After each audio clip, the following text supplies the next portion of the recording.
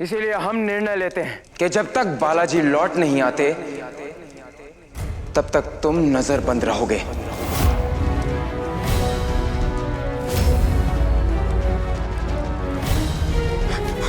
महाराज एक बार बात तो सुन लीजिए। महाराज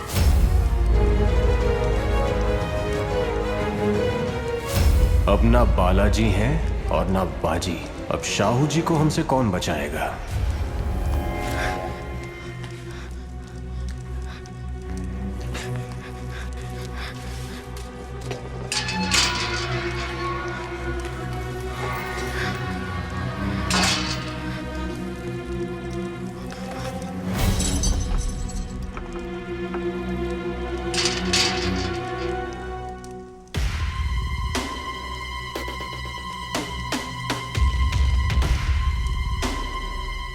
इस समय शाहू जी के साथ ना बाबा है ना मैं, वो पूरी तरह से असुरक्षित है।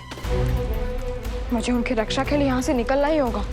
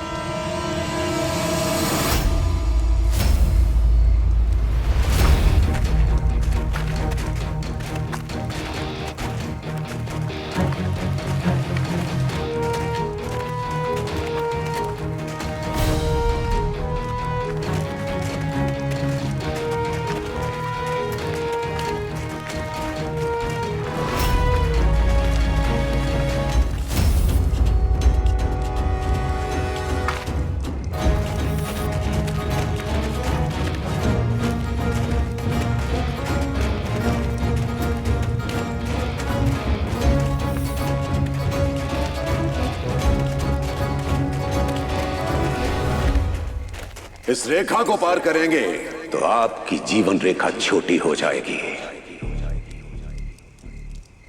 हमें शत्रु नहीं आहोत। हम बालाजी विश्वनाथ भट्ट आपके समक्ष शाहू जी का प्रस्ताव लेकर आए हैं। प्रस्ताव आपका यहां पर नहीं चलेगा। हम जानते हैं कि आजकल सरदार अपनी आत्मा का सौदा करने लगे हैं और हमारी आत्मा और हमारी निष्ठा बिकाऊ नहीं है बालाजी।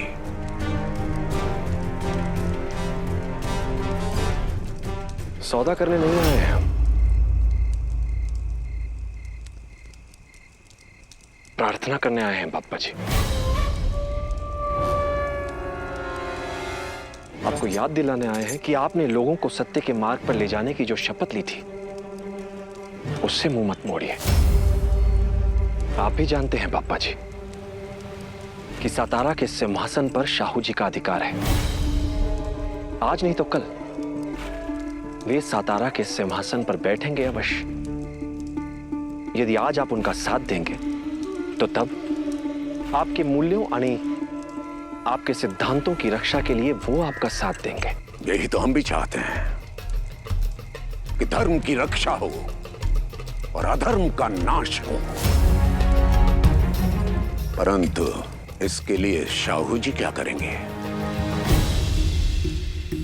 तुम्हें म्हणाल तसं जैसा आप कहें। नहीं नहीं, हमें स्वयं के लिए कुछ नहीं चाहिए, परंतु धर्म की रक्षा के लिए, सिद्धांतों की रक्षा के लिए सत्ता आवश्यक है, अनिवार्य है। इसलिए यदि शाहू जी को हमारा और हमारे साथियों का समर्थन चाहिए तो उन्हें एक वचन देना होगा कि जब भी वो सातारा के सिंहासन पर बैठेंगे हमें पेशवा बनाएंगे।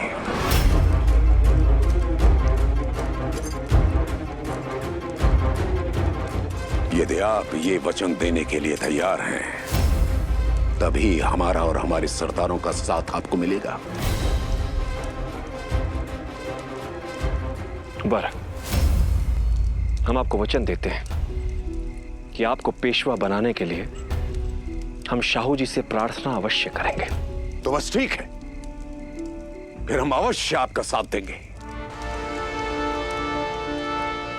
धर्म की रक्षा हो, अधर्म का नाश हो। आइए बालाजी।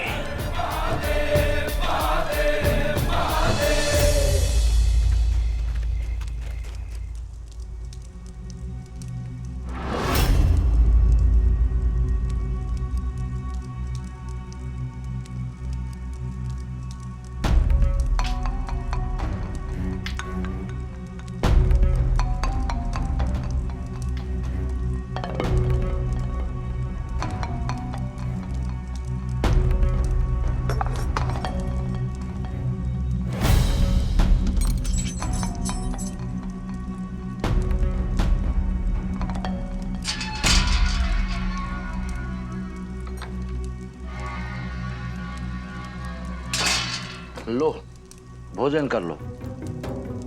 नहीं काका, ये भोजन आप कर लीजिए। पर मैं तो खा चुका हूँ। काका, सैनिक को भरपेट खाना कहाँ मिलता है, इसीलिए मेरा आग्रह है कि ये भोजन भी आप ही कर लीजिए। अगर आधी रात को भूख लगेगी तो ये तुम्हारा घर नहीं है कि आई को जगा लिया और चूल्हा जलवा लिया। अच्छा है काका कि ये मेरा घर नहीं है, अच्छा है यहाँ मेरी आई नहीं है, क्योंकि जैसे मेरे कारण मेरे बाबा का सर झुक गया, उसी तरह मेरे आई का भी सर झुक जाता। जब बाबा आएंगे और उन्हें पता चलेगा कि उनकी अनुपस्थिति में मैंने उनके नाम पर कलंक लगा दिया, तो उन्हें कैसा लगेगा। नहीं काका, मैं ये भोजन नहीं कर पाऊंगा, आप ही ये भोजन कर लीजिए। ठीक, मैं ही कर लेता हूँ।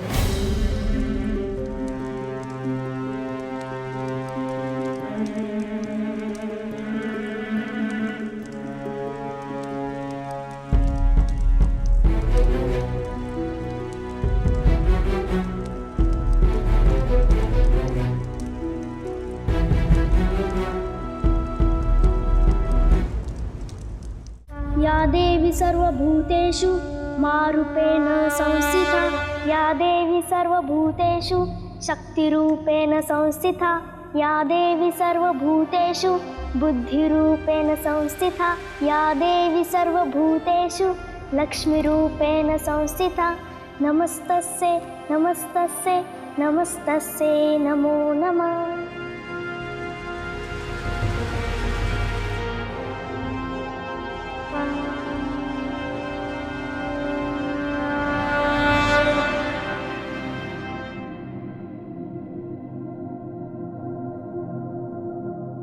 आज इतने दिनों बाद तुम्हारा भजन सुनकर मन कुछ देर के लिए शांत हुआ है काशी।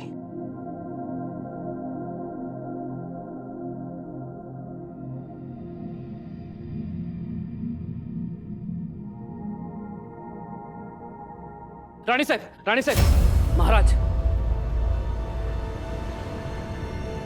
क्या हुआ पुरुषोत्तम जी? रानी साहब, अभी अभी सूचना मिली है कि बालाजी ने बाप्पा जी केतकर को भी शाहू जी को समर्थन देने के लिए मना लिया है।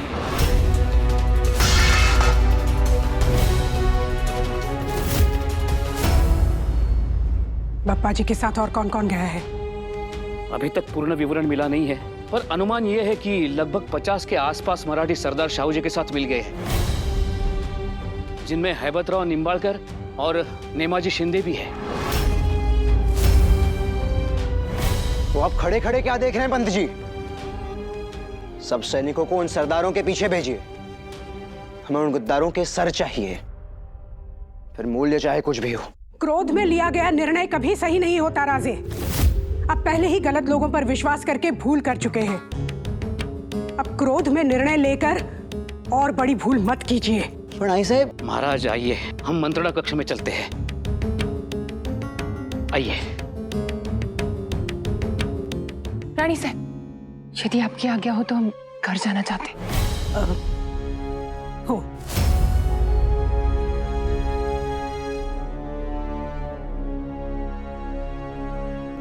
चल। पर आई, तूने तो कहा था हम कुछ दिन महल में ही रुकेंगे, तो हम एकदम से वापस क्यों जा रहे हैं? और ये बाप्पा जी कौन है? बाबा भी तो शाहू जी का साथ। काशी, ये सर्व राजनीति है। तुम्हारी समझ में नहीं आएगा। अब प्रश्न पूछकर हमारा समय बर्बाद मत करो। मैं तैयार होके चलना है, चल।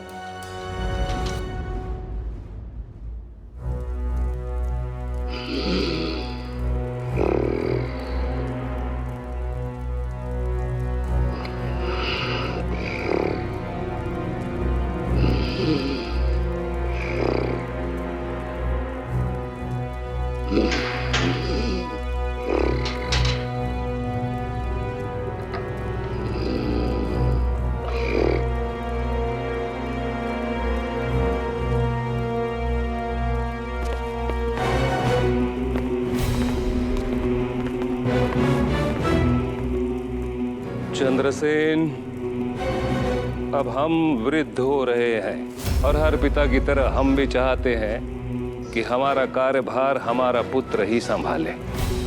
पर नेतृत्व संभालने के लिए संकट का सामना करना सीखना होगा।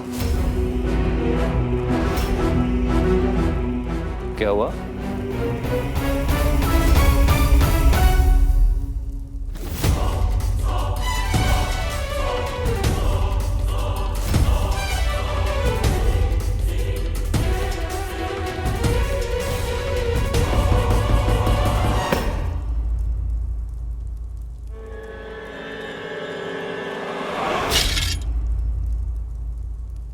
हमने कोई आवाज सुनी।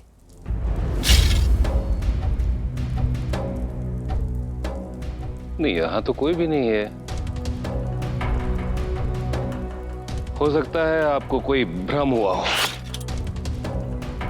चला।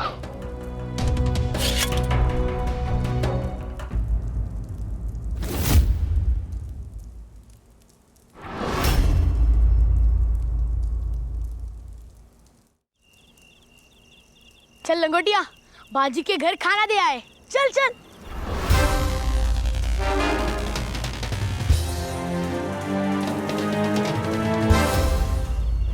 गोटिया, ये खाना लेकर कहाँ जा रहे हो? कहीं नहीं गुरुजी। अब तुम अपने गुरुजी से झूठ बोलोगे? नहीं गुरुजी। तुम बाजी के परिवार की सहायता कर रहे हो। बाळू ने स्वयं तुम्हें ये करते देखा है। चुगलीखोर के बच्चे, तुझे मैं देख लूंगा। गोटिया, तुमने स्वयं अपने मुंह से अपने अपराध की पुष्टि कर दी है। अब तुम्हें और तुम्हारे परिवार को दंड दिया जाएगा। चलो, इसका घर जला देते हैं। फिर अपने घर की आग में ये बाजी के परिवार की सहायता के लिए रोटी सेकेगा। नहीं नहीं नहीं नहीं गुरुजी, गोटिया तो बालक है। ये अपने मित्र के परिवार के प्रति दया होगी। दया तो उन पर की जाती है जो दया के पात्र होते हैं, और राधाबाई जैसी नारी दया के योग्य कभी नहीं है। जहाँ नारी का सम्मान होता है वहाँ पे भगवान बसते हैं, और जहाँ नारी का अपमान होता है वहाँ चाहे जितनी भी पूजा पाठ कर लो, भगवान का वास नहीं होता। यह हमें आप ही ने सिखाया था ना गुरुजी, और आज आप अपना ही सिखाया हुआ पाठ भूलकर एक नारी पर अत्याचार कर रहे हैं, और वो भी एक गर्भवती नारी पर। अच्छा, तो चिमा शास्त्रार्थ करने आए हो तो यही सही, लेकिन एक बात ध्यान से सुन लो।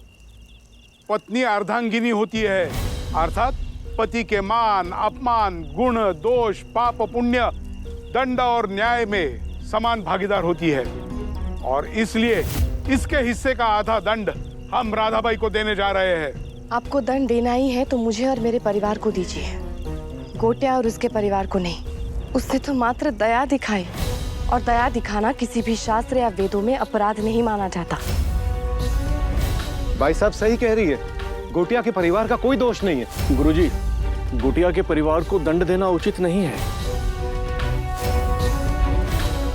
ठीक है, यदि गांव वालों का यही मत है तो गोटिया को दंड नहीं दिया जाएगा, लेकिन ये चेतावनी अवश्य दी जाएगी कि यदि ऐसी गलती दोबारा हुई तो ये घर जला दिया जाएगा।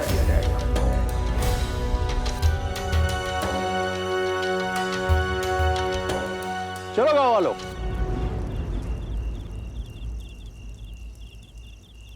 चला।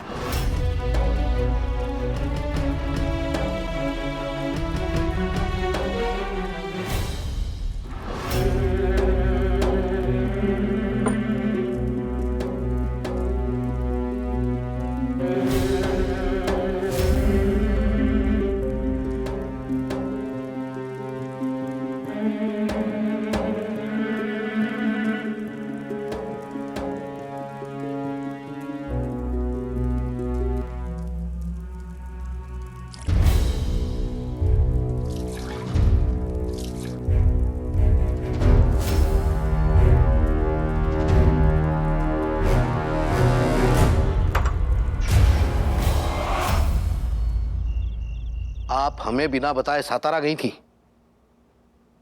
क्या सोचकर गई थी? यदि कुछ हो जाता तो अपनी संतान की भविष्य की चिंता ही ले गई थी हमें वहां।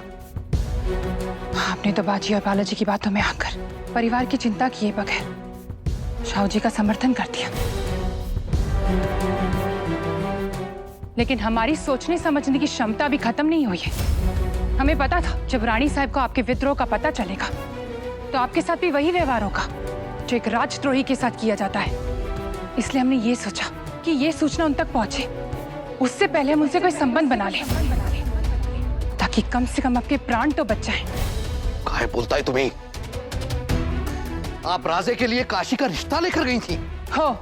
आपको स्मरण भी है, हम ब्राह्मण हैं, ब्राह्मण, और ब्राह्मण कन्या का विवाह केवल ब्राह्मण परिवार में ही हो सकता है।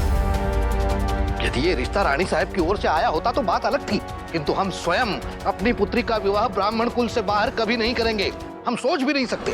वो राजवंश है, ब्राह्मण हो या क्षत्रिय, सब उनके सामने सर झुकाते हैं।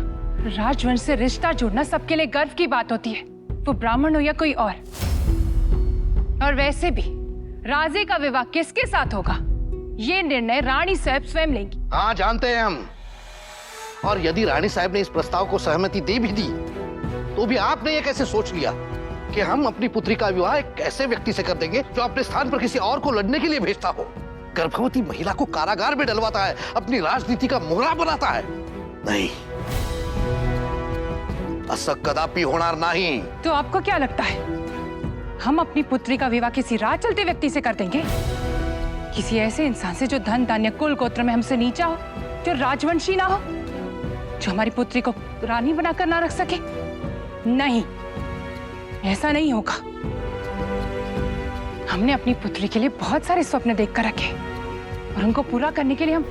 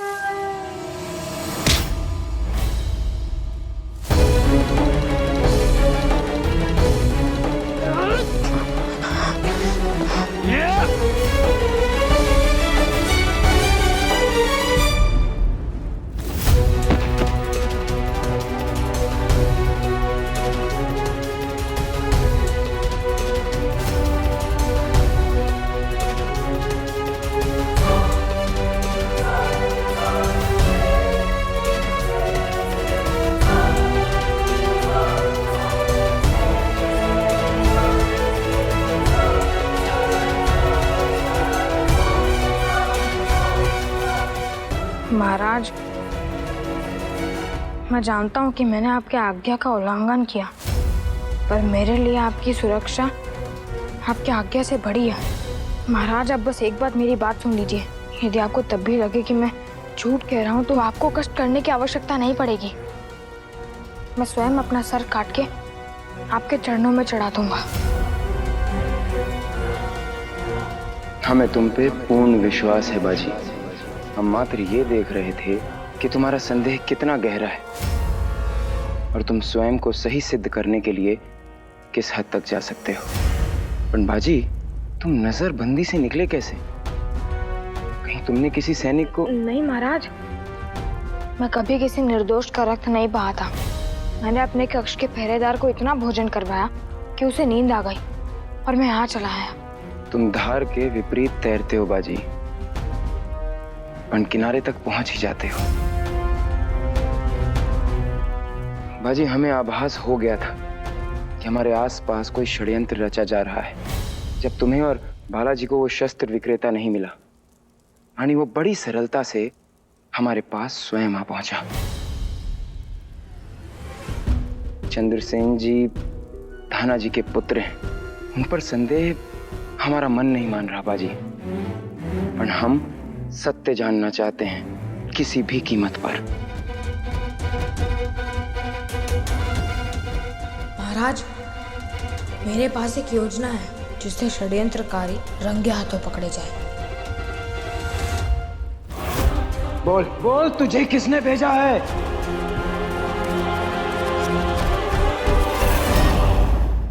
बापा जी केतकर का समर्थन मिलने के बाद शाहू जी की स्थिति और सुदृढ़ हो गई है। अब उन्हें सतारा पर चढ़ाई करने से और सिंहासन पर बैठने से कोई नहीं रोक सकता।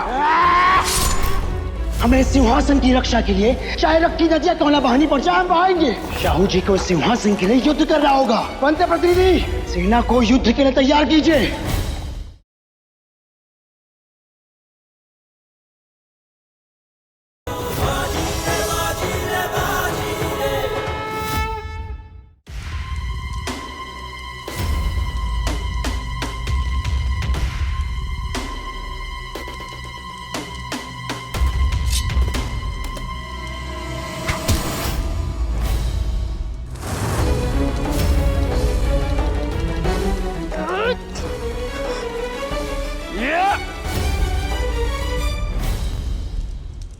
बोल बोल, तुझे किसने भेजा है?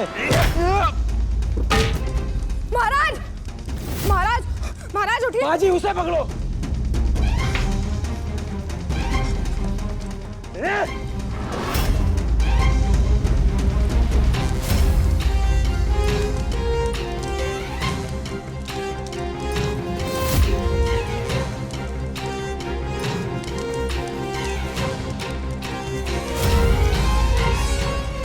ये कोई साजिश थी मेरा ध्यान भटकाने की? कहीं शाहू जी महाराज पर अभी भी कोई खतरा तो नहीं?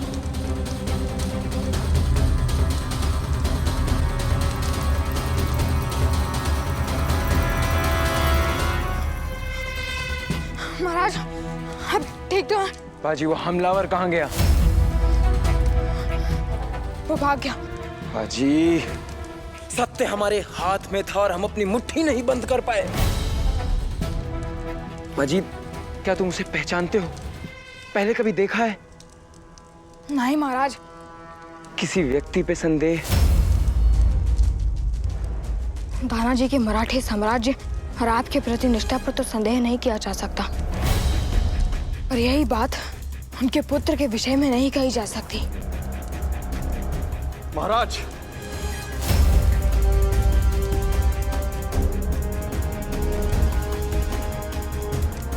ये भागने का प्रयास कर रहा था, हमने इसको पकड़ लिया।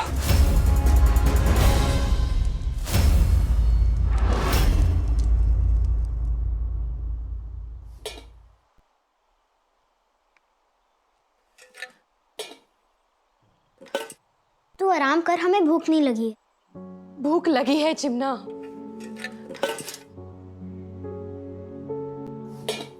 कितने दिनों से अच्छा भोजन नहीं खिलाया मैंने तुम दोनों को, और कल से तो अन्न का एक दाना भी नहीं है पेट में। एक माँ सब कुछ देख सकती है, पर अपने बच्चों को कभी भूखा नहीं देख सकती।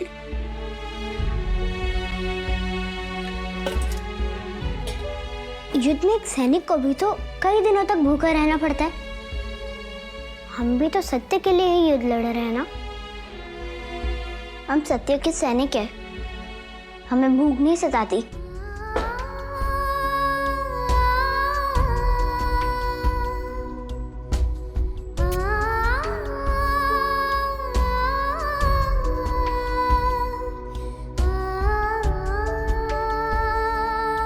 उसमें अवश्य कुछ होगा।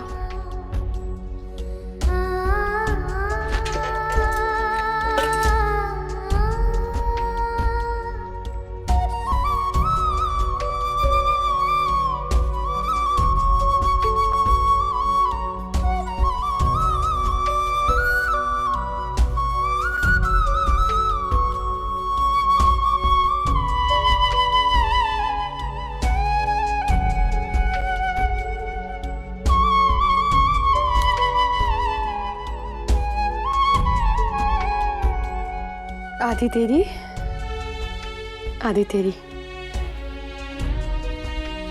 आई, हमें भूख नहीं है।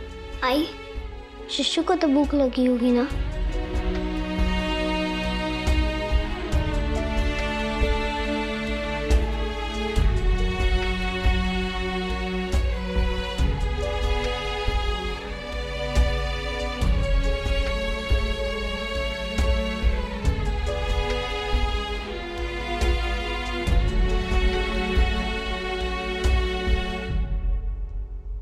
यदि तुम बता दोगे कि तुम्हें किसने भेजा है तो तुम्हारे प्राण बच सकते हैं।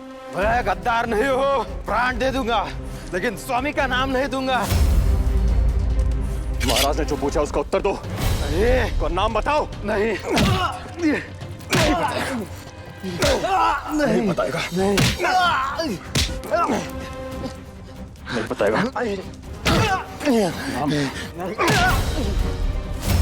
उत्तर दो। नहीं।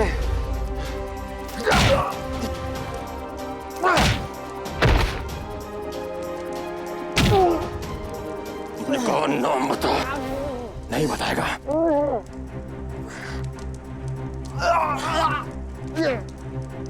नाम बता। नहीं बताएगा। नहीं।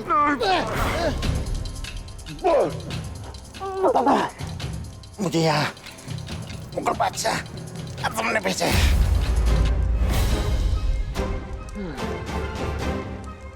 आजम? भला वो हमें क्यों मारना चाहेगा? क्यों? उन्हें लगता है सिंहासन की दौड़ में आप लंगड़े घोड़े हो।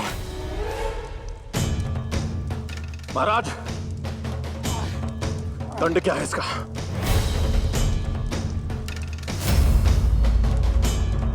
मृत्यु दंड।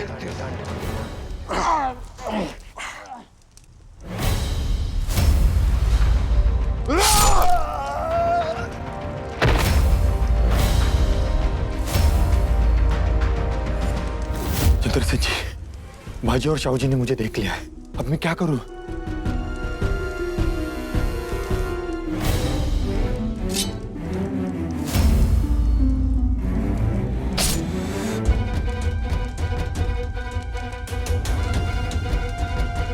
बड़े लक्ष्य तक पहुंचना है तो छोटे मोटे बलिदान करने पड़ते हैं। जिस प्रकार अपने परिवार की रक्षा के लिए तू अपने प्राणों का बलिदान देगा, शाहू जी का विश्वास पात्र बनने का ये अंतिम अवसर है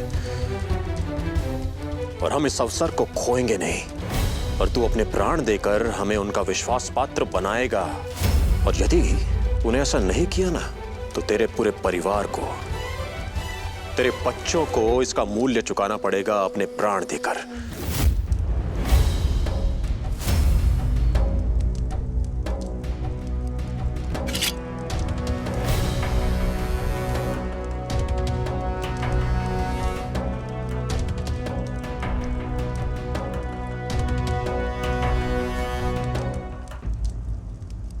बाजी, हमें क्षमा कर दो। हमने तुम पर संदेह किया। लगता है तुम्हारी तरह व्यक्तिगत शत्रुता ने हमारी बुद्धि भ्रष्ट कर दी थी। महाराज, हम इसके अंतिम संस्कार का प्रबंध करते हैं।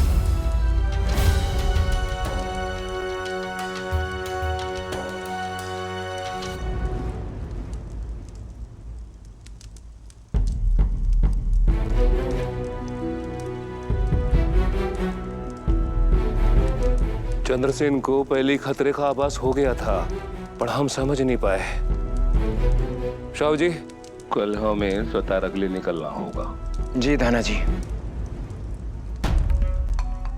चंद्रसेन वो सांप है जो गुजर भी जाता है और लकीर भी नहीं छोड़ता। इस शत्रु से मुझे शाहू जी की रक्षा करनी होगी। आज नहीं तो कल मैं तुम्हारा सत्य सबके सामने लाकर रहूंगा चंद्रसेन।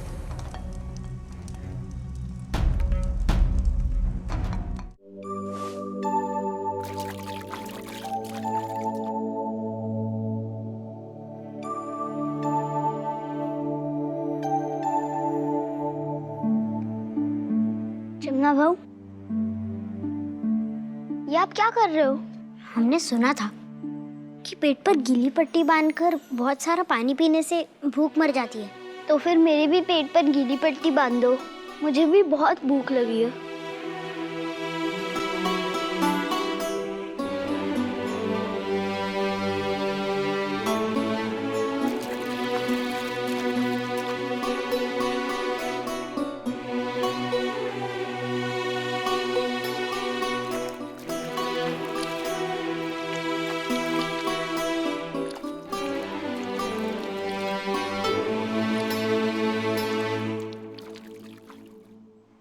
बस बहू, मेरा पेट भर गया और हमारा भी।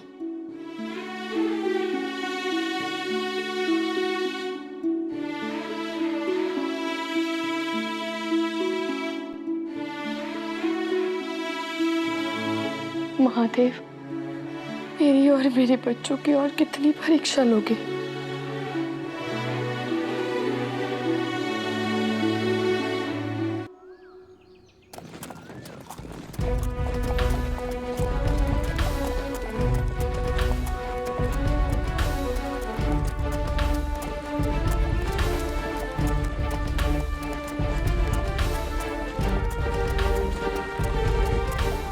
कहा जरा शाहू जी, आप ठीक हैं? नहीं बालाजी, जो इतने वर्षों बाद अपने घर लौट रहा हो और द्वार पर स्वागत के लिए परिवार नहीं सेना हो, तो भला ठीक कैसे हो सकता है? बालाजी, हम अपने घर लौट रहे हैं, पर मन में स्नेह लेकर नहीं, हाथ में शस्त्र और साथ में सेना लेकर। हम आपके मन की व्यथा को समझते हैं शाहू जी, परंतु कभी कभी शांति के लिए भी युद्ध करना पड़ता है।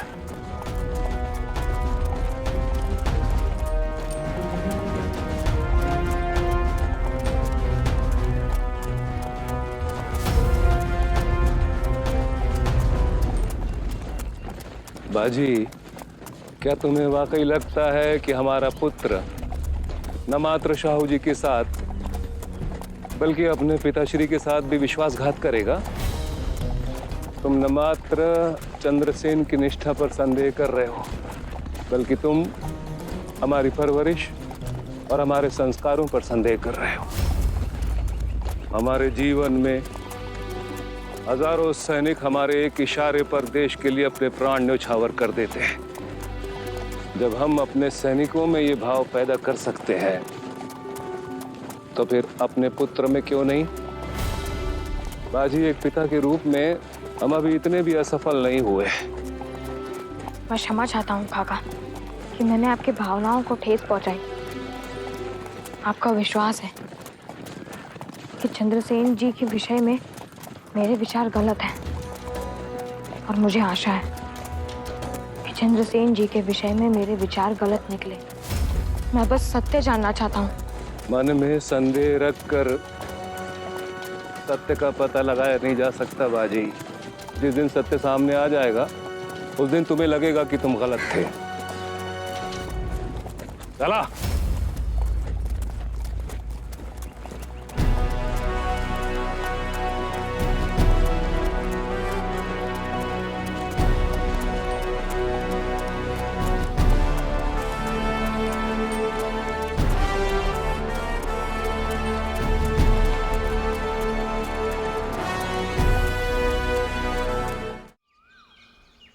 बाप्पा जी केतकर का समर्थन मिलने के बाद शाहू जी की स्थिति और सुदृढ़ हो गई है।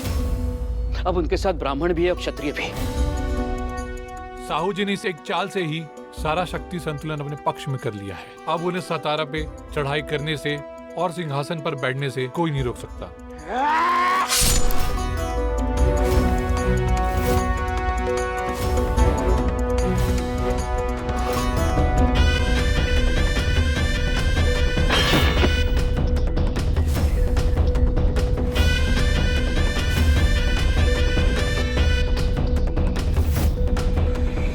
ये तलवार रोकेगी शाहू जी को।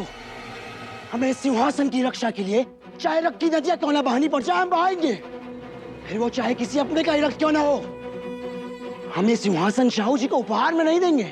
शाहू जी को सिंहासन के लिए युद्ध करना होगा। पंत प्रतिनिधि, सेना को युद्ध के लिए तैयार कीजिए। अब युद्ध होगा।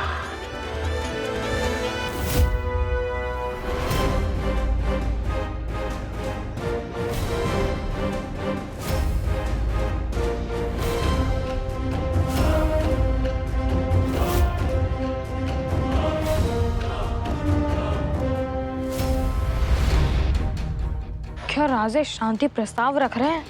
ये छल भी हो सकता है बाजी।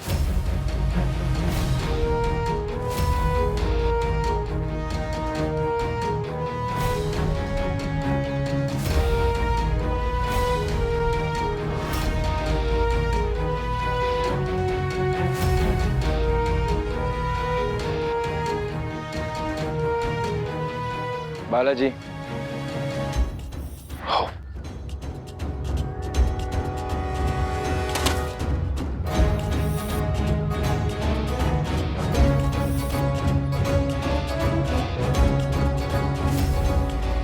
बालाजी शाहू जी के लिए महाराज का संदेश लेकर आए हैं।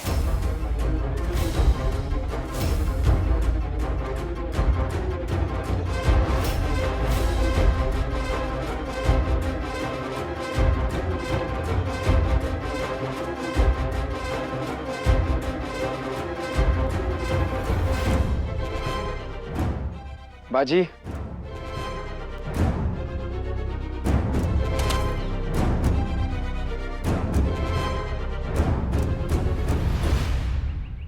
पढ़ो इसको।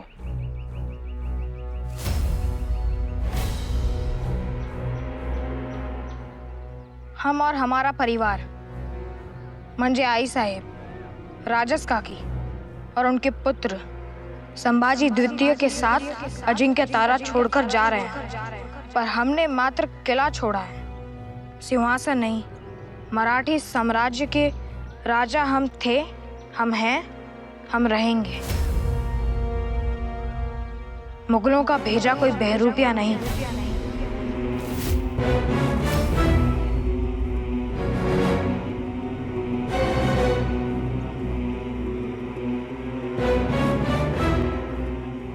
हम सातारा छोड़कर जा रहे हैं ताकि वापस लौट सकें। हमारी पहली मुलाकात सीधे रणभूमि में होगी और हमारी पहली मुलाकात ही आखिरी मुलाकात होगी।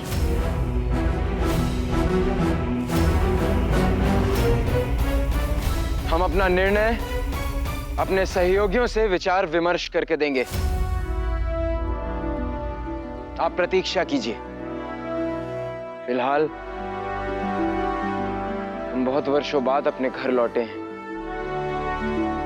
हम अंदर जाना चाहेंगे।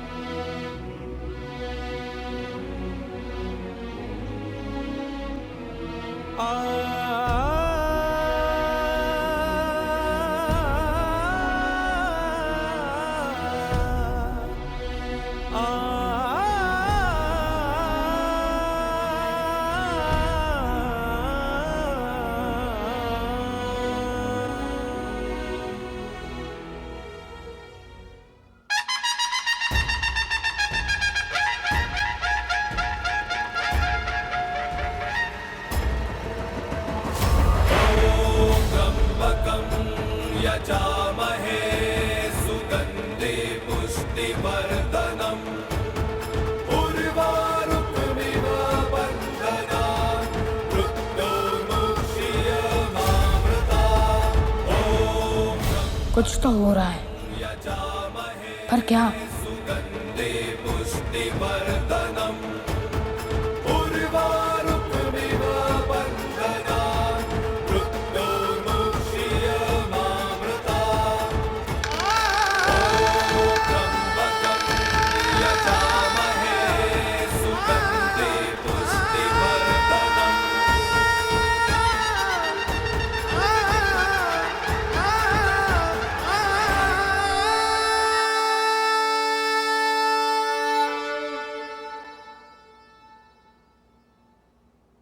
जब राजनीति घर में घुस जाए तो घर तो अपना रह जाता है, पर परिवार पराया हो जाता है। हमने कभी सोचा भी नहीं था कि अपने ही परिजनों से युद्ध करना पड़ेगा।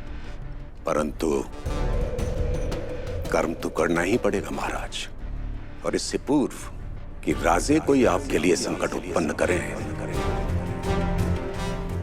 आपको उन्हें समाप्त करना होगा। क्यों राघोजी? बप्पा जी बिल्कुल ठीक कह रहे हैं। सतारा से भागकर राजे ने अपनी दुर्बलता दिखाई है, और शत्रु जब दुर्बल हो तो उसे संभलने का मौका नहीं देना चाहिए। पर वे शत्रु नहीं है, अपने।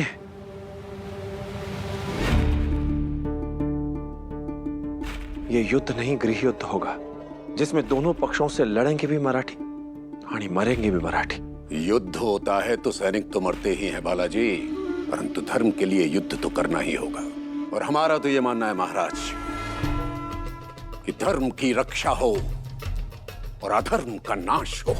पर यदि मराठी भी राजगद्दी के लिए अपनों से लड़ेंगे तो हमें और मुगलों में क्या अंतर रह जाएगा? सिंहासन के लिए युद्ध तो महाभारत का भी हुआ था बालक। और वो युद्ध को रोकने के लिए भगवान कृष्ण ने हर संभव प्रयास किया था। युद्ध और विनाश को टालने के लिए वो अपना पूरा साम्राज्य छोड़कर पांडवों के लिए मात्र 5 गांव तक लेने को तैयार थे। महाराज,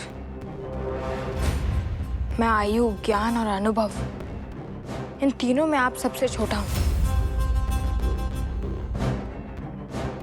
फिर भी यदि आपकी आज्ञा हो तो मैं एक बात कहना चाहता हूं। बोला। आज तक संसार ने देखा है कि जब भी 2 भाई सिंहासन पर बैठते हैं तो उनके बीच शत्रुता होती है। पर क्यों ना आप संसार के सामने एक नया उदाहरण रखें जिसमें 2 भाई सिंहासन पर बैठे तो 1 और 1 11 बने।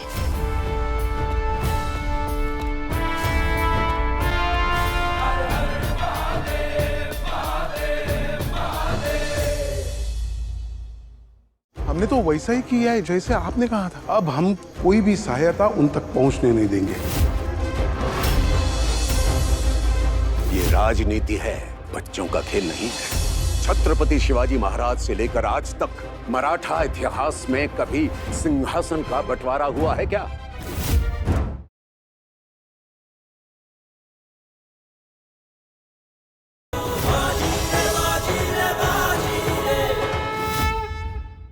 आज तक संसार ने देखा है कि जब भी 2 भाई सिंहासन पर बैठते हैं तो उनके बीच शत्रुता होती है। पर क्यों ना आप संसार के सामने एक नया उदाहरण रखें जिसमें 2 भाई सिंहासन पर बैठे तो 1 और 1 11 बने। ये राजनीति है, बच्चों का खेल नहीं है। सिंहासन परिवार को बांटता है, परिवार सिंहासन को नहीं बांटता। और यही राजनीति का प्रथम और अंतिम सत्य है। छत्रपति शिवाजी महाराज से लेकर आज तक मराठा इतिहास में कभी सिंहासन का बंटवारा हुआ है क्या? कभी नहीं हुआ। पर इसका मतलब ये तो नहीं है कि कभी होना भी नहीं चाहिए। हमारी सोच, हमारे निर्णय अलग नहीं होंगे तो फिर साम्राज्य कैसे अलग होगा? साम्राज्य साझा नहीं होता, वो या तो मेरा होता है या किसी और का। अयम निज परो वेत्थे गणना लघु चेतसा उदार चरिता नाम तु वसुधैव कुटुंबकम। अर्थात ये मेरा है, ये उसका है। ऐसी सोच छोटे मन वालों की होती है। पर जिसका मन बड़ा होता है उसके लिए पूरा विश्व उसका परिवार होता है। जिस संस्कृति ने परायों को भी अपना बनाना सिखाया हो, वहां आप अपनों को भी पराया बनाना सिखा रहे हैं। महाराज, हमारे शत्रु तारा रानी साहब और राजे नहीं, मुगल हैं। यदि तारा रानी साहब का अनुभव, महाराज का साहस और हम सबका जुनून मिल जाए तो हम देश के लिए क्या कुछ नहीं कर सकते।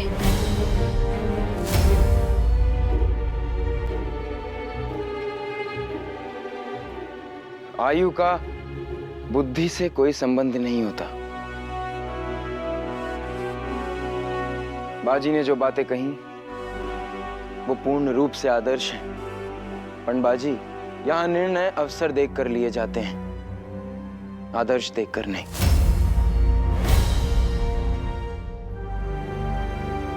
यदि हम राजे से युद्ध नहीं करेंगे तो वो इसे हमारी उदारता नहीं, दुर्बलता समझेंगे। यानी हमसे पूरा साम्राज्य मांगेंगे। यानी जब राजे हम पर प्रहार करेंगे तो हमें प्रत्येक देशवासी का समर्थन चाहिए होगा।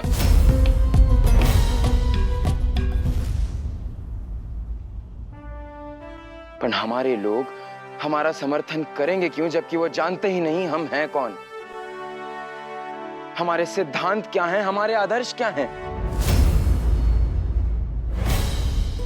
कई लोग तो हमें मुगलों का भेजा हुआ बहरूपिया समझते हैं।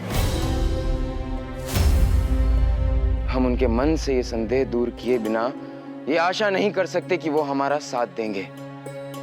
इसीलिए हम अपने देशवासियों को संबोधित करेंगे। यदि उनका आशीर्वाद, उनका समर्थन हमारे साथ है तो ही हम सिंहासन पर बैठेंगे,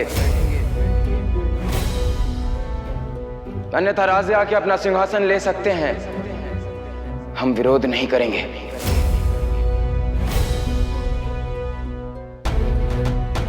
हम राजा बनेंगे या नहीं, इसका निर्णय सातारा की जनता लेगी।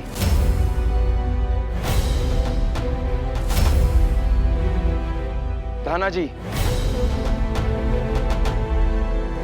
जनता को संबोधित करने का प्रबंध किया जाए। आओ शाहू जी।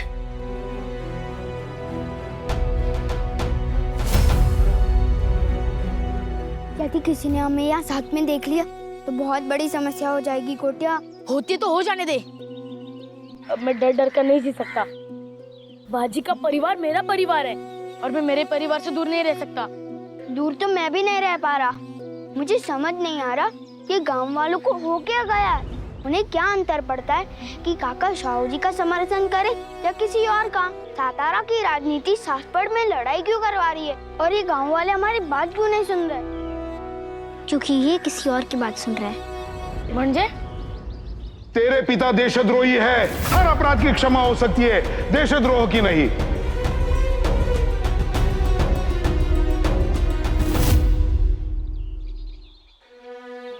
ये गुरुजी ने शुरू किया। गुरुजी ने बाड़ू को हमारे घर की निगरानी के लिए भेजा, वरना बाड़ू को कैसे पता चलता कि गोटिया भाऊ हमारे लिए भोजन लाए हैं।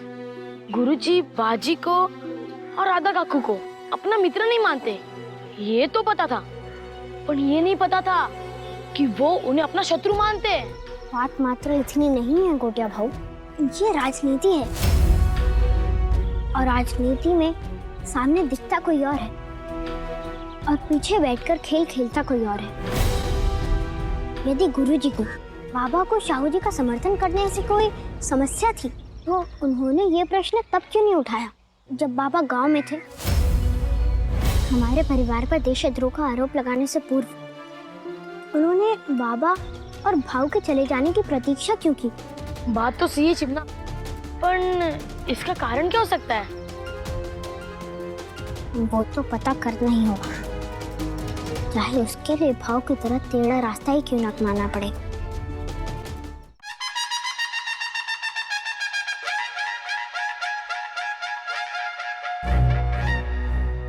हमारे देशवासियों नहीं, हमारे प्रिय मित्रों नहीं, हमारी बात सुनने आने के लिए बहुत बहुत धन्यवाद। ये भी अच्छा नहीं लग रहा, पर क्यों? क्योंकि आप दिल से नहीं बोल रहे हैं महाराज।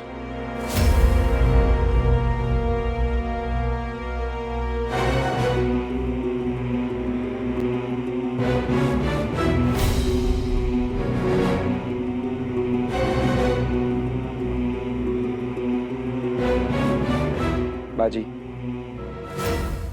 ये हमारे पूर्वज हैं। हमने बचपन से इस दिन की प्रतीक्षा की कि कब हम स्वतंत्र होंगे, इनके पद चिन्हों पे चलेंगे, अपनी देश की सेवा करेंगे।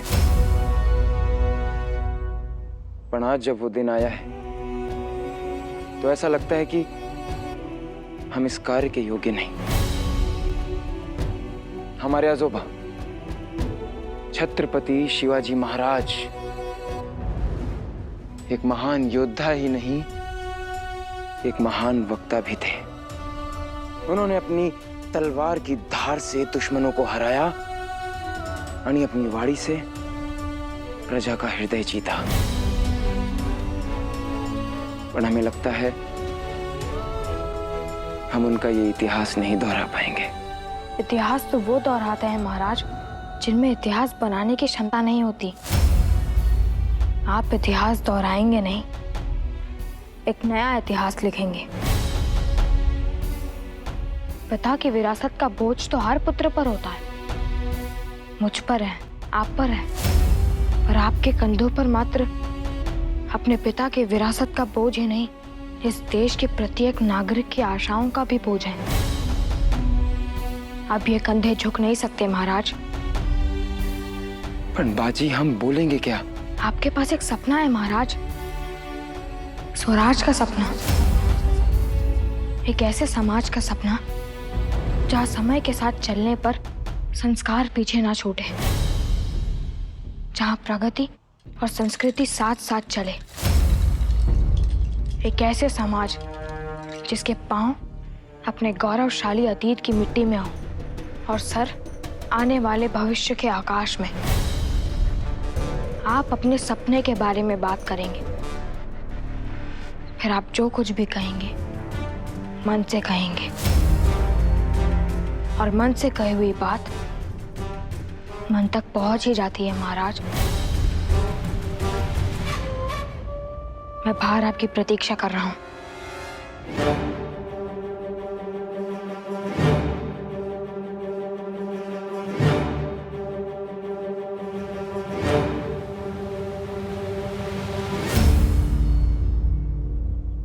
प्रणाम गुरुजी। प्रणाम।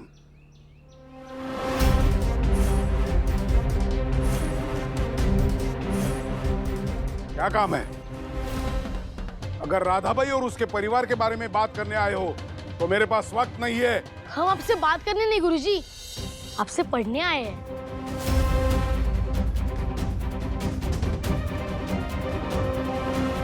आज अचानक माँ सरस्वती की याद कैसे आ गई? पाठशाला में तो कभी पढ़े नहीं तुम। पढ़ू नहीं तो और क्या करूं गुरुजी? मैंने तो सोचा था सारा जीवन बाजी का लक्ष्मण बनकर बिता दूंगा, पर अब जब बाजी और उसके बाबा देशद्रोही बन गए हैं तब मेरे पास कोई मार्ग ही नहीं रहा। आज से पहले हमने कभी पढ़ाई की चिंता नहीं की, क्योंकि जो समझ नहीं आता था वो जिम्मा समझा देता था, पर अब ये संभव नहीं है। मेरा विवाह तय हो गया गुरुजी, और नम्रता ने स्पष्ट कह दिया यदि मैं परीक्षा में उत्तीर्ण नहीं हुआ तो विवाह नहीं होगा। मुझे आपके आशीर्वाद और आपकी सहायता चाहिए गुरुजी। काश हमने आपकी बात पहले सुन ली होती तो आज ये दिन नहीं देखने पड़ते। हम आपकी महानता समझ ही नहीं पाए गुरुजी। अब हम आप ही से पढ़ेंगे। आप जैसा विद्वान इस संसार में नहीं है। शास्त्रों में लिखा है विद्वान की महानता उसके गांव वाले कभी नहीं समझते। तुमने मेरी महानता तो समझी, पर देर से। अब हम तुम जैसे गवारों को कभी नहीं पढ़ाएंगे। तो फिर गाय बैलों को पढ़ाएंगे गुरुजी? चुप मूर्ख। पंत प्रतिनिधि ने हमें व्यक्तिगत रूप से राजकीय महाविद्यालय में गुरु बनने का प्रस्ताव दिया है। अब हम ये गांव छोड़कर जा रहे हैं।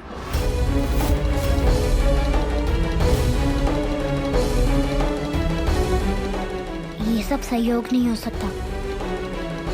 पंत प्रतिनिधि तो सदैव से बाबा और भाव के विरुद्ध थे। ये हो सकता है कि गुरुजी जो कर रहे हैं उसके पीछे वही हो, पर हमें ये बात गुरुजी से सबके सामने स्वीकार करवानी होगी। पर कैसे?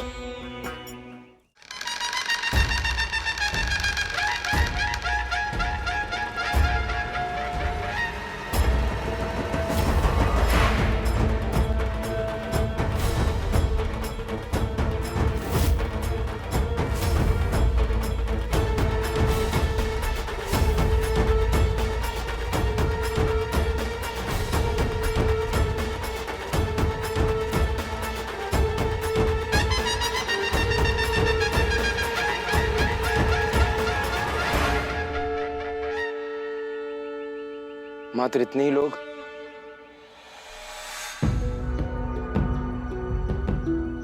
शाहू जी, ये तारा रानी साहब के वफादारों का इलाका है। इनका विश्वास जीतते जीतते समय लगेगा। या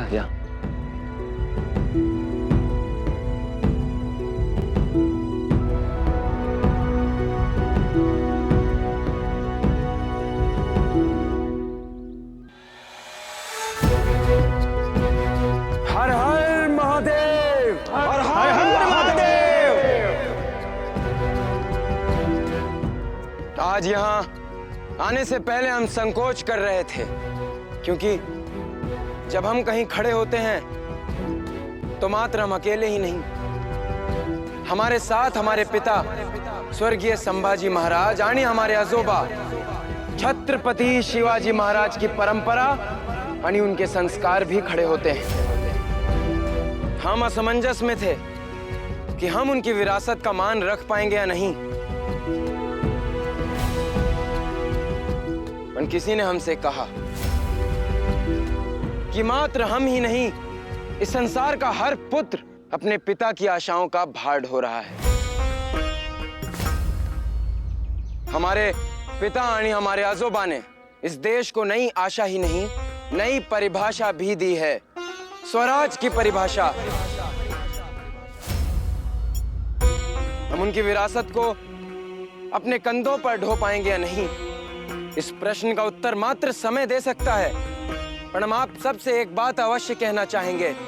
औरंगजेब की कैद में हमने एक बात सीखी, मुगल चाहे तो हमसे हमारे पिता का जीवन छीन लें, हमारी आई साहब और हमारी दोनों पत्नियों की स्वतंत्रता छीन लें, पर वो जो हमसे नहीं छीन सकते हैं वो है हमारा सपना। हमारा सपना हमसे कोई नहीं छीन सकता।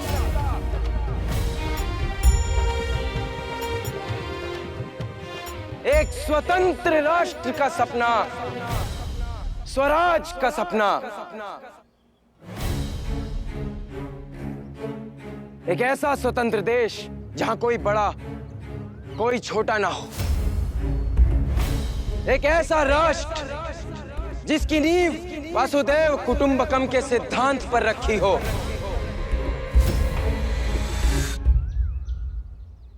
ये सपना मात्र हमारे अकेले का सपना नहीं, इस मिट्टी में जन्म लेने वाले हर व्यक्ति का सपना है। और देश को जोड़ने का सपना हम परिवार तोड़कर आरंभ नहीं कर सकते। इसीलिए हमने निर्णय लिया है कि हम यहां सातारा से शासन चलाएंगे, यानी राजे कोल्हापुर से। हम राजे से युद्ध नहीं करेंगे, राजे के साथ मिलकर मुगलों से युद्ध करेंगे, क्योंकि ये युद्ध शांति स्थापना के लिए अनिवार्य हो चुका है। हमारा लक्ष्य युद्ध नहीं है, शांति है। साहू महाराज की जय। सातारा के राजा साहू जी महाराज की जय। सातारा के राजा साहू जी महाराज की जय। सातारा के राजा साहू जी महाराज की जय।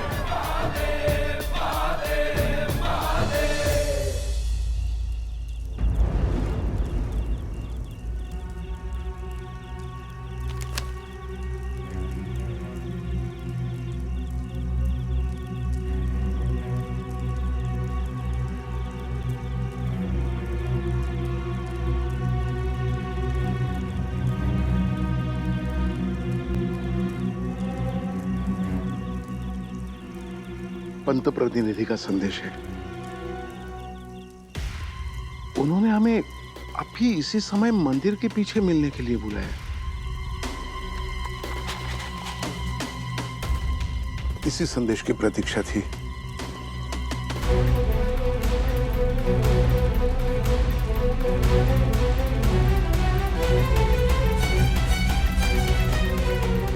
नमस्कार पंत जी। क्या हुआ पंत जी? हमसे कोई भूल, हमसे कोई अपराध हुआ है क्या? आप इस तरह मुंह फेर कर क्यों खड़े हैं? आप अपने मन में झांककर स्वयं से पूछे आचार्य जी। हमने तो वैसा ही किया है जैसे आपने कहा था। गांव के मुखिया के साथ साथ पूरे गांव वालों के मन में बालाजी के परिवार के प्रति घृणा पैदा कर दी। उनके मन में ये विश्वास दिलाया है कि बालाजी का परिवार देशद्रोही है। गांव के मुखिया से कहकर पूरे गांव में बालाजी के परिवार के प्रति सामाजिक बहिष्कार की मुनादी कर दी, उनका दाना पानी भी बंद करवा दिया। परंतु पंत जी, बालाजी का परिवार कोई साधारण परिवार नहीं है, एक से बढ़कर एक धुरंधर है। बाजी नहीं था तो चिमा ने अपना रंग दिखाया। उसने स्वयं अपने आई के लिए औषधि बनाई, और तो और उसने अपने आई के साथ मिलकर उनकी सहायता करने वाले गोटिया के परिवार को भी मुखिया से क्षमा दिलवाई। परंतु आप चिंता ना करें पंत जी, अब हम कोई भी सहायता उन तक पहुंचने नहीं देंगे।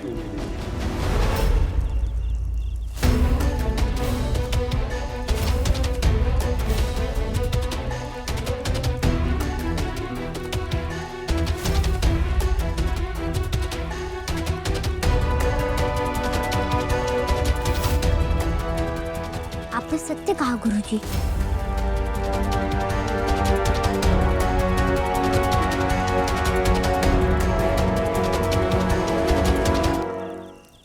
गुरु का दर्जा तो ईश्वर से भी बड़ा होता है, और आप गुरु होकर इतना नीचे गिर गए।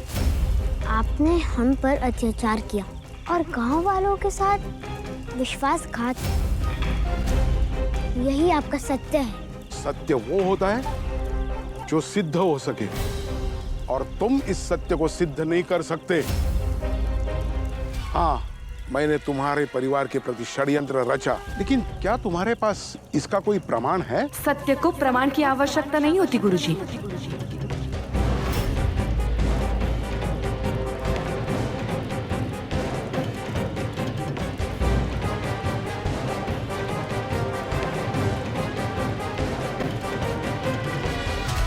मेरा कहने का मतलब था कि बस गुरुजी बस, गप बसा।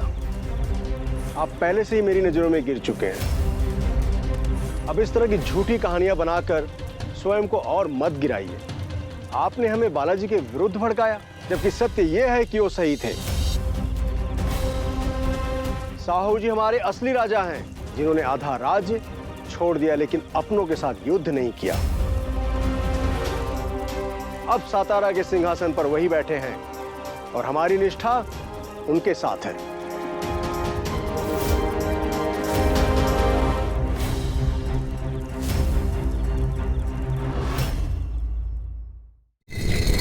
खान साहब, आप यहाँ पे क्या कर रहे हैं? शाहू जी के ऊपर हमले के कारण उनकी सुरक्षा व्यवस्था की जिम्मेदारी हमारे पिता यानी थाना जी के ऊपर है, जिसको तोड़ पाना असंभव है। जब तक वो है, सिर्फ तब तक।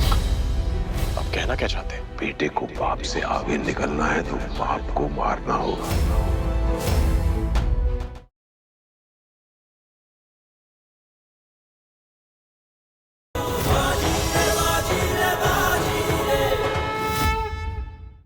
साहू जी हमारे असली राजा हैं, जिन्होंने आधा राज्य छोड़ दिया लेकिन अपनों के साथ युद्ध नहीं किया।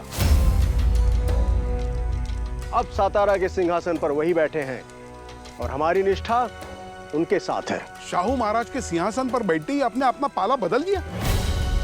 ये साफ साफ क्यों नहीं कहते कि आप डर गए हो कि बालाजी का परिवार अब शक्तिशाली हो गया है, और यही डर तुम्हें तोड़ रहा है? गुरुजी। बस मुखिया जी, आपको कुछ कहने की आवश्यकता नहीं है। कहते हैं कि संकट के समय ही सच्चे मित्र की पहचान होती है, और पिछले कुछ दिनों में हम पहचान गए कि इस गांव में हमारे मित्र कौन हैं और कौन नहीं। मैंने आपके सभी अपराध क्षमा किए, क्योंकि गुरु मात्र एक व्यक्ति नहीं होता, प्रतीक होता है। विश्वास का, ज्ञान का प्रतीक। मां सरस्वती का सेवक होता है गुरु। पर जब मां सरस्वती को छोड़कर लक्ष्मी की आराधना करने लगे तो राष्ट्र की नींव हिल जाती है। आप मेरे अपराधी नहीं हैं, हमारी परंपरा के अपराधी हैं। उस परंपरा के जो गुरु को भगवान से ऊपर मानती है। आज आपने उस परंपरा के नाम पर, गुरु के नाम पर कलंक लगा दिया।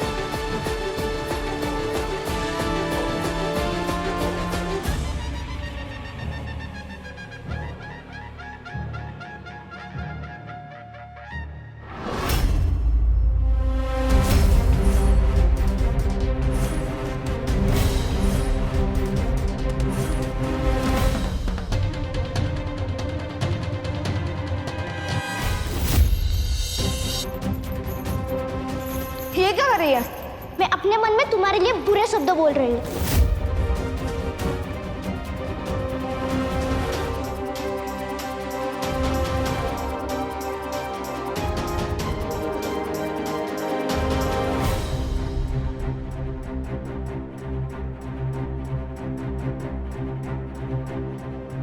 काहे करते हैं बाजी?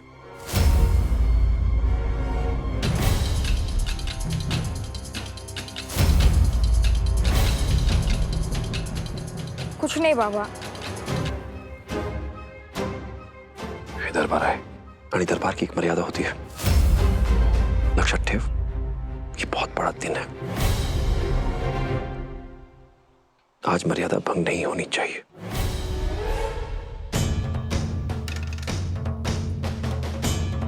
समझ लो? हो बाबा। चल।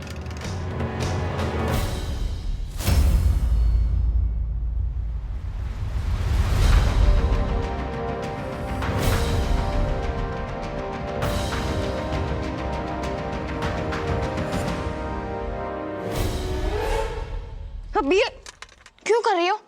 अब मैंने क्या किया? तुम हमेशा कुछ ना कुछ करते हो। तुमने हमारे जैसी भोली भाली गुणवंती सुशील कन्या को 2 बार अपने षड्यंत्रों में प्रयोग किया। जब राजे राजा थे तब अपना सत्य छुपाने के लिए, और जब शाहू जी राजा बने तब सत्य बताने के लिए। तुम एक बार में तय नहीं कर सकते कि तुम्हें बात बतानी है या छुपानी है? झूठे कहीं के। ये झूठ नहीं, राजनीति है। हमारी आई कहती है दोनों एक ही बात है। ये राजनीति और कूटनीति की बात है, तुम्हारे समझ में नहीं आएंगी। तुम सोचते हो हमें इन बड़े बड़े शब्दों के नीचे दबा के चले जाओगे और हम जाने देंगे? ठीक है, पूरी बात बताता हूँ। कि तुम्हारे गर्दन पे क्या लगा है?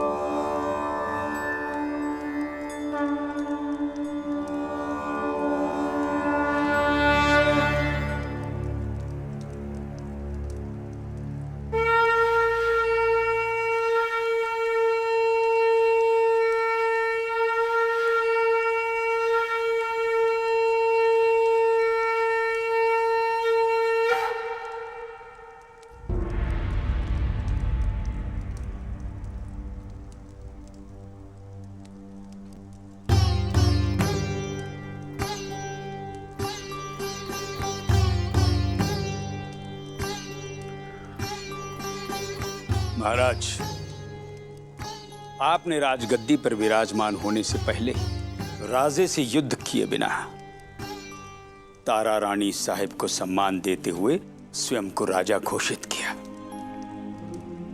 ये राजवंश की परंपरा से बिल्कुल अलग है महाराज। हम महादेव से प्रार्थना करेंगे कि आपका ये निर्णय भविष्य में भी सही साबित हो। सिंहासन पर बैठने के बाद आप धर्म, रीति और परंपरा तीनों का सम्मान करेंगे, क्योंकि परंपरा सिंहासन की, राज्य की नींव होती है महाराज। परंपरा टूटी तो सिंहासन हिल जाता है। इसलिए राजा को चाहिए कि परंपरा का सम्मान ना करने वालों को अपने निकट स्थान नाते।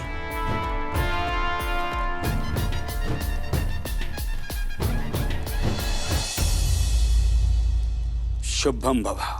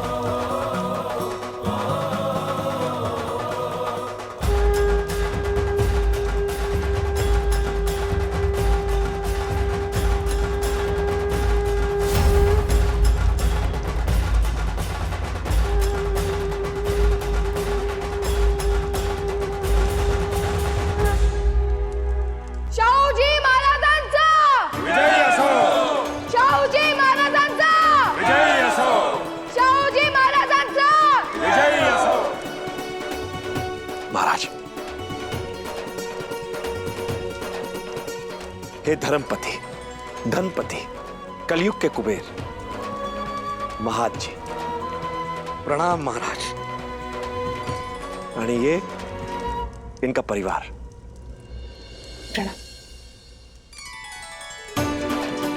महाराज, महादेव करे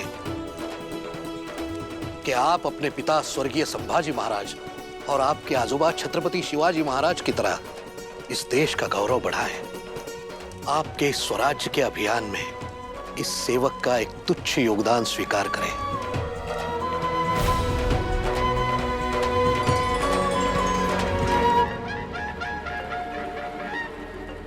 ये स्वराज्य के शाही खजाने के लिए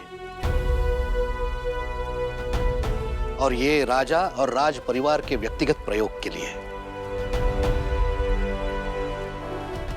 और महाराज, ये राज्य के अन्न भंडार के लिए।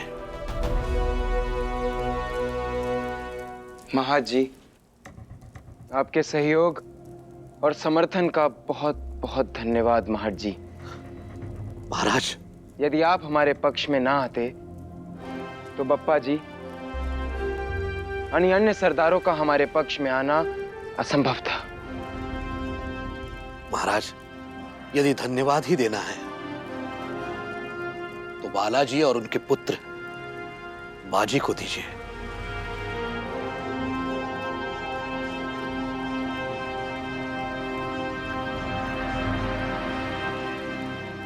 इन्होंने ही हमें सही राह दिखाई है महाराज।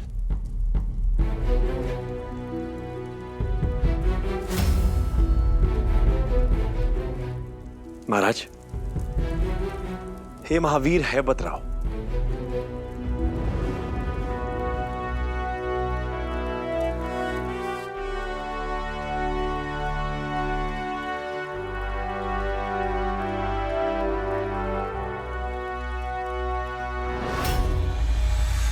हे नेमाजी शिंदे,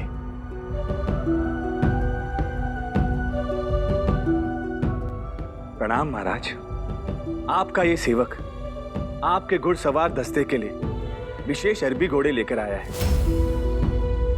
जिन्हें अस्तबल पहुंचा दिया गया है। धन्यवाद।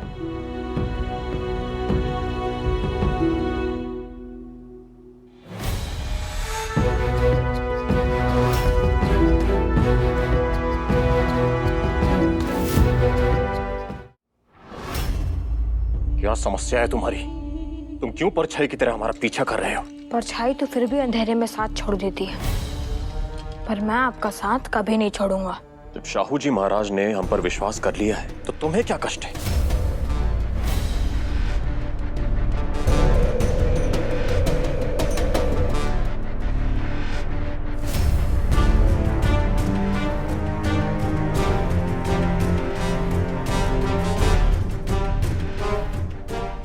आपकी हालत इस चूर चूर हुए लड्डू की तरह है। इस लड्डू में बूंदी है, घी है, साखर है, फिर भी उठाने का मन नहीं करता क्योंकि टूटा हुआ है।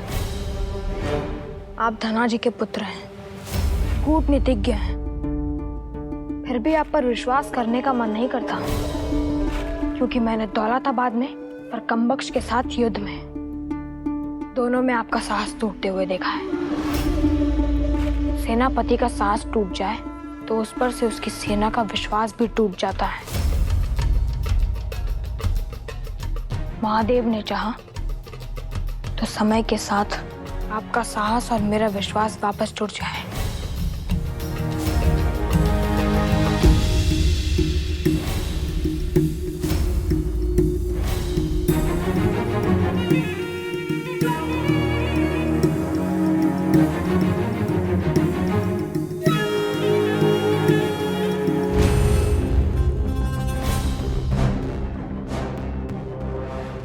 ये चंद्रसेन जी जा कहाँ रहे?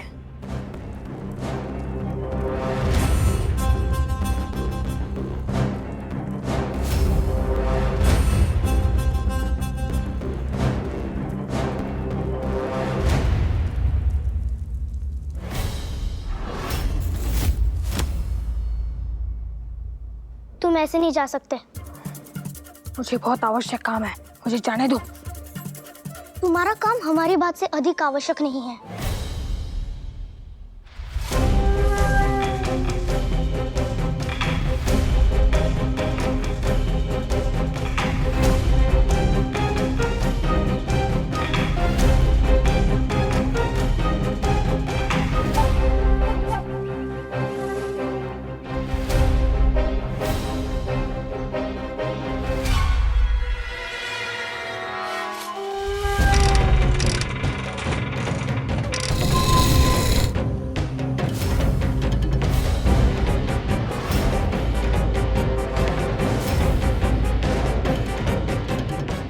खान साहब, आप यहाँ पे क्या कर रहे हैं?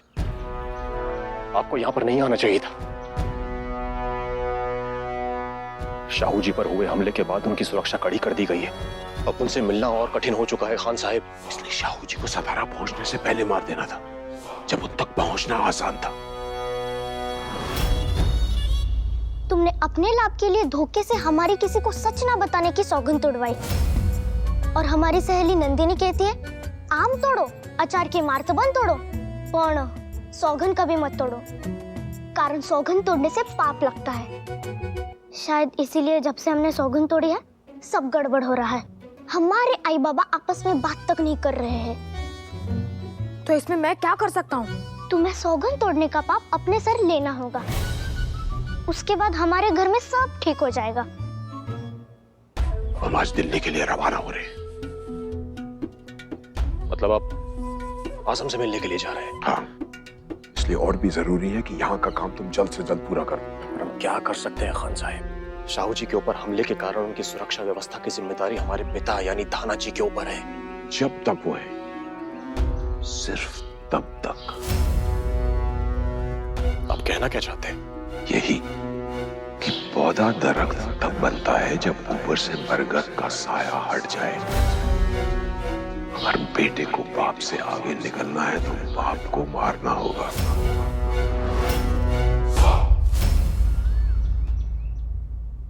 क्या मैं सौगंध तोड़ने का पाप अपने सर ले लूं?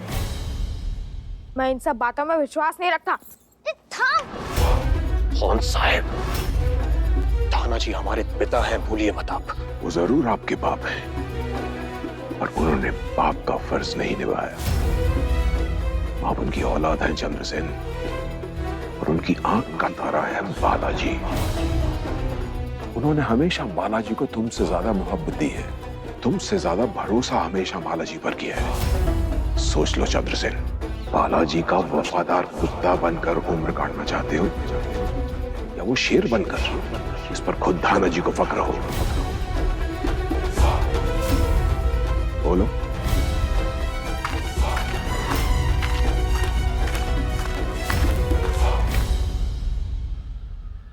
पर हम तो रखते हैं, और जब तक तुम ये पाप अपने सर नहीं लोगे हम तुम्हें कहीं नहीं जाने देंगे। ठीक है, बता क्या करना है। तुम्हें वृक्ष के नीचे सर के बल खड़े होकर ये कहना होगा कि सौगंध तोड़ने का सारा पाप तुम अपने सर ले रहे हो। उस वृक्ष के नीचे?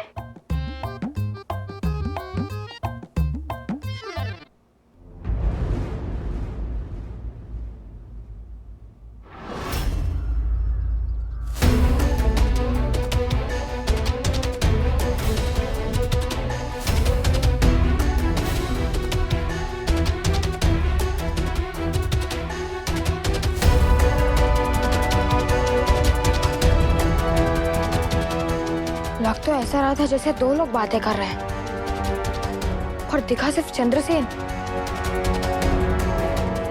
चंद्रसेन जिससे बात कर रहा था वो कौन था और गया कहाँ?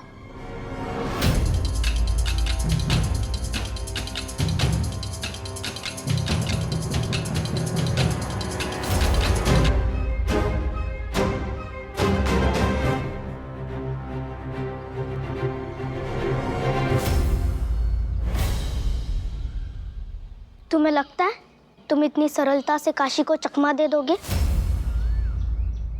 नहीं लंगूर, हम तुम्हें इतनी आसानी से नहीं जाने देंगे। काशी, मैं हवा हूँ जो किसी के रोके नहीं रुकती। तुम चाहे कितना भी प्रयास कर लो पर मुझे नहीं रोक पाओगे। मेरे कारण तुम्हारे जीवन में एक छोटी सी समस्या आई और अब तुम्हारे कारण मेरा काम अधूरा रह गया, जिसके कारण देश के पूरे जीवन पर समस्या आ सकती है। हम दोनों का हिसाब बराबर, बस। तुम कितने स्वार्थी, अकड़ू और बदतमीज हो। हम भगवान से प्रार्थना करते हैं कि हमारे जीवन में कभी तुम्हारे जैसा लड़का ना आए। मात्र तुम ही नहीं, सारी लड़कियां व्यक्ति को उसके लक्ष्य से भटका देती है। इसीलिए मैं प्रार्थना करता हूँ कि मेरे जीवन में तुम्हारी जैसी तो क्या कैसी भी लड़की ना आए।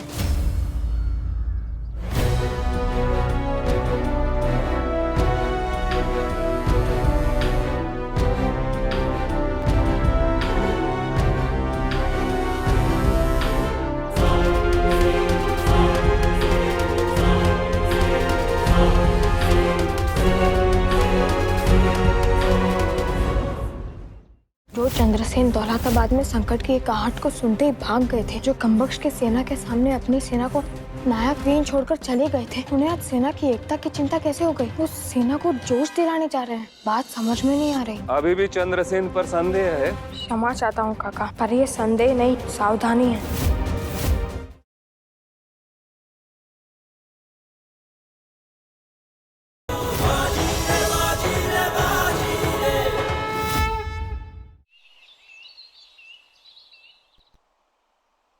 भिन्न भिन्न क्षेत्रों के मराठा सरदारों ने महाराज को अपना समर्थन दिया है। उनकी सेनाएं, उनकी युद्ध नीतियां एक दूसरे से बिल्कुल भिन्न हैं। महाराज, हम सोच रहे थे क्यों ना हम जाकर भिन्न भिन्न क्षेत्रों के उन सैनिकों को एक दूसरे के साथ सहज होने में, एक दूसरे को समझने में उनकी सहायता करें।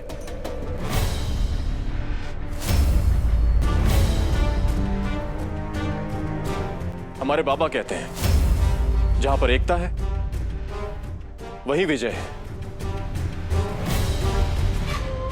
चंद्रसेन बिल्कुल सही कह रहे हैं। महाराज, मोती तो हमें मिल गए हैं, अब उन्हें माला में तो पिरोना पड़ेगा ना। बरोबर। चंद्रसेन जी, आप इसी क्षण रवाना होंगे।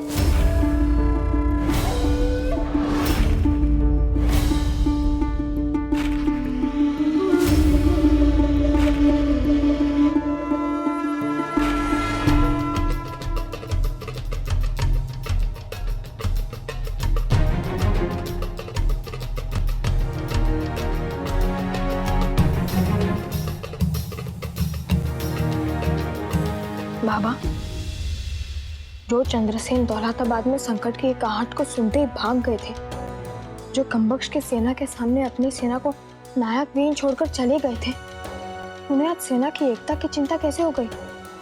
वो सेना को जोश दिलाने जा रहे हैं। बात समझ में नहीं आ रही। तुम्हें अभी भी चंद्रसेन पर संदेह है? ऐसी कोई बात नहीं है ताराजी। बालाजी, सत्य कितना भी कड़वा क्यों ना हो, बोल देना चाहिए। क्षमा चाहता हूँ काका, पर ये संदेह नहीं, सावधानी है। ठीक है बेटा, तुम अपनी सावधानी के साथ रहो, पर हमें पूर्ण विश्वास है कि हमारा पुत्र तुम्हें और तुम्हारी सावधानी को गलत साबित कर देगा।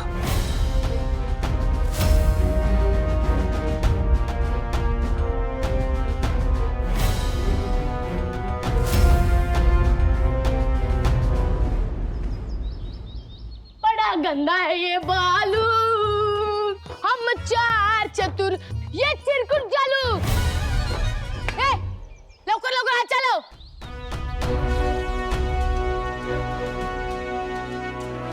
हाँ, लवकर।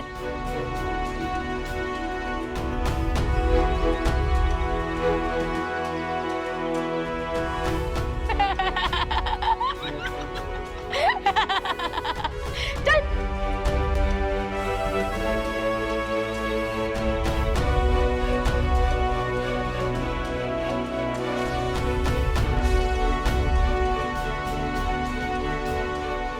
भाई साहब, आपके और आपके परिवार के प्रति हमसे जो अपराध हुआ है, हो सके तो उसके लिए इस गांव को क्षमा कर दीजिएगा।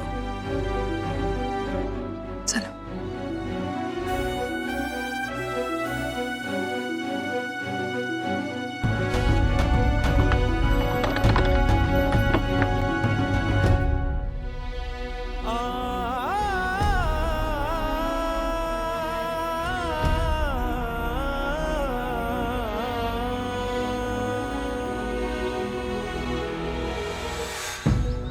तानाजी यानी चंद्रसेन सेना और प्रतिरक्षा व्यवस्था को सुदृढ़ करने में व्यस्त है।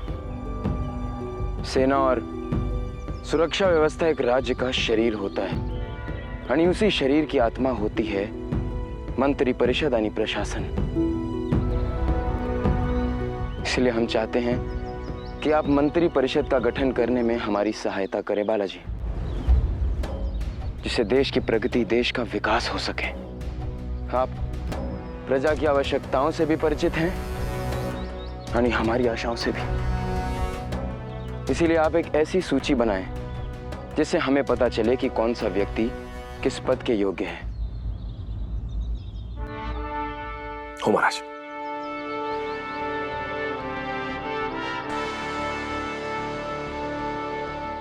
बालाजी,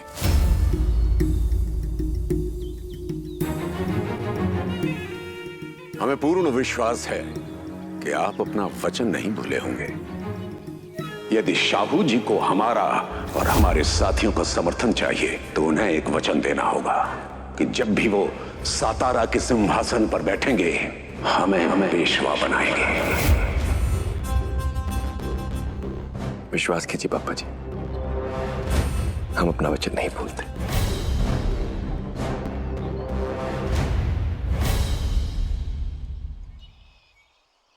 एक बार अगर आप पेशवा बन गए बप्पा जी, उसके बाद तो आप इस राज्य के सबसे महत्वपूर्ण व्यक्ति बन जाएंगे।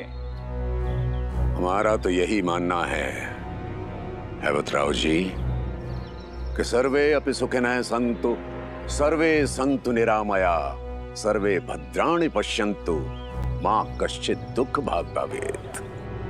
सब सुखी हों, परंतु सबसे पहले हम सुखी हों। आइए। एक बार हमने अपने मित्र के साथ वन में एक शेर को एक हिरण का शिकार करते हुए देखा था। वो हिरण सहमा हुआ, घबराया हुआ, अपनी पूरी ताकत के साथ बहुत तेजी से भाग रहा था। और शेर भी उसके पीछे उतनी ही तेजी से भाग रहा था। हम और हमारा मित्र ईश्वर से यह प्रार्थना कर रहे थे कि वो हिरन उस शेर के चंगुल से बच जाए।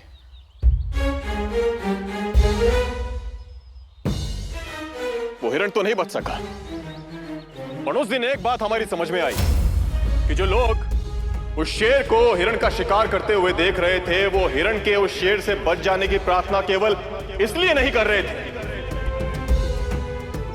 क्योंकि वो हिरन से प्रेम करते, बल्कि वो हिरन के बच जाने की प्रार्थना केवल इसलिए कर रहे थे क्योंकि वो शेर से नफरत करते हैं। खतरा सदैव शक्तिशाली से होता है, और इस समय शाहू जी से अधिक शक्तिशाली और कोई नहीं। वो शक्तिशाली है, पर उनके पास संयम नहीं है। तभी तो एक छोटे से बच्चे के कहने पर वो देश के 2 टुकड़े करने के लिए तैयार हो गए। ये चंद्रसेन करना क्या चाहता है?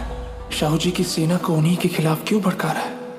अब निर्णय आप लेंगे। क्या आप ऐसे राजा का साथ देंगे जिन्होंने अपनी मां को मुगलों की कैद में छोड़ दिया ताकि वो सिंहासन पर राज कर सके, या फिर ऐसे राजा का साथ देंगे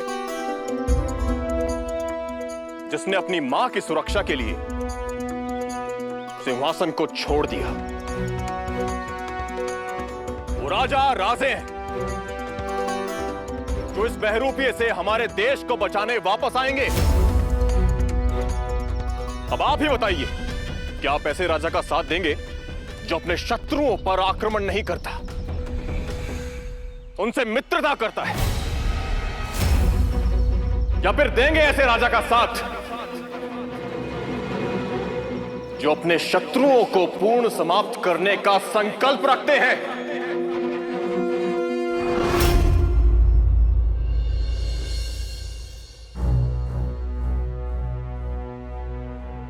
शास्त्रों में कहते हैं राजा का मंत्री उससे बनना चाहिए जो अपने मन से अधिक राजा के मन की बात जानता हो, और सेनापति उससे बनना चाहिए जो अपने मन से अधिक शत्रु के मन की बात जानता हो। और धनाजी सेनापति बनने के लिए सर्वथा योग्य है। उन्होंने वर्षों तक तारा रानी साहब के यहां सेवा की है। वे उनके मन की बात को पहचानते हैं। रानीबाजी, जब तक धनाजी जीवित है, शाहू जी का बाल भी बांका नहीं हो सकता।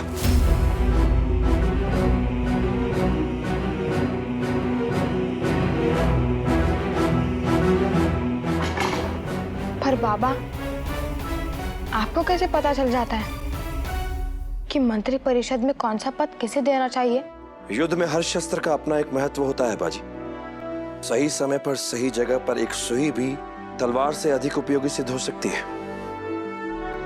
मंत्री परिषद का चुनाव इसी सिद्धांत पर होता है। सही समय पर सही व्यक्ति का चुनाव ही राजनीति है। और आपको लगता है कि पेशवा के पद के लिए बप्पा जी सही व्यक्ति हैं? मैं जानता हूँ बाबा, उन्होंने आपको समर्थन इसी शर्त पर दिया है। पर बाबा, हमारा उद्देश्य स्वराज है, स्वार्थ नहीं।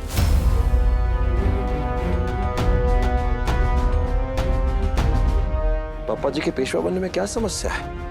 वे लोकप्रिय हैं, नीति और धर्म भी समझते हैं, और उन्हें मराठा सरदारों का समर्थन भी प्राप्त है। पेशवा के चुनाव के लिए यह नहीं देखा जाना चाहिए कि व्यक्ति के पास कितना समर्थन है, बल्कि ये देखा जाना चाहिए कि व्यक्ति कितना समर्थ है। पेशवा राजा का दायां हाथ होता है, और ये एक पद नहीं, दायित्व है। और ये दायित्व मात्र उसे देना चाहिए जो स्वयं से पूर्व स्वराज से प्रेम करता हो, जिसके एक हाथ में साहस और दूसरे में सत्य हो, जो नीति कुशल तो हो पर धूर्त ना हो, जिसमें यथास्थिति को समझने की सूझबूझ और उसे बदलने की हिम्मत दोनों हो।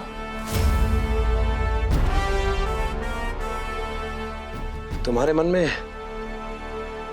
ऐसे किसी व्यक्ति का नाम है बाजी? वो व्यक्ति मेरे सामने खड़े हैं।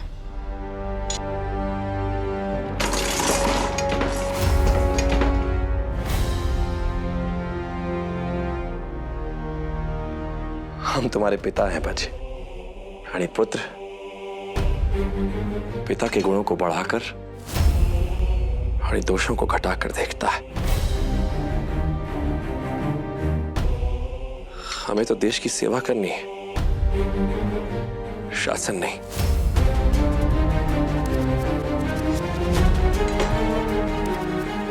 हमने पापा जी को वचन दिया है और हम उसे पूरा करेंगे।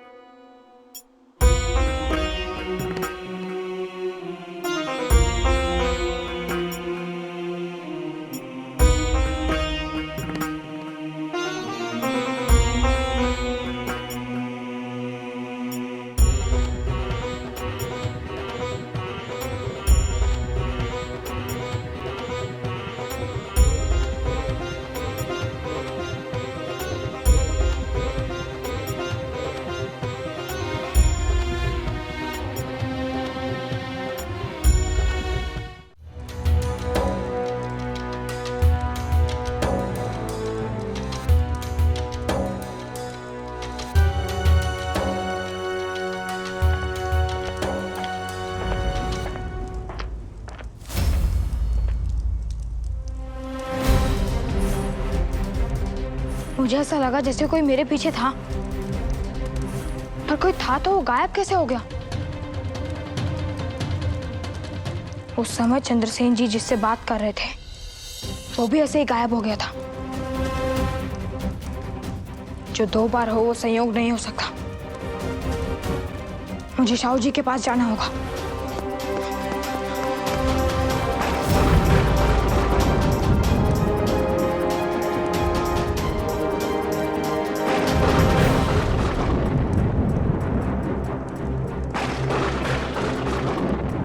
वो जरूर आपके बाप हैं, पर उन्होंने बाप का फर्ज नहीं निभाया। आप उनकी औलाद हैं चंद्रसेन, और उनकी आंख का तारा है बालाजी।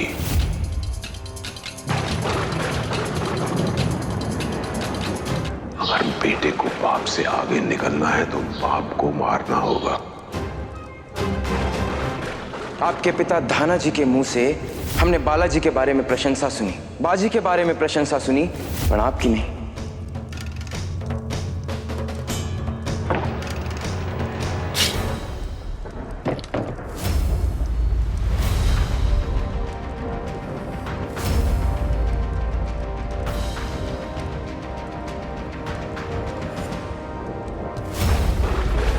तुम यहाँ क्या कर रहे हो चंद्रसेन? तुम तो कल सुबह लौटने वाले थे बेटा।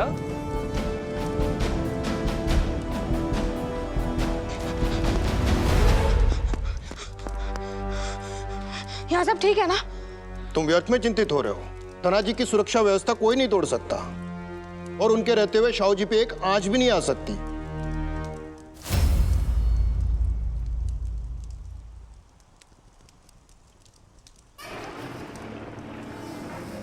कितनी जल्दी कैसे आ गए बेटा?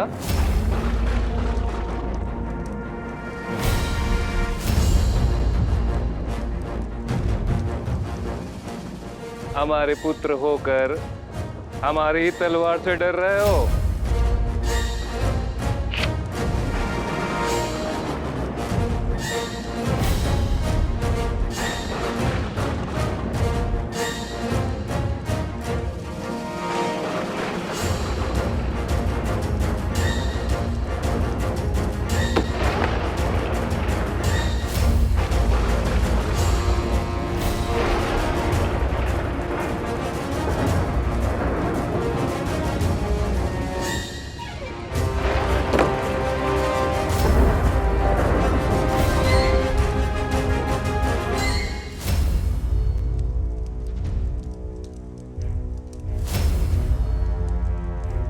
कहीं संकट धनाजी पर ही तो नहीं है?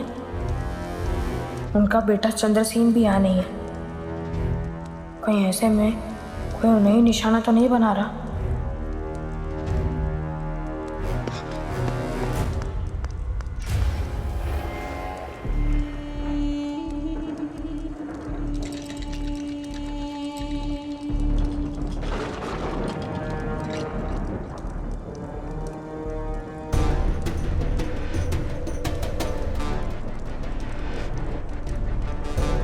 बाबा, हम बहुत समय से आपसे एक बात कहना चाहते हैं, पर ये बात कहने का साहस नहीं जुटा पा रहे। क्या हो बेटा, क्या हो? शाहू जी की हत्या का प्रयास हमने ही किया था।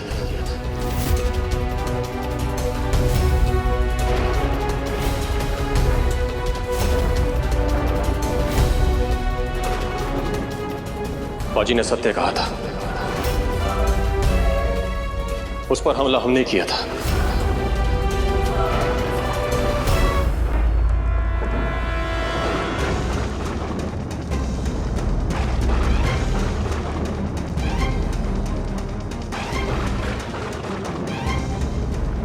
शाहू जी छत्रपति शिवाजी महाराज के पौत्र है। उनकी रगों में शिवाजी महाराज का रक्त बहता है। तुमने उस रक्त को बहाने का प्रयास किया।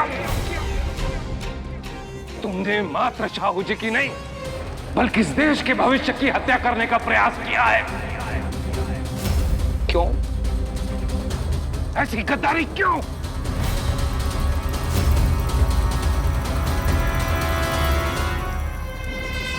गद्दारी हमने नहीं की है बाबा, गद्दारी आपने की है।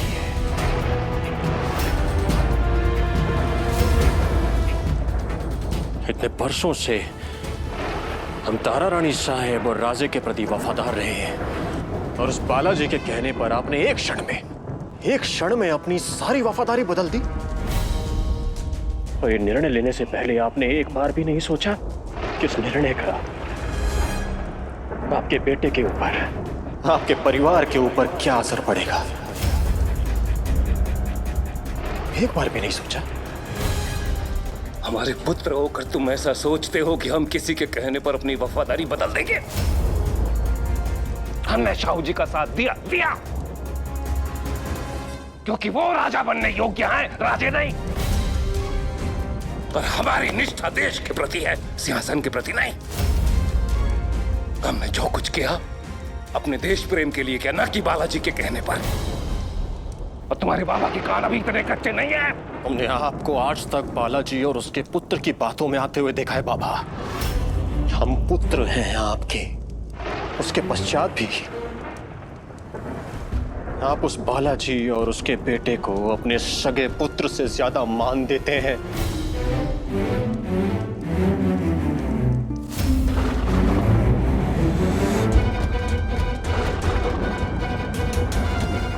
बालाजी के प्रति इतनी घृणा क्यों है तुम्हारे अंदर? क्यों? उस बालाजी के कारण हम अपने बाबा के बेटे नहीं बन सके। आज तक तारा रानी साहेब के सामने आपके मुंह से हमने अपनी प्रशंसा का एक शब्द नहीं सुना बाबा। बड़ा बालाजी और उसके पुत्र की प्रशंसा करते हुए थमते नहीं। क्यों? क्यों बाबा?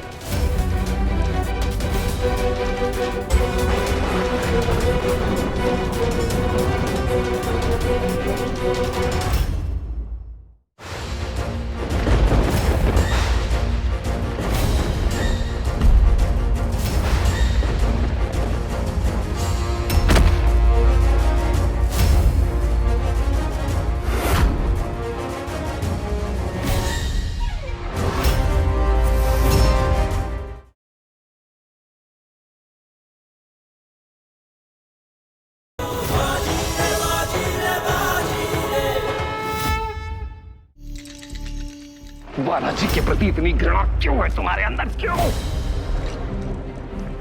क्योंकि उस बालाजी के कारण हम अपने बाबा के बेटे नहीं बन सके। आज तक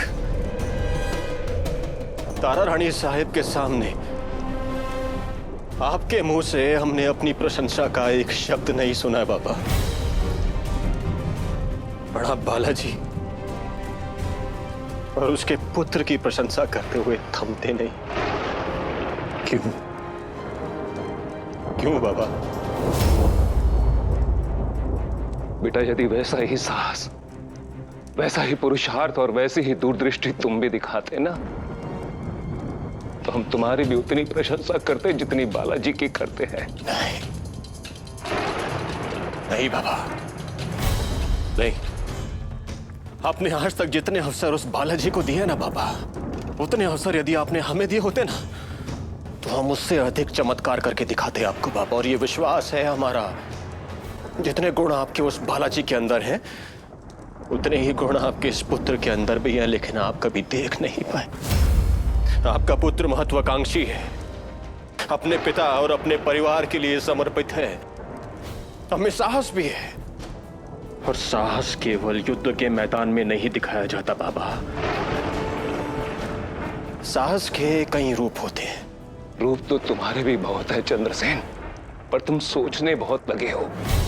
हमें तुम्हारी योग्यता पे संदेह नहीं है चंद्रसेन, पर एक सेनापति होने के नाते हम चाहते थे कि तुम हमारे नाम के सहारे नहीं बल्कि अपने दम पे आगे बढ़ो। सहारा नहीं चाहिए था बाबा, आपका प्यार चाहिए था हमें। आपने कभी बेटा कहकर हमें सीने से नहीं लगाया, कभी कभी कंधे पर हाथ रखकर यह नहीं कहा बाबा कि पुत्र हमें गर्व है तुम पर, कभी नहीं कहा बाबा।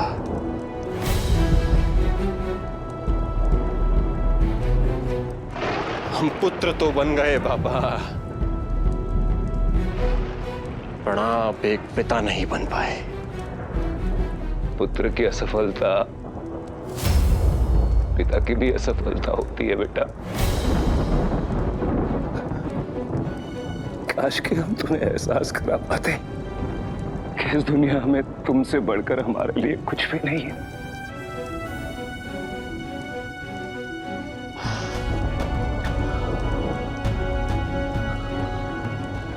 हमारे प्रति तुम्हारा क्रोध ये तुमसे क्या करवाने जा रहा था?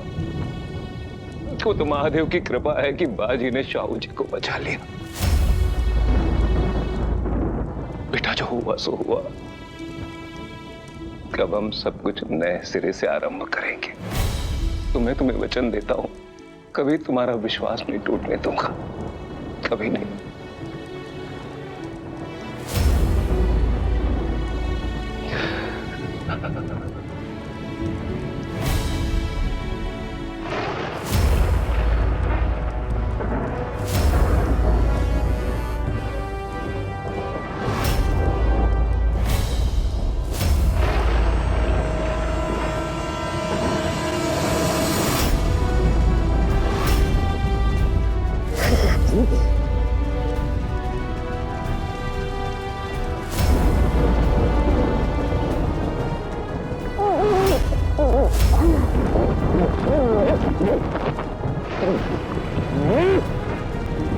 मैं क्षमा चाहता हूँ काका कि मैंने आपकी भावनाओं को ठेस पहुँचाई।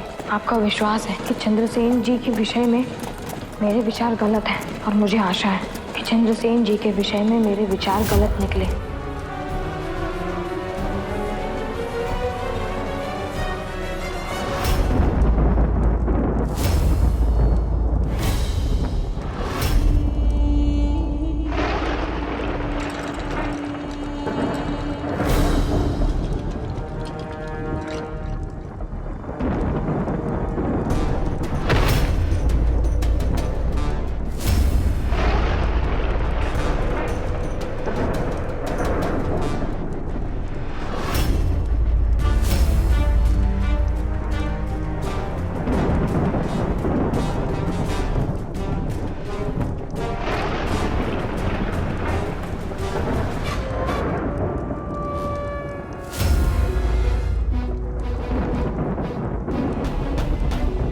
आपने अपने पुत्र को गले लगाने में बहुत देर कर दी बाबा।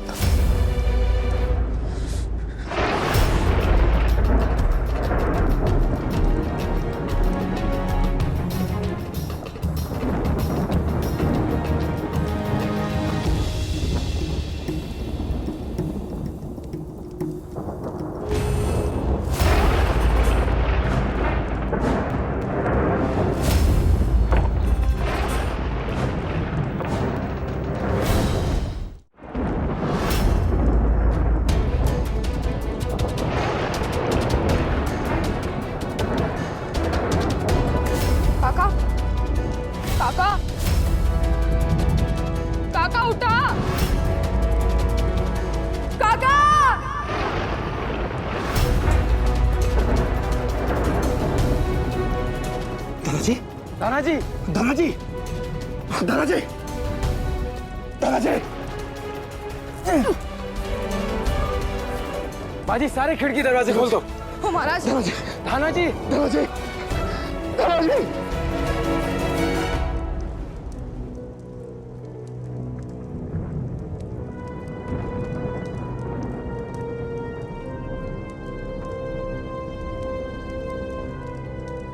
हमने एक सैनिक को चंद्रसेन जी को लाने के लिए भेज दिया।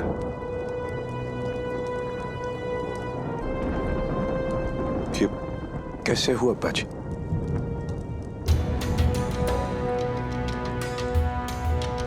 मैं नामों की सूची बनाने के बाद कक्ष से बाहर निकला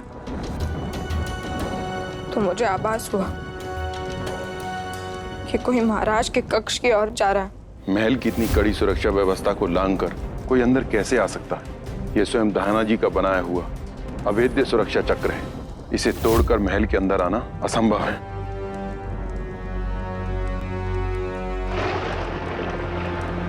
मुझे बाहर से कोई नहीं है, महल के अंदर ही था। किसी पर संदेह बालाजी? धाना जी की हत्या नहीं हुई। अगर इन्हें किसी भी प्रकार का विष दिया गया होता तो उसके लक्षण अवश्य इनकी आंख में दिखते हैं। अगर इन्हें गला दबा के मारा गया होता तो धाना जी जैसा योद्धा संघर्ष करता और संघर्ष के चिन्ह इनके शरीर पर होते।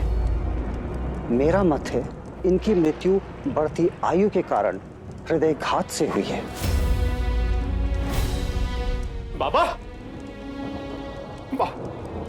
बाबा, बाबा उठिए। बाबा क्या हुआ आपको? बाबा, बाबा ऐसे क्यों? बाबा, बाबा देखिए ना कौन? आपको कुछ नहीं हो सकता। अपने पुत्र को देखिए, आपके सामने बैठा है। बाबा जी देखिए ना, आप कितने अभागे हैं। अपने पिता के आखिरी समय में हम इनके साथ नहीं थे।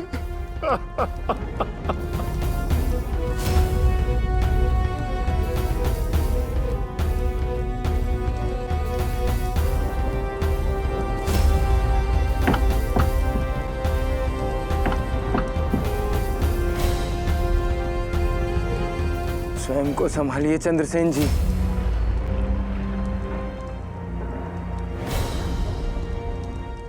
धना जी के हाथ में यह अंगूठी किसकी हो सकती है? धाना जी के अंतिम संस्कार की तैयारी की जाए बालाजी। धाना जी एक महान योद्धा थे। उनका अंतिम संस्कार संपूर्ण राजकीय सम्मान के साथ किया जाएगा। इस समय कुछ कहना सही नहीं। मैं बाबा से बाद में बात करूंगा। आई, शाहू जी के राजा बनते कितना अच्छा समय आ गया ना। शाहू जी राजा बन गए। अब मेरे पक्के वाले दांत भी आ जाएंगे।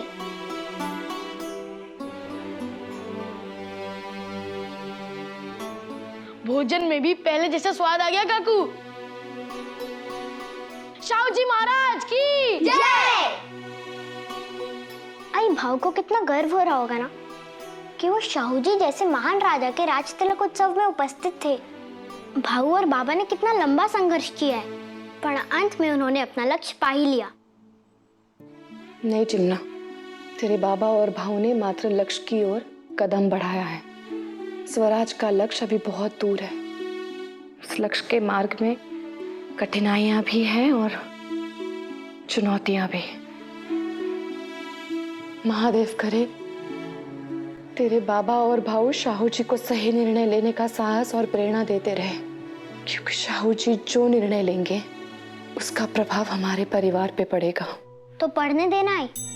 हमने कठिन समय को एक बार हराया, हर बार हराएंगे। नहीं चिन्ना, इस परिवार ने बहुत कुछ सहा है, बहुत कुछ खोया है। अब इसके बाद ये परिवार और कुछ नहीं खोएगा। जो कठिन समय इस परिवार ने देखा था वो इसके बाद कभी नहीं देखेगा। कधीच नाही।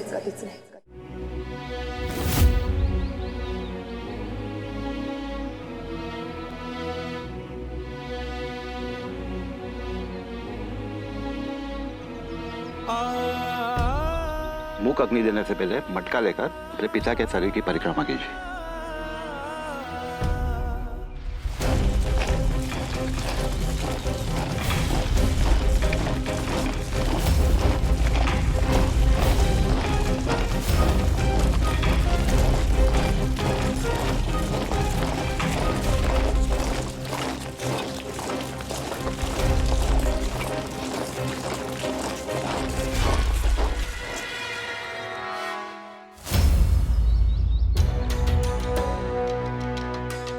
हम इस आशा के साथ इस सेना में शामिल हुए थे कि धनाजी के नेतृत्व में हमें युद्ध करने का सौभाग्य प्राप्त होगा।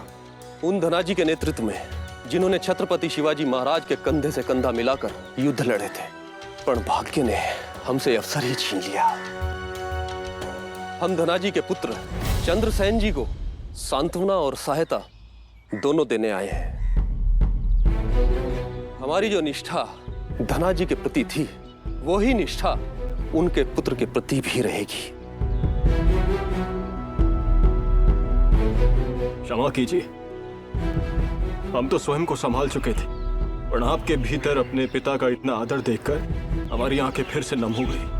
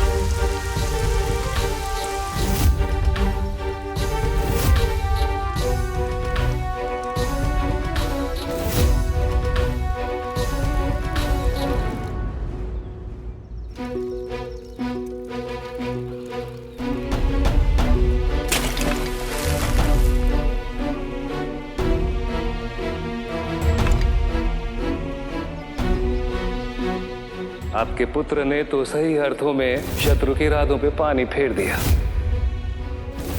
तुम वीर माता पिता की वीर संतान हो बाजी। इन सैनिकों की तरह संसार एक दिन तुम्हारी वीरता को भी नमन करेगा। अभी भी चंद्रसेन पर संदेह है? ये संदेह नहीं, सावधानी है। तुम अपनी सावधानी के साथ रहो, पर हमें पूर्ण विश्वास है कि हमारा पुत्र तुम्हें और तुम्हारी सावधानी को गलत साबित कर देगा।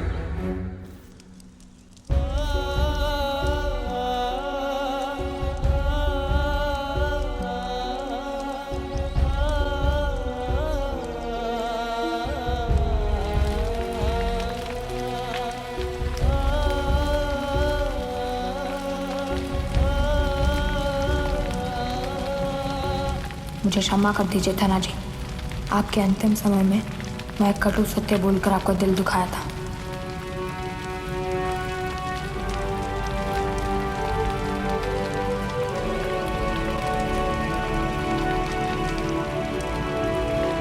मेरे बाबा और मेरे परिवार पर आपका ऋण है धनाजी। उस ऋण की सौगंध, यदि आपकी मृत्यु के पीछे कोई रहस्य है तो मैं उस तक पहुंच के रहूंगा, चाहे मुझे कुछ भी करना पड़े, कुछ भी।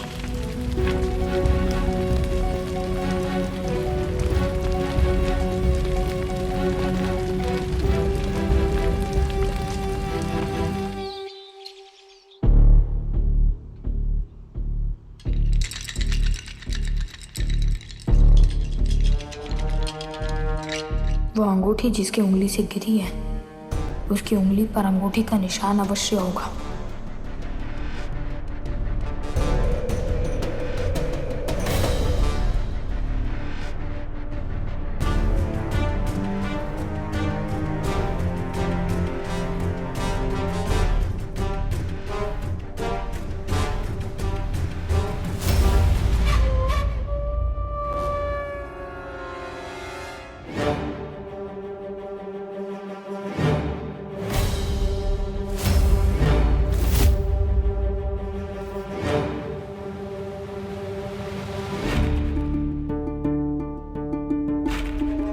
मुझे बाबा को इस बारे में बताना चाहिए।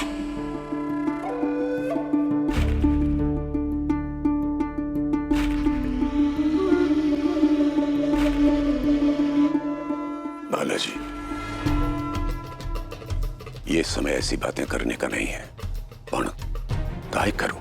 धर्म की रक्षा के लिए और अधर्म के नाश के लिए आगे तो बढ़ना ही होगा।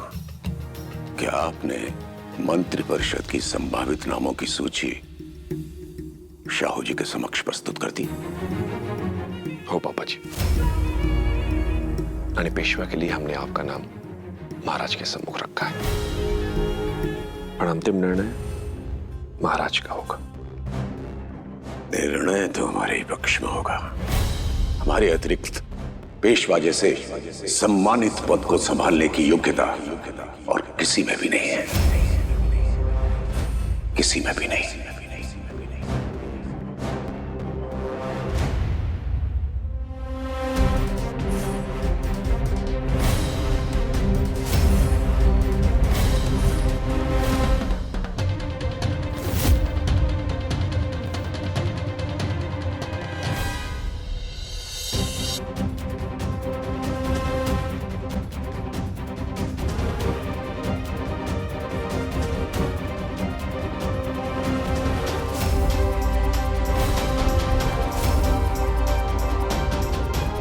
चंद्रसेन जी, आप अपने पिता की मृत्यु के लिए शोकाकुल हैं। इस समय आपका दरबार में उपस्थित रहना आवश्यक नहीं था।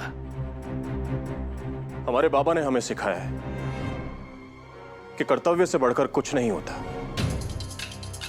इस राज्य के निर्माण में संपूर्ण रूप से स्वयं को देना ही शायद हमारे बाबा को हमारी सच्ची श्रद्धांजलि होगी।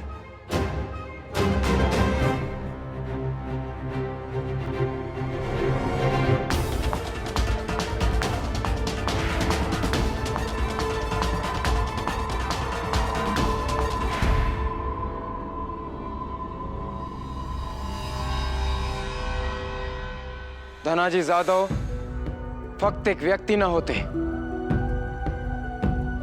मराठी साम्राज्य का एक स्तंभ थे।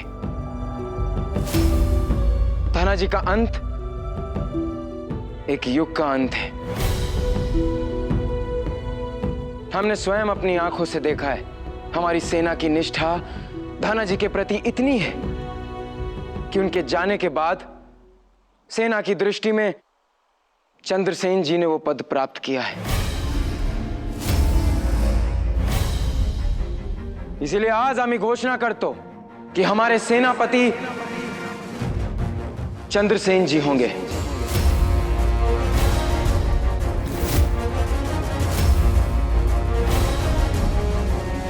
सेनापति चंद्रसेन जी की जय! सेनापति चंद्रसेन जी की जय! सेनापति चंद्रसेन जी की जय! सेनापति चंद्रसेन जी की जय!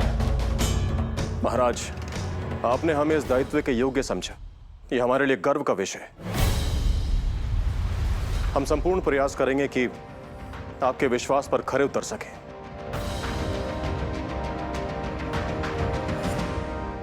आणि अब समय है आज के सबसे बड़े पद की घोषणा करने का।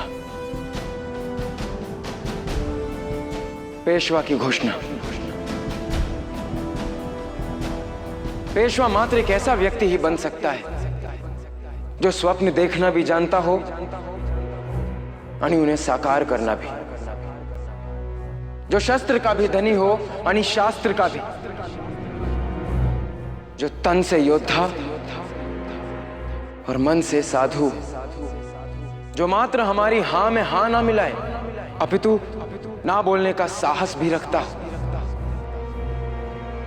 जिसकी निष्ठा पर ना किसी को संदेह हो, ना ही उसकी योग्यता पर। इसीलिए हमने निर्णय लिया है कि हमारे पेशवा होंगे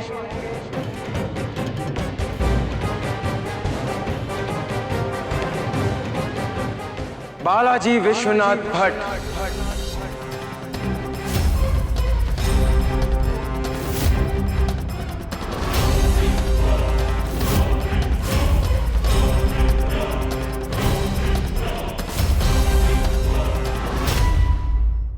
शाहू जी राजनीति में कच्चे हैं, हम राजनीति में कच्चे नहीं हैं। आप सोच रहे थे कि पेशवाई न मिलने से रुष्ट होकर हम ये दरबार छोड़कर चले जाएंगे, परंतु ऐसा होगा नहीं। स्मरण रहे बालाजी, पेशवा बनना अलग बात है और पेशवा बने रहना एक अलग बात।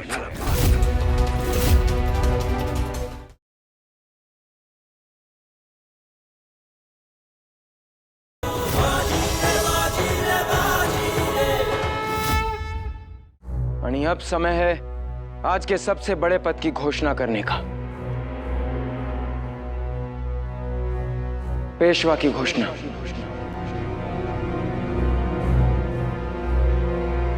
पेशवा मात्र एक ऐसा व्यक्ति ही बन सकता है जिसकी निष्ठा पर ना किसी को संदेह हो, ना ही उसकी योग्यता पर। इसीलिए हमने निर्णय लिया है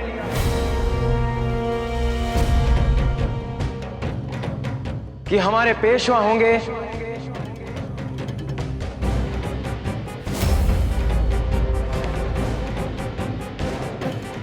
बालाजी विश्वनाथ भट्ट।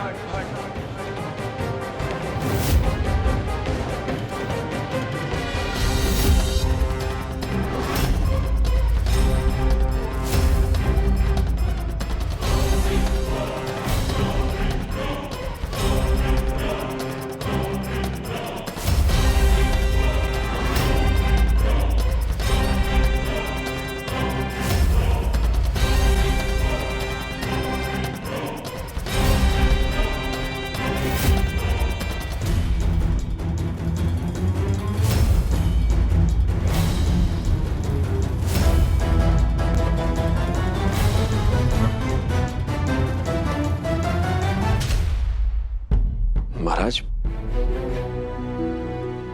हमने तो पापा जी के नाम का प्रस्ताव रखा था। बरोबर, पर हमें यह पूर्ण विश्वास है कि पेशवा के पद के लिए आपसे अधिक योग्य और कोई व्यक्ति नहीं। आपके मंत्री परिषद के संभावित नामों की सूची पढ़ने के पहले ही हमने यह तय कर लिया था कि हमारे पेशवा आप ही होंगे। किसी भी पद के आगे आपका नाम ना देखने के बाद हमें यह विश्वास हो गया कि हमारा निर्णय गलत नहीं, सही था। हमें आप जैसे ही व्यक्ति की तलाश थी बालाजी, जिसके मन में पद का मोह नहीं, देश सेवा की भावना हो, जो आप में है।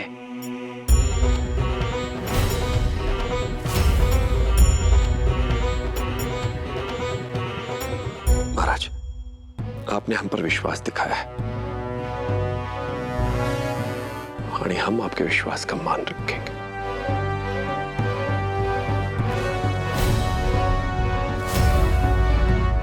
मराठी साम्राज्य के नए पेशवा बालाजी विश्वनाथ भट्ट कल शपथ ग्रहण करेंगे।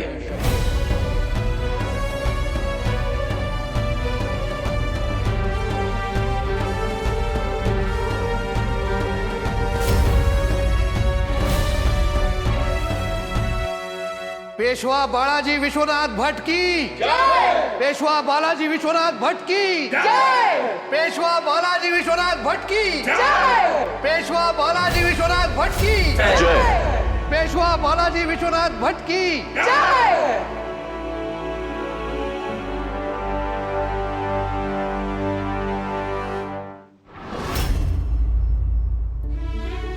बाबा,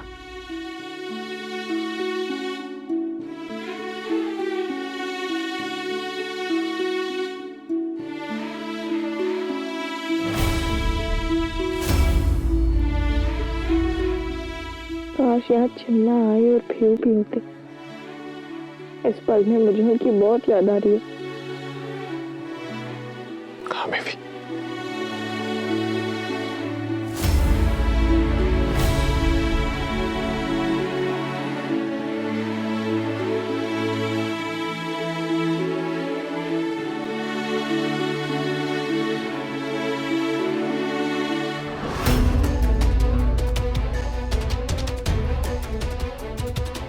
ये तो अंगूठी के निशान है। इसका मतलब चंद्रसेन ने धनाजी को मारा है।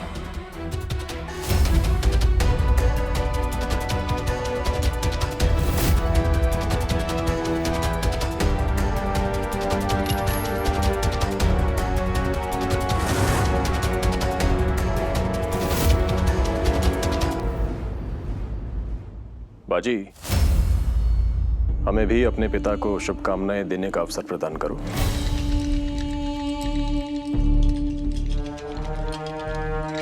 पेशवा बालाजी विश्वनाथ भट्ट को सेनापति चंद्रसेन की शुभकामनाएं।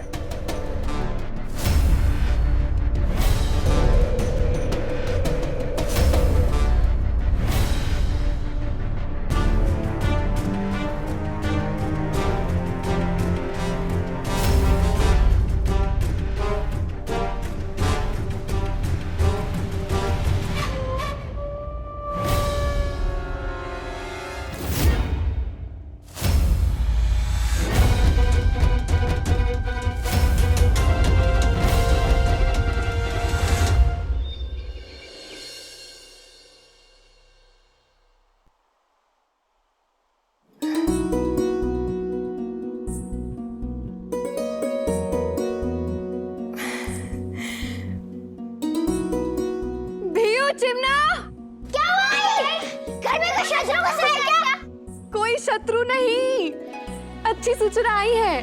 क्या बाजी को भी प्रेम हो गया? बाजी भी प्रेमी बन गया काकू? नहीं रे बेड़ा, मग तुम दोनों के बाबा पेशवा बन गए। शाहू जी ने राज के निमंत्रण भेजा है।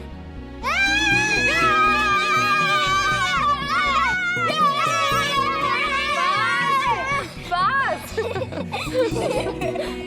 आई? हाँ। पेशवा क्या होता है? पेशवा राज्य का सबसे प्रमुख पद होता है। पेशवा वो होता है जो राजा को सही मार्ग दिखाता है, और पेशवा का परिवार म्हणजे आपण राज्य को। कर लो। पेशवा के परिवार को समाज के सामने आदर स्थापित करने होते हैं। उनका व्यवहार, उनका आचरण सही तरह से आदर्श होना चाहिए।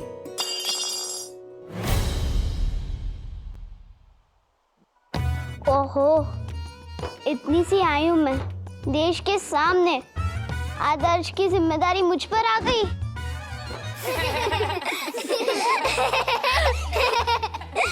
हो, और पेशवा की पत्नी म्हणजे मला, म्हणजे पेशवीन बाई को कई सारे सामाजिक दायित्व भी निभाने पड़ते हैं। मेरे मित्र के बाबा पेशवा बन गए। बालाजी काका पेशवा बन गए। एक ना एक दिन बाजी भी पेशवा बन जाएगी। बालाजी काका पेशवा। चिमना भीऊ, चला हमें सातारा जाने की तैयारी करनी है। चलो। पर आई, वैद्य जी ने तो तुझको आराम करने को कहा है। तुझे आराम करने की आवश्यकता है। अभी तेरे बाबा को मेरी सबसे अधिक आवश्यकता है। चला।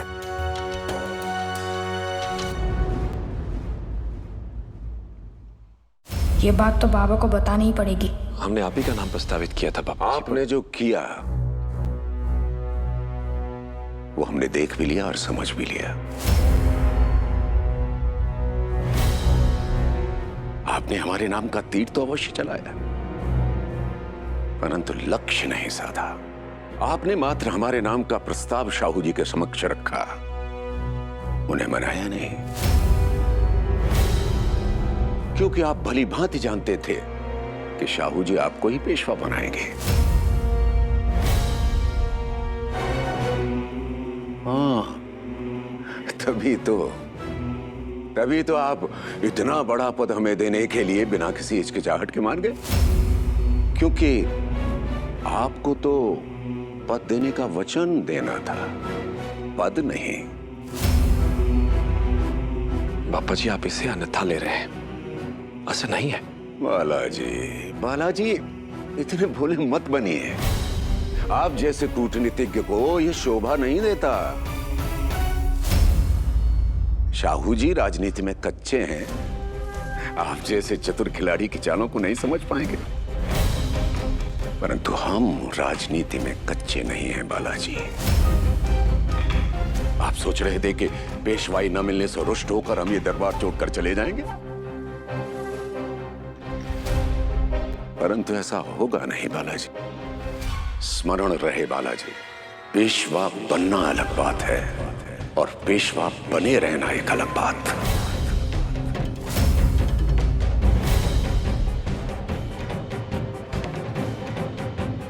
चेतावनी के लिए धन्यवाद पापा जी। एक अच्छे प्रशासक को सजग रहने के लिए आप जैसे विपक्षी की ही आवश्यकता होती है। विरोध ही हमारे व्यक्तित्व का विकास करता है, इसीलिए हम अपने विरोधियों का बहुत सम्मान करते हैं।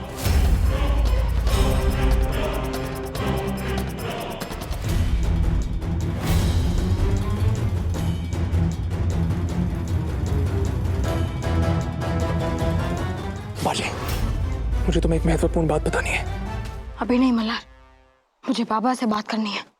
बाजी, ये चंद्रसेन के विषय में।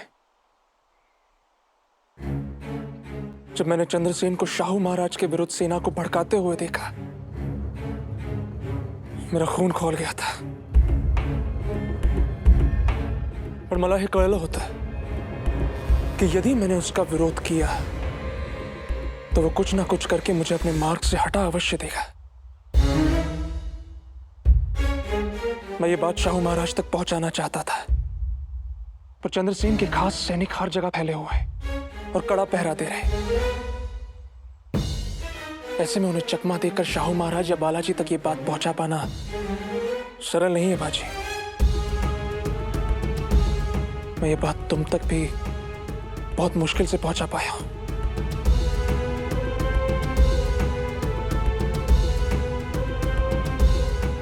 अपनी महत्वाकांक्षा को पूरा करने के लिए चंद्रसेन जी इस हद तक गिर सकते हैं, ये मैंने सोचा भी नहीं था। सेनापति बनने के लिए उन्होंने स्वयं अपने पिता की हत्या कर दी।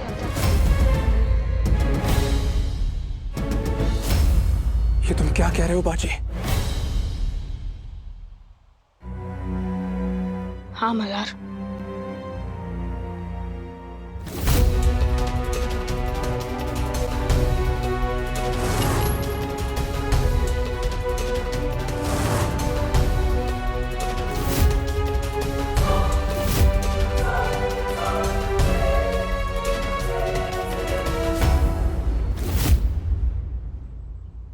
अब तक तो मुझे मात्र संदेह था,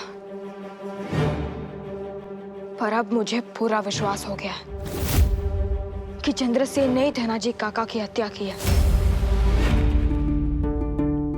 मुझे ये बात बाबा को बतानी होगी।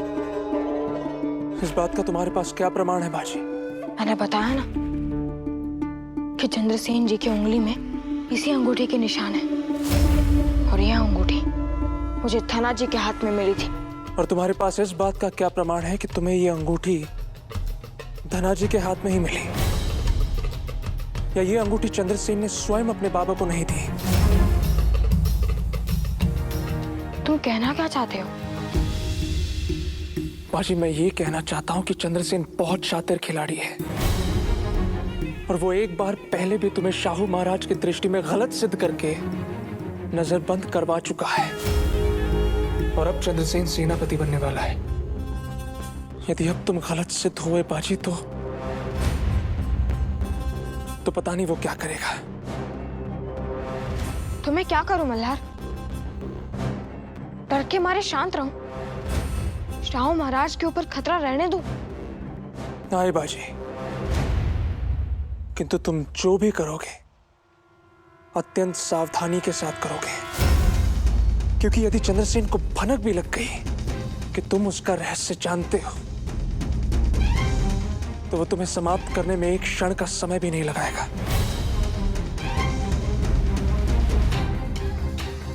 तुम्हें चंद्रसेन का सत्य सबके समक्ष लाना है बाजी, और ऐसे लाना है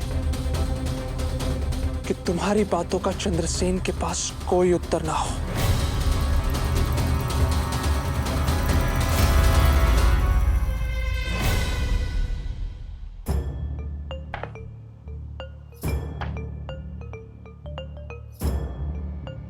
अब मुझे जो कुछ भी करना है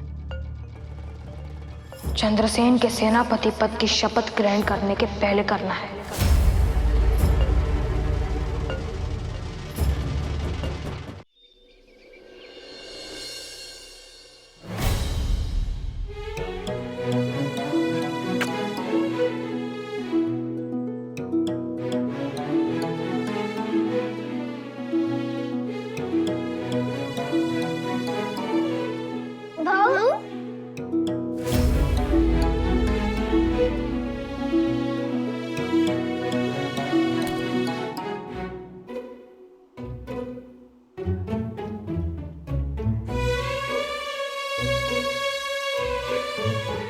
आई ये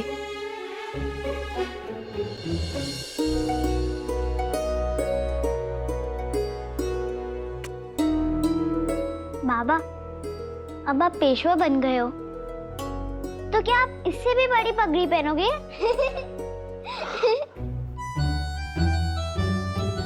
पर बाबा, शपथ के लिए समारोह का आयोजन क्यों? मैं तो ऐसे ही शपथ ले लेती हूँ। हे भगा, आई शपथ। तुम दोनों मेरे साथ आओ, चलो। आओ।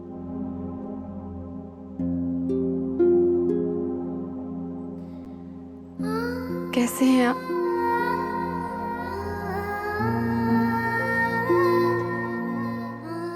धनाजी हमारे पिता समान थे। उनका यूं अचानक। जानते हैं सरकार, अब अपना शेष जीवन ऐसे ही अधूरेपन में गुजारना होगा। कैसे गुजारेंगे हम नहीं जानते। शाहू जी हमारे कंधों पर बहुत बड़ा भार डाल रहे हैं। नहीं माहित कि हम उसे उठा भी पाएंगे या नहीं। इतने बड़े पद को संभालने का अनुभव नहीं है। यदि असफल हो गए तो ऐसा कभी नहीं होगा। ये बात आप अपने विश्वास से कैसे कह सकती हैं? कारण मेरा आप पर स्वयं से भी अधिक विश्वास है, और मैं जानती हूं आप मेरा विश्वास कभी नहीं तोड़ेंगे। सबका नहीं तोड़ी।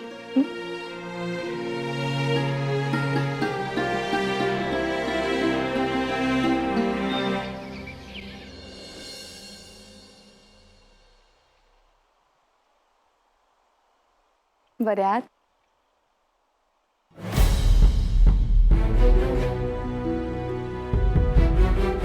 विश्वास नहीं होता कि अब हमें ऐसी साधारण कुल की महिलाओं के साथ बैठना पड़ेगा।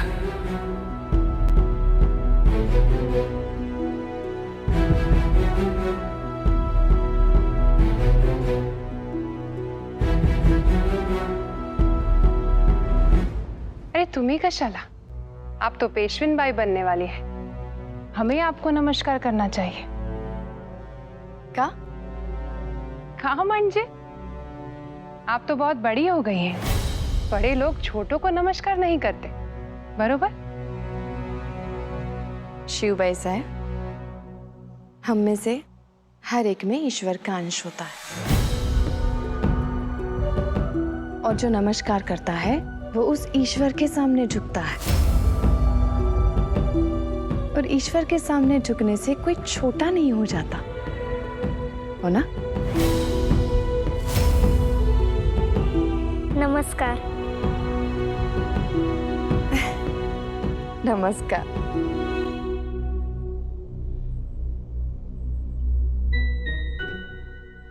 बसा।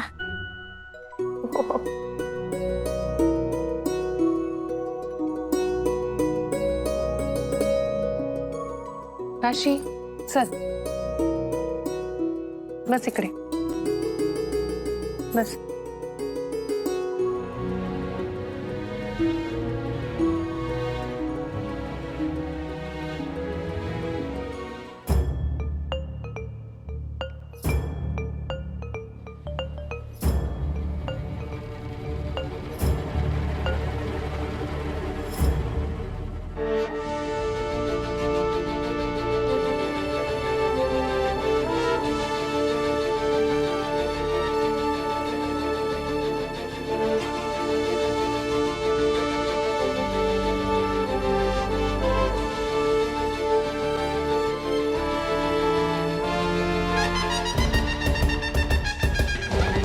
प्रणाम कृष्णा भट्ट जी.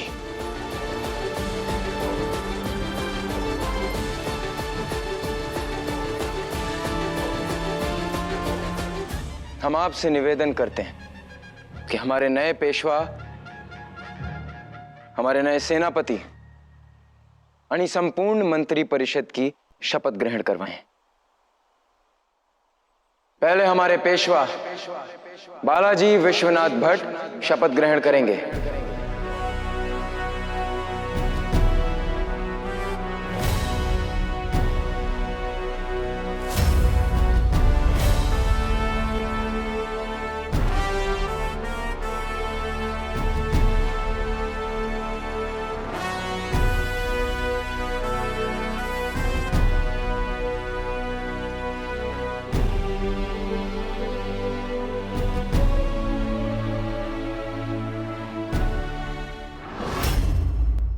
यानी अब हमारे सेनापति स्वर्गीय वीर धनाजी जादव के पुत्र चंद्रसेन जी शपथ ग्रहण करेंगे. थांबा!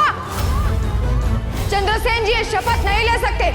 महाराज, इन्होंने अपने पिता की हत्या की है.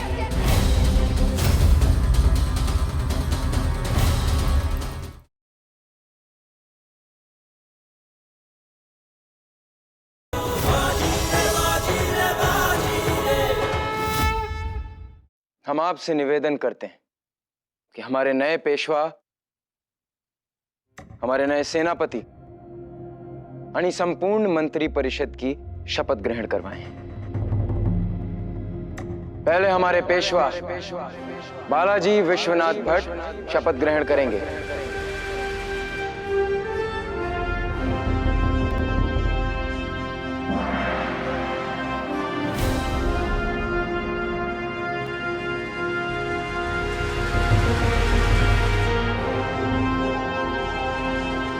आजकल आपके सितारे बुलंद हैं बालाजी, इसीलिए दिन दोगुनी रात चौगुनी तरक्की कर रहे हैं आप. सितारे तो स्वयं सूरज की पहली किरण के साथ विलुप्त हो जाते हैं, और जिनका अपना कोई ठिकाना नहीं हो वो मनुष्य के जीवन की दिशा निर्धारित कैसे कर सकते हैं? व्यक्ति का भाग्य उसके सितारे नहीं, उसका संघर्ष तय करता है. बाजी ने सत्य कहा. भाग्य उसी का साथ देता है जो कर्म करे, जैसा बालाजी ने किया है.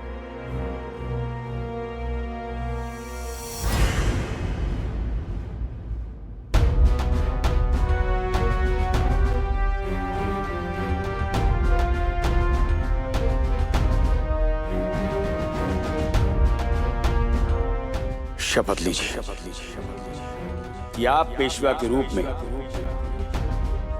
आजीवन मातृभूमि की सेवा करेंगे. आपका हर निर्णय आपके व्यक्तिगत हानि लाभ से ऊपर उठकर देश के हानि लाभ के लिए होगा.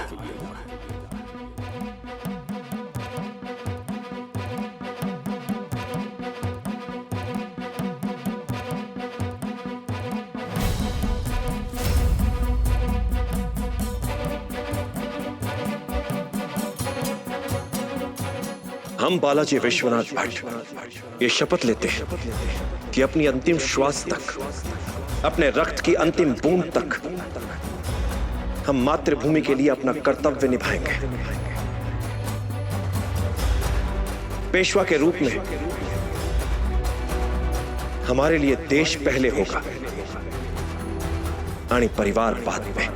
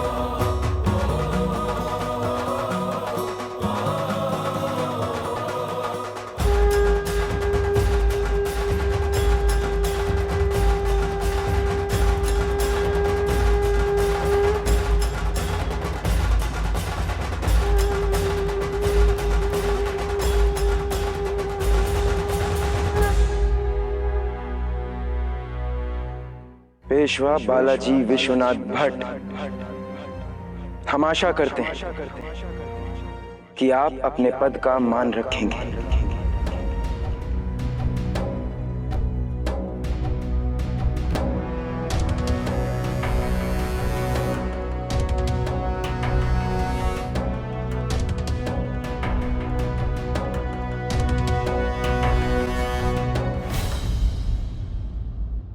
पेशवा बालाजी विश्वनाथ भट्ट की जय। पेशवा बालाजी विश्वनाथ भट्ट की जय। पेशवा बालाजी विश्वनाथ भट्ट की जय। पेशवा बालाजी विश्वनाथ भट्ट की जय। पेशवा बालाजी विश्वनाथ भट्ट की जय। मेरे बाबा, मेरे बाबा, मेरे बाबा, मेरे बाबा। ये बच्ची भरे दरबार में चिल्ला रही है। अब अवश्य इसकी आई इसकी पिटाई करेगी। बाबा, मेरे बाबा, मेरे बाबा। पूरे पियो सांभाळून पुरे। आई, पेशवीन भाई अपने बेटे को ऐसे उछल कूद करके कैसे दे सकते? काशी, हैसियत बदलने से आदतें नहीं बदलती हैं।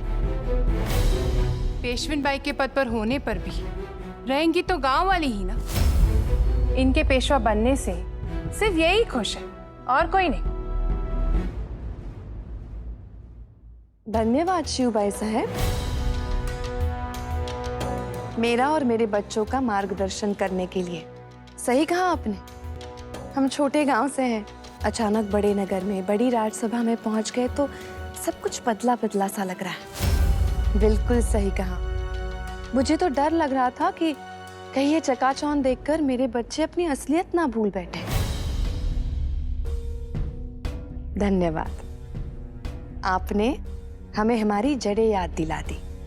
आपको पता है ना, आकाश को मात्र वही वृक्ष छूता है जो अपनी जड़ें कभी नहीं भूलता। धन्यवाद।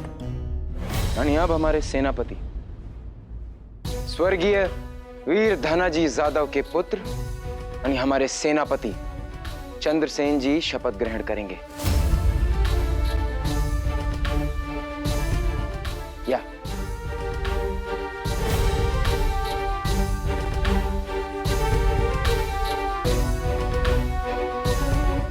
महाराज, अपने बाबा की गद्दारी के लिए हम आपसे क्षमा मांगते हैं। नहीं चंद्रसेन, गद्दार और उसके परिवार के लिए क्षमा नहीं, मात्र दंड होता है मृत्युदंड। महाराज,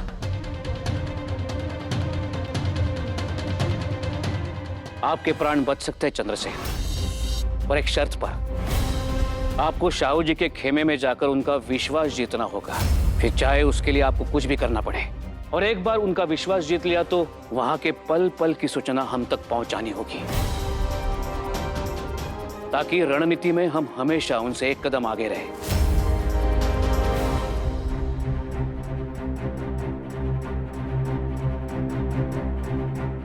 हमें स्वीकार है महाराज।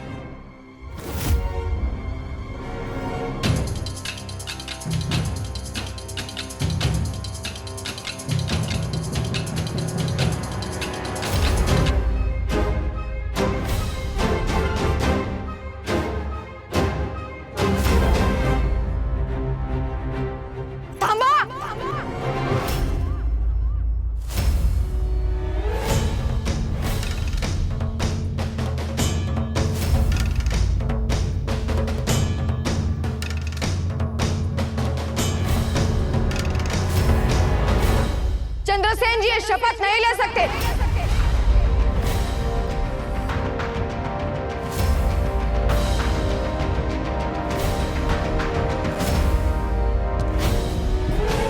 एक देशद्रोही अपने देश की रक्षा करने की शपथ नहीं ले सकता।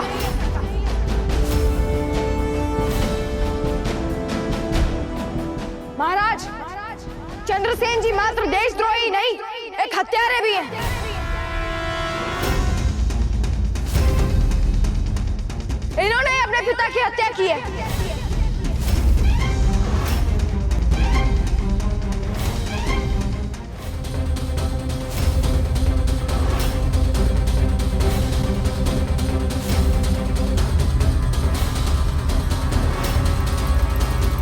तेरा इतना साहस!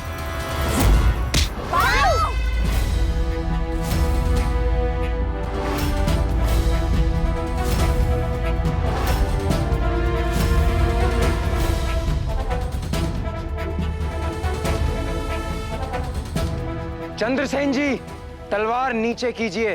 अब हमारी ये तलवार इस बालक की गर्दन काटने के बाद ही नीचे होगी महाराज। संसार में ऐसी कोई तलवार नहीं है जो बालाजी विश्वनाथ भट्ट के समक्ष उसके पुत्र की गर्दन उतार सके।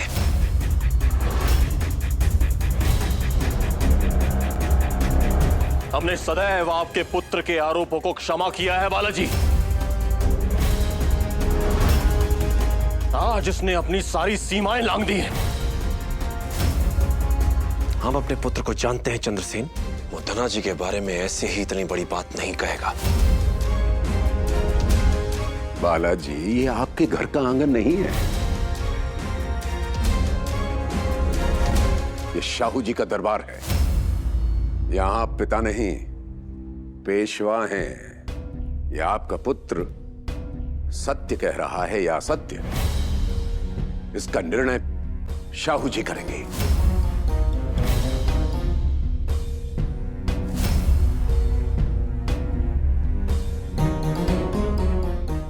बाजी, चंद्रसेन जी पर इतना संगीन आरोप लगाने का कारण क्या तुम्हें याद नहीं? वैद्य जी ने स्वयं कहा था कि धनाजी की मृत्यु वृद्धावस्था के कारण हुई है। यही तो इनका सबसे बड़ा छल है महाराज। इन्होंने हत्या की और हत्या को हादसे का रूप दे दिया। झूठ! महाराज, हम अपने सैनिकों के साथ छावनी में थे और आप चाहें तो यह बात किसी से भी पूछ सकते हैं।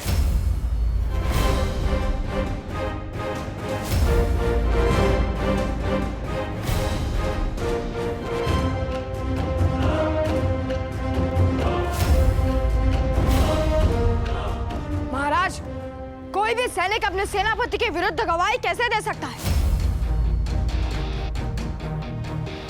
ये सारे सैनिक चंद्रसेन जी के डर के कारण झूठ बोल रहे हैं। इस सारे विश्व में बालाजी और उनके पुत्र के अतिरिक्त और कोई सच्चा नहीं है।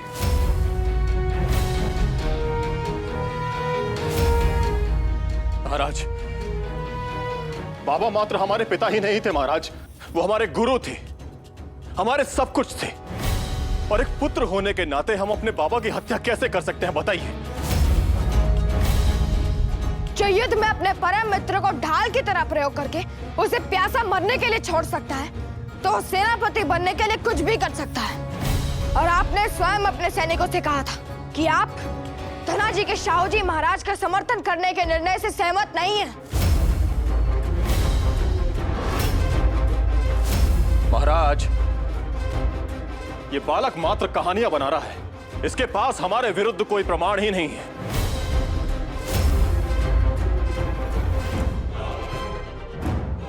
हमें तो लगता है कि बालाजी चाहते ही नहीं है कि हम सेनापति बने, और इसी कारण ये पिता और पुत्र मिलकर हमारे खिलाफ षड्यंत्र रच रहे हैं। यदि हम आपके विरुद्ध होते चंद्रसेन तो तर्क करते, षड्यंत्र नहीं। यही तो आपकी विशेषता है बालाजी, आप कूटनीतिज्ञ हैं।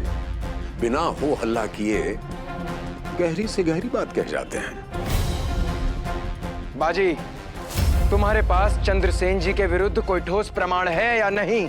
महाराज, आप इनसे पूछिए कि इनके हाथ की अंगूठी कहाँ है।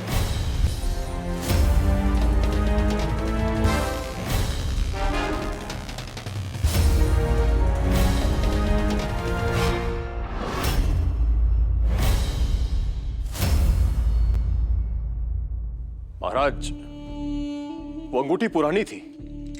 हमें लगता है कि उस दिन हत्यारे का पीछा करते हुए हमारी उंगली से वो अंगूठी निकलकर कहीं गिर गई थी। लेकिन मैंने वो अंगूठी उसके बाद भी आपकी उंगली में देखी थी। याद कीजिए चंद्रसेन जी, वो अंगूठी कहाँ खोई थी?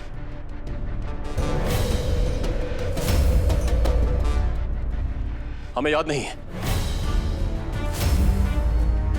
उस अंगूठी का तुम्हारे आरोप से क्या संबंध है बाजी? संबंध है महाराज।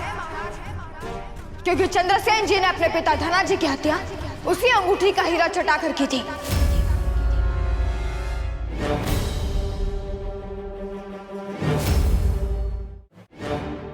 यह असंभव है।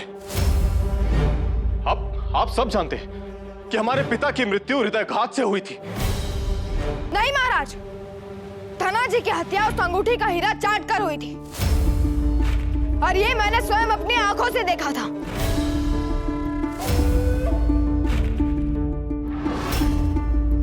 मैंने महल में किसी साये को देखा था और उसका पीछा करते हुए मैं धनाजी के कक्ष तक पहुंचा और वहां खिड़की से मैंने देखा कि कोई धनाजी को अंगूठी का हीरा चाटने पर मजबूर कर रहा था। वहां अंधेरा था, इसीलिए मैं व्यक्ति का चेहरा नहीं देख पाया, पर मैंने वो अंगूठी देख ली थी और अब वो अंगूठी चंद्रसेन जी के हाथ से गायब है। और इसका सीधा अर्थ है कि धनाजी को इन्होंने हीरा चटाया था। बाजी, तुम असत्य कह रहे हो। तुम उस खिड़की के अंदर झांक ही नहीं सकते थे। क्यों नहीं झांक सकता था? क्योंकि उस कक्ष की खिड़कियां बंद थी।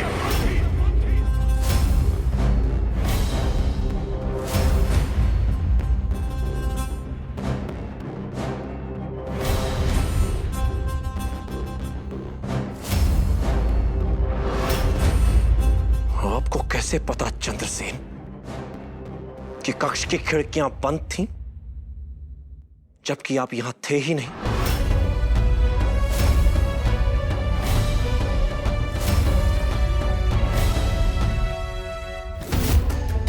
बाजी, सारे खिड़की दरवाजे खोल दो। महाराज। धनाजी, धनाजी, धनाजी। इस बात के साक्षी हम स्वयं हैं। बाजी सत्य कह रहा है। जब धनाजी की मृत्यु की सूचना मिलने के बाद आप वहां पहुंचे तो कक्ष की सारी खिड़कियां खुली हुई थीं। आपको कैसे पता कि धनाजी की मृत्यु के समय खिड़कियां बंद थीं?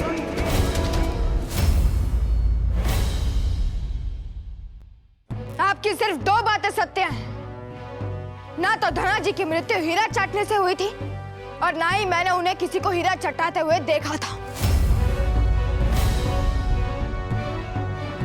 धनाजी के हाथ में मिले इस अंगूठी ने आपका झूठ पकड़वा दिया। यदि ये अंगूठी कुछ दिनों पहले खोई होती तो आपकी उंगली से इस अंगूठी का निशान मिट गया होता। चंद्रसेन, आपने मात्र अपने पिता का ही नहीं, मराठी साम्राज्य के स्तंभ का अंत किया है।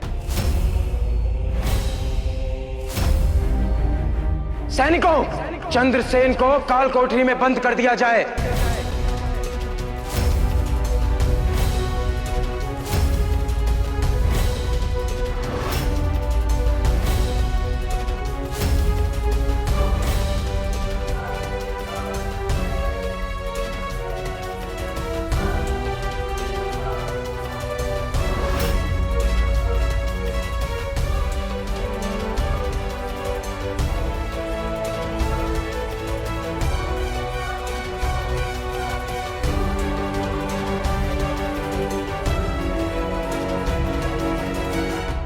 आगे मत बढ़ना बालाजी,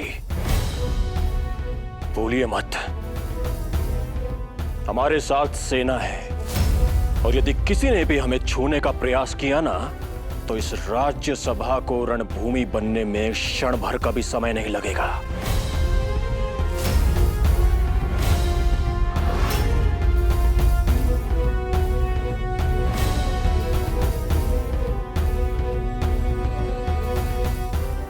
राज्यसभा में यदि इस समय निर्दोष बालक और महिलाएं नहीं होती तो धनाजी के हत्यारे का सर उसका शरीर छोड़ चुका होता। कायर हो चंद्रसेन, तुम्हारी रगों में धनाजी का मात्र रक्त है, न उनके आदर्श है, न भाव और न ही शक्ति।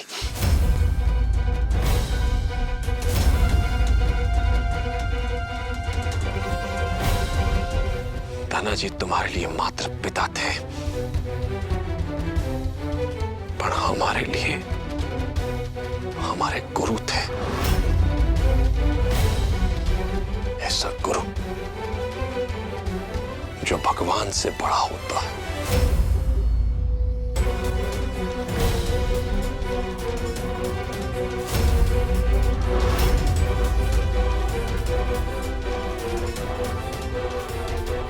छोड़ दीजिए बालाजी।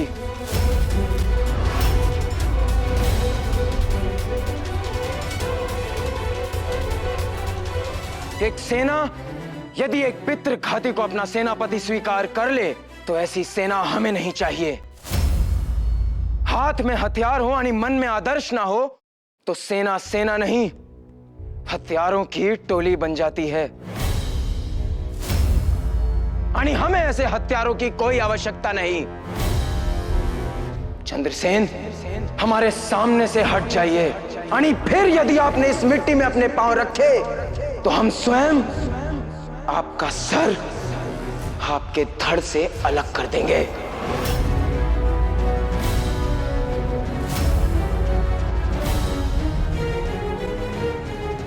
निकल जाइए।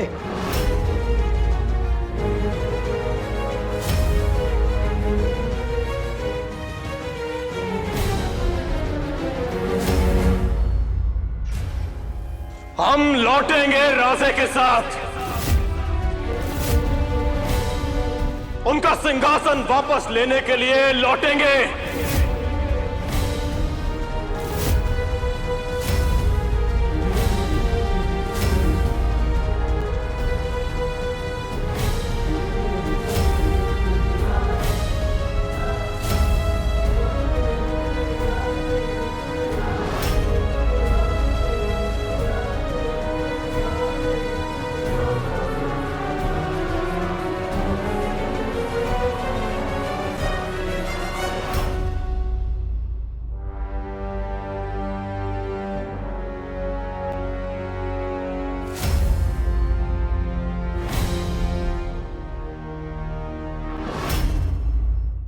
तुम दोनों शपथ लो, हमारे परिवार का यश, सम्मान और वैभव बनाए रखने के लिए जो मैं करने को कहूंगी तुम वही करोगे।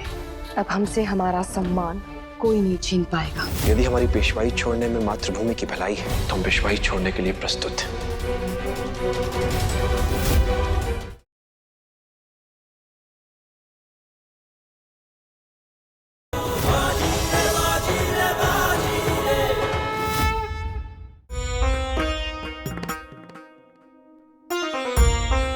बाजी, आज तुमने एक बार फिर हमारी और इस राज्य की रक्षा की है। ये तुम्हारी बुद्धि और कौशल ही है जिसके कारण आज हम चंद्रसेन का असली चेहरा देख पाए। काश ये काम मैं थोड़ा पहले कर पाता तो आज धनाजी काका हमारे बीच होते। फिर भी तुमने देश की बहुत बड़ी सेवा की बाजी। यदि चंद्रसेन राज्यसभा के स्थान पर ये गद्दारी रणभूमि में करता तो जो होता उसकी कल्पना भी नहीं की जा सकती।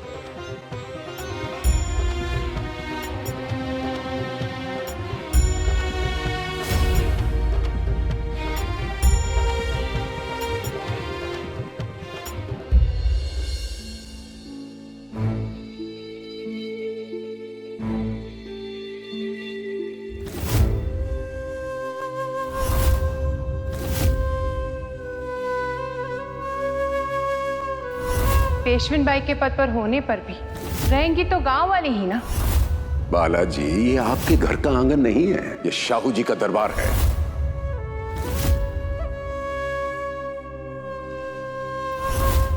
तो यही सोच रही है नाई कि यदि बाबा के पेशवा बनने के बाद भी हमें हमारा सम्मान वापस नहीं मिला तो फिर इस पद के मिलने या ना मिलने से क्या अंतर पड़ता है।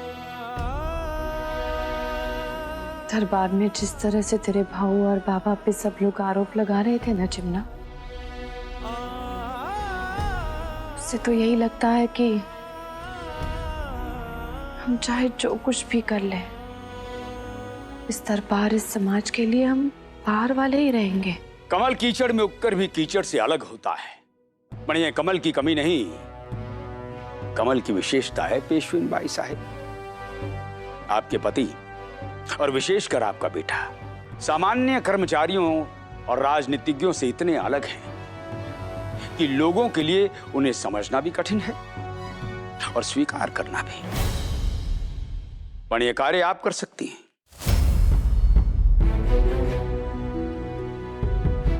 मी? कैसे? सम्मान पाने के लिए सम्मान का अधिकारी होने से अधिक सम्मान का अधिकारी दिखाना आवश्यक है। सम्मान चाहिए तो रुतबा दिखाइए। पेशवा तो देश संभालने में व्यस्त रहेंगे, घर तो पेशविन बाई को ही संभालना होगा। और एक बात याद रखना, पुरुष कितना भी बड़ा राजनीतिज्ञ क्यों ना हो, उसके बनाए संबंध एक छोटे पौधे की तरह होते हैं। ये नारी ही है जो अपनी सहज बुद्धि और सूझबूझ से उन संबंधों को एक विशाल वृक्ष बनाती है।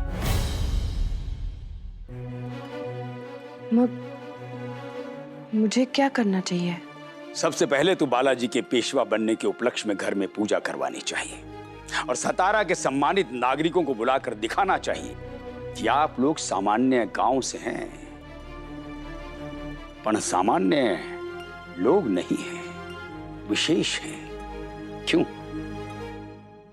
समझ लो। शुभम भवा।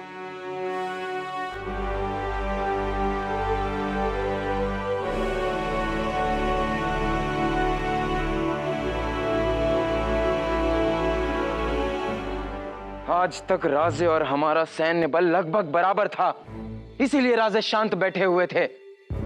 पर अब वो आक्रमण करेंगे, अवश्य आक्रमण करेंगे बालाजी। जब राज्य के बंटवारे जैसे महत्वपूर्ण निर्णय एक बालक के कहे जाने पर लिए जाएंगे,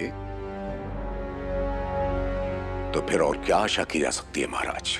यदि आपने समय रहते धनाजी के नेतृत्व में अपनी पूरी सैन्य शक्ति के साथ राजे पर आक्रमण किया होता तो स्थिति कुछ और होती है। बप्पा जी, हम आपसे पहले भी कह चुके हैं, हम अवसर की नहीं आदर्शों की राजनीति करते हैं। हम न कल अपने मराठियों का रक्त बहाने को तैयार थे और ना ही आज हैं। और ये समय बीती बातों पर शोक मनाने का नहीं, आगे की नीति तैयार करने का है। अतीत की त्रुटियों को सही नहीं करेंगे महाराज तो भविष्य कैसे सही होगा? हम आपकी बात का मतलब नहीं समझे। हमें घुमा फिरा कर बात करने की आदत नहीं है महाराज, हम स्पष्ट बात करते हैं।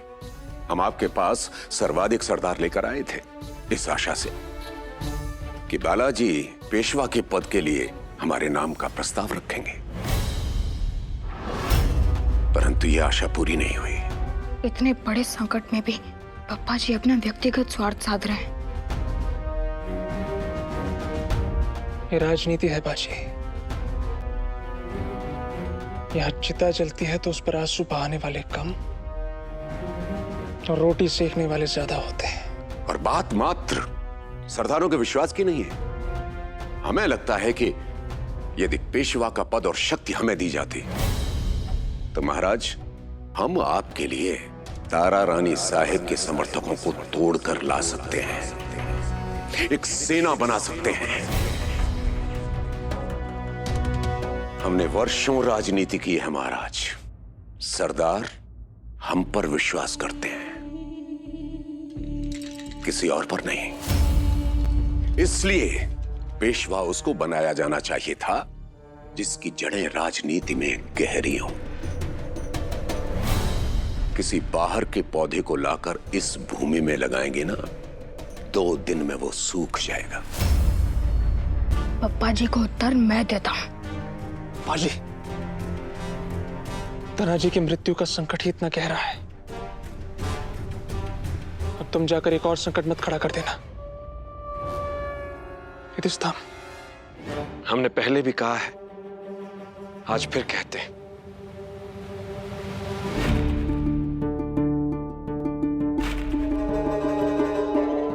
हम शासन नहीं सेवा करना चाहते। यदि हमारी पेशवाई छोड़ने में मातृभूमि की भलाई है तो हम पेशवाई छोड़ने के लिए प्रस्तुत हैं।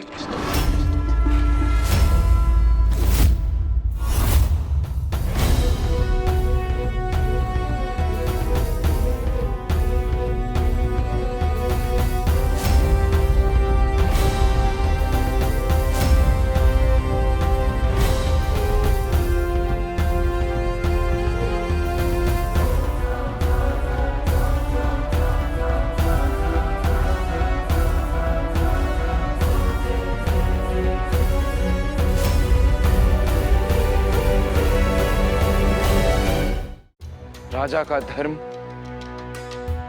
मात्र अपनी प्रजा और अपने साथियों के सामने आदर्श रखना ही नहीं, उन आदर्शों पर टिके रहना भी होता है। यदि कल को किसी राजनीतिक संकट के कारण हम अपने पेशवा बालाजी विश्वनाथ भट्ट पर अपना विश्वास खो देंगे, तो भला हमारे सरदार हम पर विश्वास क्यों करेंगे? हम क्षमा चाहते हैं बापा जी, पर हमारे पेशवा बालाजी विश्वनाथ भट्ट ही रहेंगे।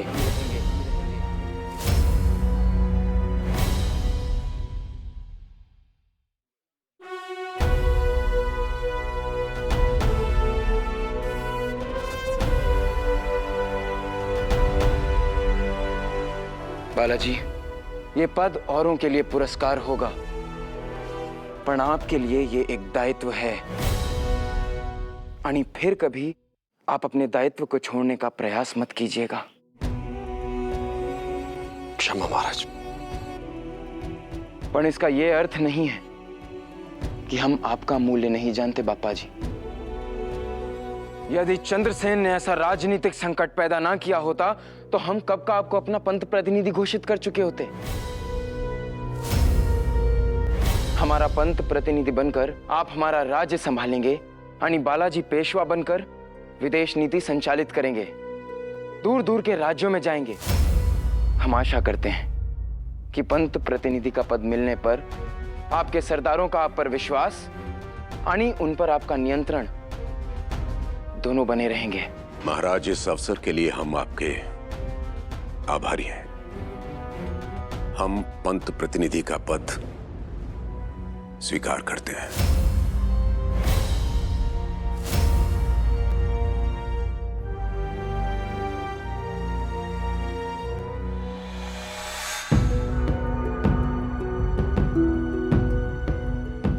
बालाजी, हमें अपनी सुरक्षा के लिए एक योजना की आवश्यकता है।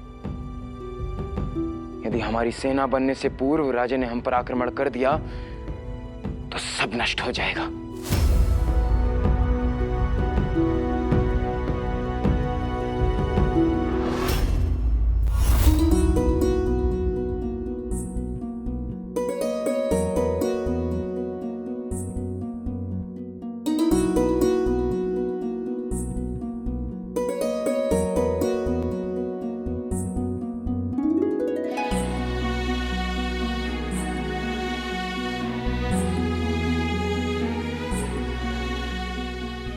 खूब छान भी हो।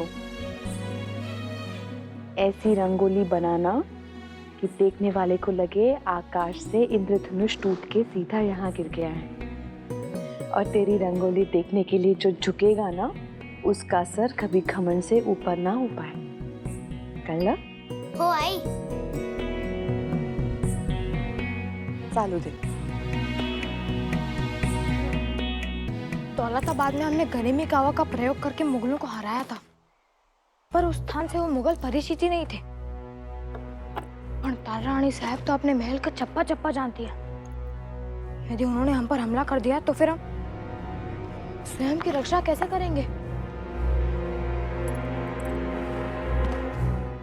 दुष्ट चंद्रसेन वो सेना को लेकर चला भी गया और हम उसे धनाजी की हत्या का दंड देना तो दूर से रोक तक नहीं पाए। बाजी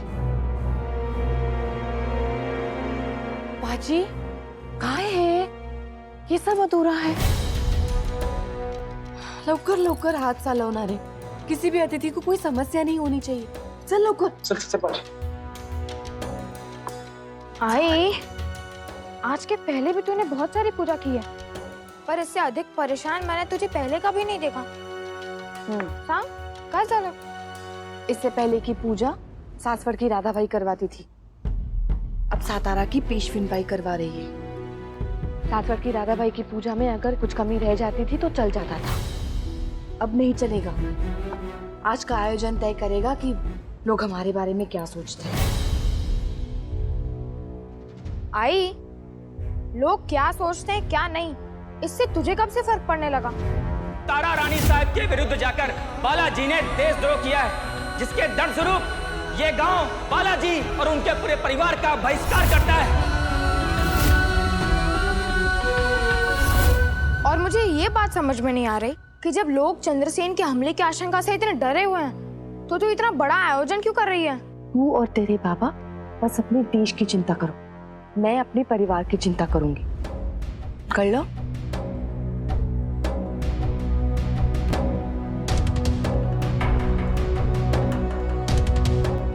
मल्हार हेगे हो, चला चला।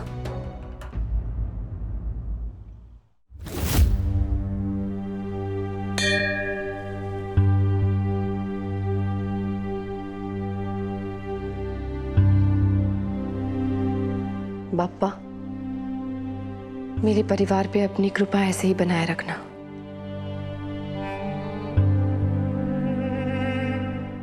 तुम दोनों के बाबा के पेशवा बनने के बाद मात्र उन पर ही नहीं, हम सब पर, हमारे परिवार पर भी एक दायित्व आया है।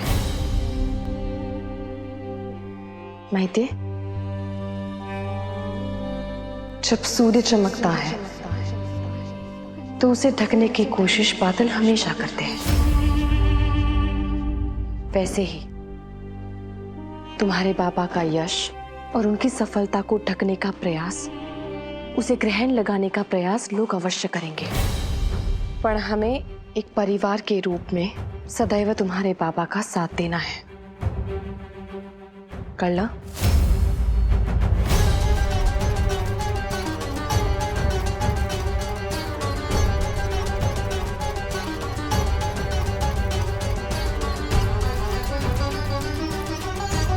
तुम दोनों शपथ लो, हमारे परिवार का यश, सम्मान और वैभव बनाए रखने के लिए जो मैं करने को कहूंगी तुम वही करोगे।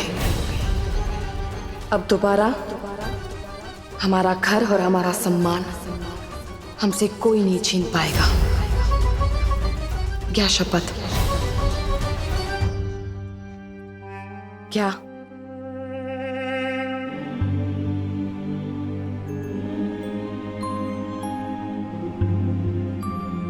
मैं श्रीमान चिमनाजी साहेब ये शपथ लेता हूँ,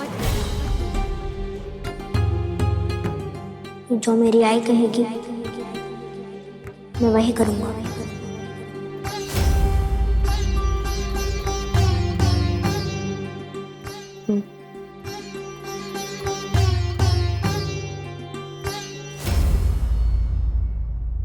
मैं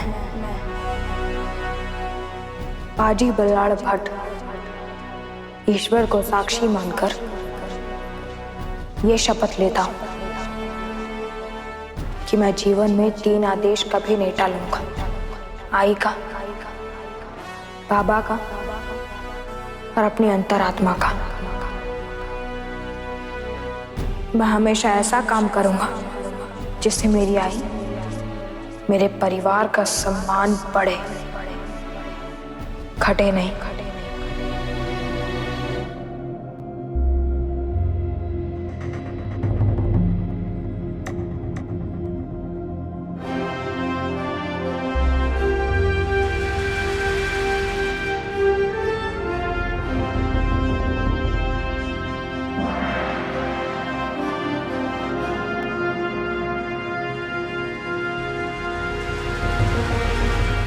बस अपने 2 बेटों को गले लगाओगी काकू,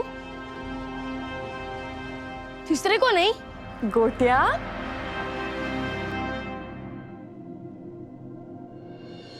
अरे हो काकू, आपकी बहू नम्रता। सौभाग्यवती भव। महादेव तुम दोनों को हमेशा सुखी रखे। कोटिया, तुझे शादी करने की इतनी जल्दबाजी थी कि मेरे सासवड़ आने की प्रतीक्षा भी नहीं कर सका।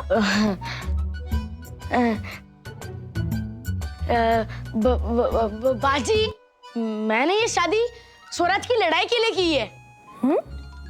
अच्छा, वो क्या हुआ ना काकू, मुझे बाजी को स्वराज की लड़ाई में साथ देने की इतनी जल्दी थी कि मैं गांव में रुक ही नहीं सकता था और ना ही नम्रता को गांव में छोड़ सकता था। तो मैंने सोचा विवाह कर ही नम्रता को सातारा ले आ जाता हूँ। ताकि दोस्त और प्रेम में से किसी एक को चुनना ना पड़े। काकू, अब मैं आ गया हूँ। अब बाजी के साथ स्वराज के लिए काम करूंगा। बरा।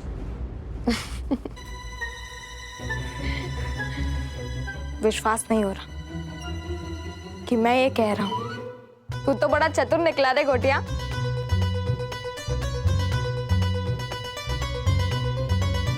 अब ऐसा लग रहा है जैसे परिवार पूरा हो गया। ये ग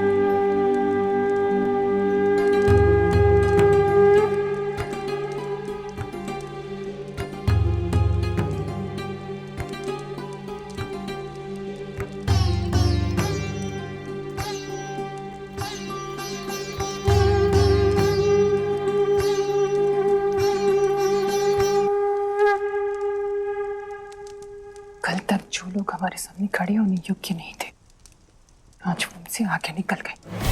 वाह!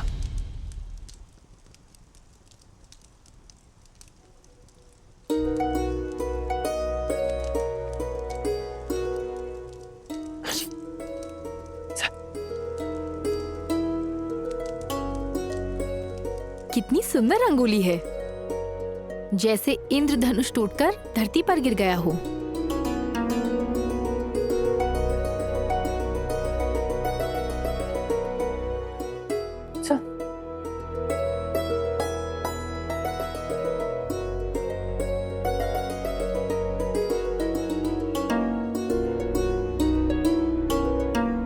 अति उत्तम भोजन, आत्मा तृप्त हो गई।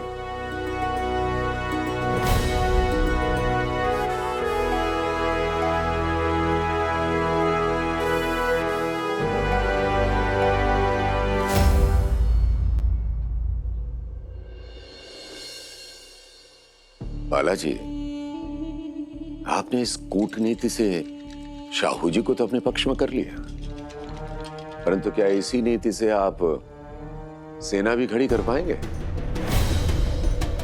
उचित कहा आपने बापा जी। और यदि राजकोष को खाली करके सेना ले भी आए तो बिना धन के उसे कैसे रोक सकेंगे?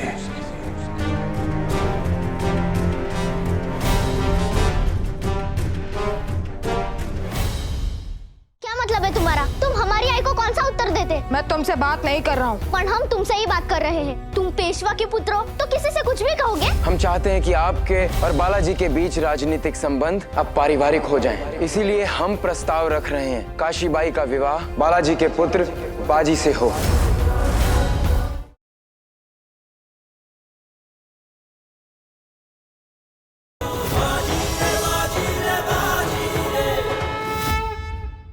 बालाजी, आपने इस कूटनीति से शाहू जी को तो अपने पक्ष में कर लिया, परंतु क्या इसी नीति से आप सेना भी खड़ी कर पाएंगे? उचित कहा आपने बापा जी। और यदि राजकोष को खाली करके सेना ले भी आए तो बिना धन के उसे कैसे रोक सकेंगे?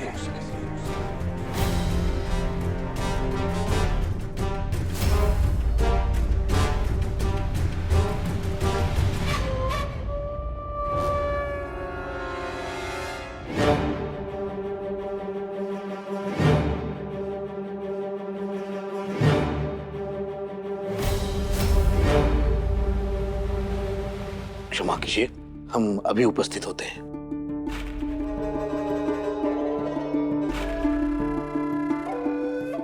हद हो गई, बीच मंत्रणा के बुला लिया।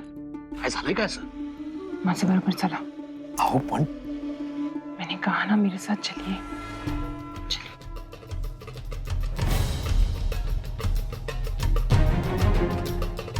जो सेना मात्र धन के लिए युद्ध करे। हमें वो सेना नहीं चाहिए।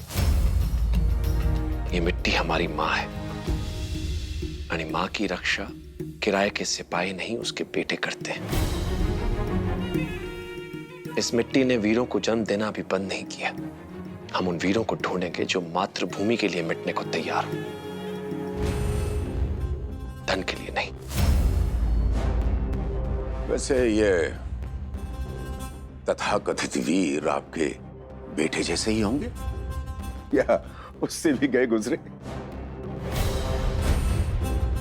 एक बात बताइए बालाजी, राज्य और तारा रानी साहिब की सेना को आप इन बालकों की सेना के साथ पराजित कर पाएंगे?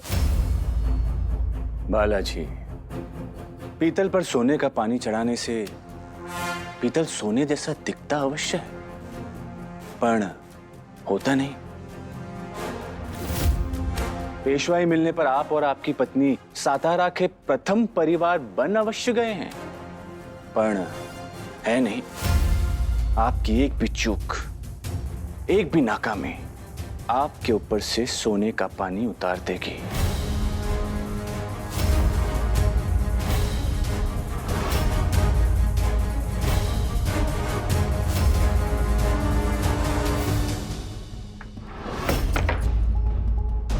ऐसे ही धन लुटाते रहे, दान करते रहे, तो दान देने की नहीं दान लेने की स्थिति आ जाएगी हम पर। ऐसा कुछ नहीं होगा। आपको नहीं लगता कि इस बार अपने घाटे का सौदा किया है? इस समय यहाँ आक्रमण हो जाता है तो बिना सेना की हमारी रक्षा कैसे होगी? अरे यार, जब तक शाहू जी महाराज के पास धनाजी जैसे अनुभवी राजनीतिज्ञ थे तब तक ठीक था, लेकिन अब वो नहीं रहे। अरे बालाजी, वो तो उनकी परछाई मात्र भी नहीं है। आहो, हमारे रानी साहब के साथ बहुत पुराने और अच्छे व्यक्तिगत संबंध रह चुके हैं, और उन संबंधों का प्रयोग कर हम अपने बच्चों का भविष्य सुरक्षित कर सकते हैं। पर यदि आपने निर्णय लेने में समय लगाया तो जिस प्रकार आपके हाथों से धन जा रहा है उसी प्रकार ये अवसर भी चला जाएगा।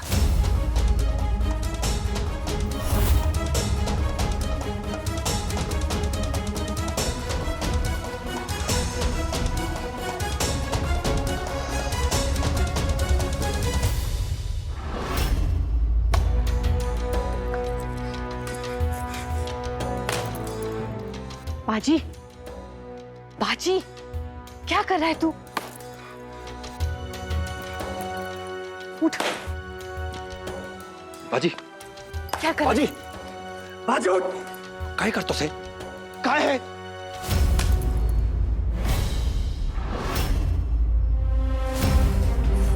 गुस्से में आकर मैंने ये नारियल तोड़ दिए, पर मैं तो बालक हूँ, अनुभवी हूँ। पर आप सब तो मुझसे बड़े हैं ना, सयाने हैं, बुद्धिमान है, अनुभवी हैं। पर क्या आप में से कोई ऐसा है जो ये नारियल को वापस जोड़कर पहले जैसा बना दे? संकट के समय किसी का मनोबल, किसी का उत्साह तोड़ देना इस नारियल तोड़ देने जितना ही सरल है। बाजी चुप हो जा। ताना मारने के लिए मन में साहस नहीं, बस मुंह में जुबान और मन में घृणा चाहिए। पर संकट में किसी का साथ देने के लिए, संकट को पराजित करने के लिए मन में साहस, दृढ़ता और बुद्धि तीनों चाहिए।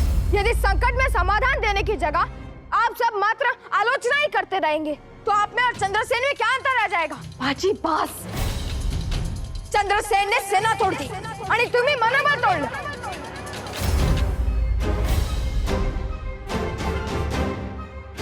ये पूजा यहाँ के समाज में अपना स्थान बनाने के लिए रखी थी, पर अब इस पूजा का कोई अर्थ नहीं रह गया। मेरे बाबा के नेतृत्व में 40 सामान्य मराठों ने 4000 मुगल सैनिकों को पराजित किया था। बस बाजी बस। सबने कहा था कि असंभव है, पर वो योद्धा ही क्या जो असंभव को संभव ना करे। युद्ध सेना से, नीति से जीते जाते हैं, बालहट से नहीं। जो हठी नहीं वो मराठी नहीं। बस। जब बड़े बात कर रहे हो तो बालकों को बीच में नहीं बोलना चाहिए। समझाइए इसे बालाजी। ये बालक आयु में अवश्य कम है, पर साहस में, वीरता में और बुद्धि में किसी से कम नहीं।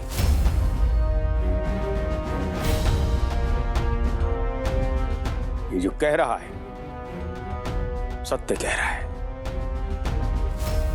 और आप तो सदैव कहते हैं कि धर्म की जीत हो, अधर्म का नाश हो। पर आप ये भूल जाते हैं कि पांडव मात्र 5 थे जो 100 कौरवों पर भारी पड़े थे। कौरवों के पास सेना थी, शस्त्र थे। पांडवों के पास एकमात्र सत्य था, जो साहू जी महाराज के पास भी है। और सत्य कभी नहीं हारता।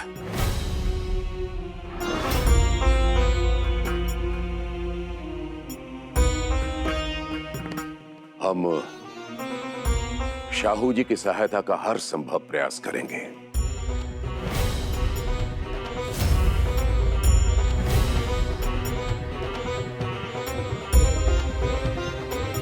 मनुष्य का हठ जब पक्का हो तो स्वयं भगवान भी उसके सामने झुक जाते हैं।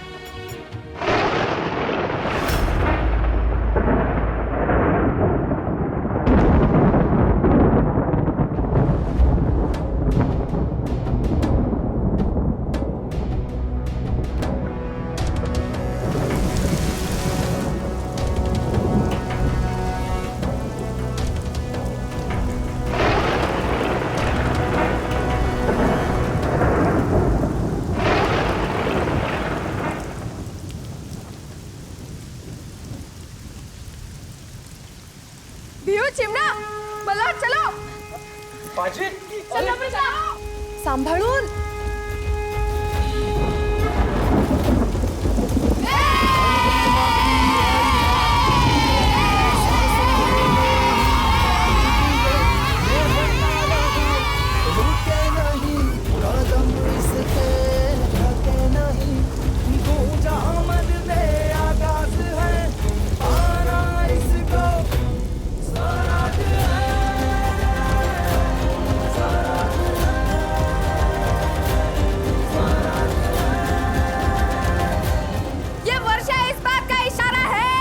भगवान हमारे साथ हैं। आषाढ़ 15 दिन पहले आ गया है।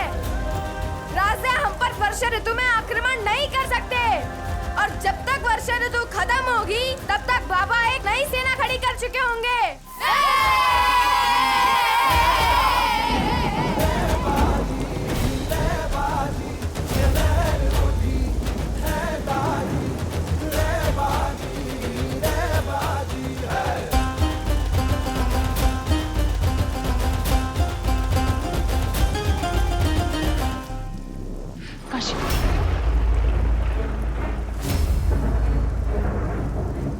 उच्च कुल की सभ्य सुशील कन्या ऐसा व्यवहार नहीं करती। चल।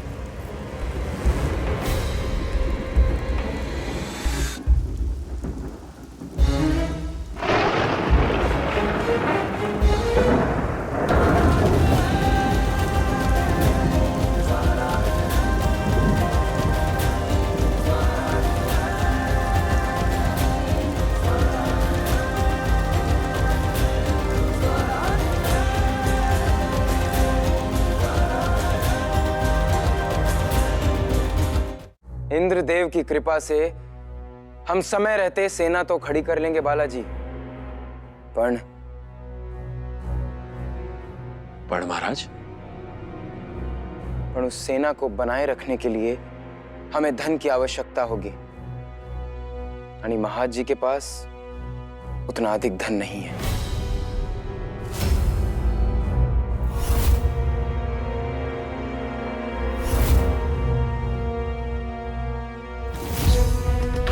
हमें वचन दीजिए कि आप शाहू जी महाराज को एक कौड़ी भी नहीं देंगे।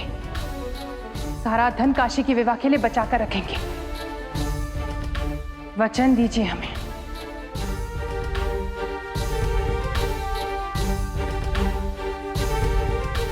हाँ, हम वचन देते हैं।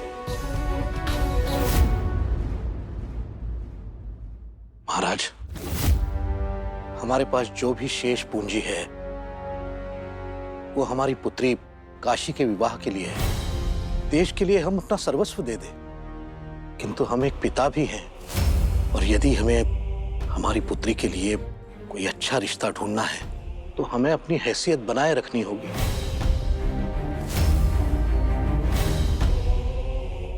काशी, आज से तू नंदिनी के साथ घर पे रुकेगी, कर ला? तो वैसे ही तुम्हारे बाबा के कारण हमें इस घर के असभ्य, छोटे और गंवार लोगों के साथ समय बिताना पड़ रहा है, पर तुझ पर इसका प्रभाव पड़ने नहीं देंगे। अणी तू इनको बारिश में भीगता देख तेरा मन मचल पड़ा, कल ये मेंढक की तरह टटर करेंगे तो तूफान करना का हो? शिवबाई, काशी बच्ची है, जाऊ द्या ना। आप पेशविन भाई अवश्य हैं, पर हमारे पारिवारिक मामले में बोलने का अधिकार आपको नहीं है। आपने स्वयं अपने बच्चों को क्या संस्कार दिए? मेरी आई के दिए हुए संस्कार ने मुझे अब तक रोक कर रखा था, वरना ये उत्तर आपको बहुत पहले मिल गया होता। क्या मतलब है तुम्हारा? तुम हमारी आई को कौन सा उत्तर देते? मैं तुमसे बात नहीं कर रहा हूँ। पर हम तुमसे ही बात कर रहे हैं।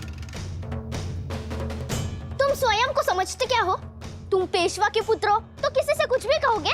मेरे बाबा के पेशवा बनने के बाद मात्र बाहर वालों के व्यवहार में बदलाव आया है, पर हमारे नहीं, क्योंकि हम रिश्ता दिल देखकर जोड़ते हैं, वही खाता देखकर नहीं। राव दे काशी, कीचड़ में पत्थर फेंकेंगे तो वस्त्र हमारे ही गंदे होंगे। चल। सही कहा आई, हम ऐसे वैसों के मुंह नहीं लगते। चल। रुको, शायद तुम्हारा कुछ गिर गया है।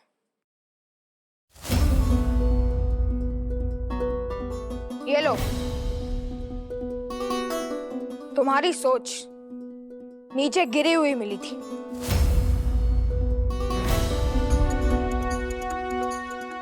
हाँ, हम अपनी मिट्टी, अपनी संस्कृति से जुड़े हुए लोग हैं। हमारी मिट्टी और संस्कृति लोगों को बड़ा बनाती है, छोटा नहीं। समय बदल रहा है, आप भी अपनी सोच बदल लीजिए। चल आई। पाजी, पाजी, आज के बाद हम इस घर में पांव तक नहीं रखेंगे। चल।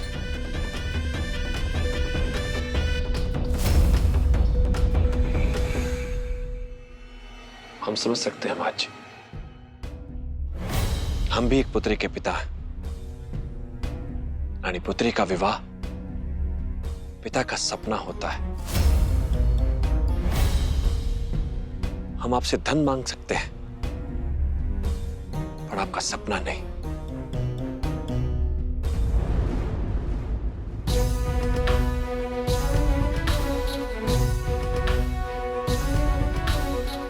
महाजी, यदि ऐसा हो कि आप अपने धन का प्रयोग हमारी सेना के लिए करें, यानी आपकी पुत्री के लिए योग्य वर हम ढूंढें,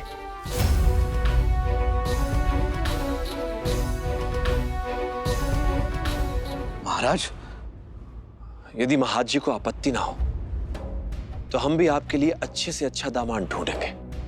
यदि हमारी पुत्री के लिए योग्य वर ढूंढने का दायित्व स्वयं महाराज ले रहे हैं, तो हमें भला क्या आपत्ति हो सकती है? तो आप चिंता मत कीजिए, हमने आपकी पुत्री के लिए योग्य वर ढूंढ लिया है।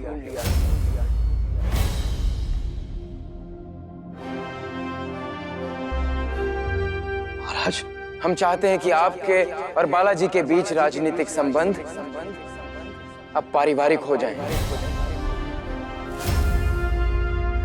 इसीलिए हम प्रस्ताव रख रहे हैं कि आपकी पुत्री काशीबाई का विवाह बालाजी के पुत्र बाजीराव से हो।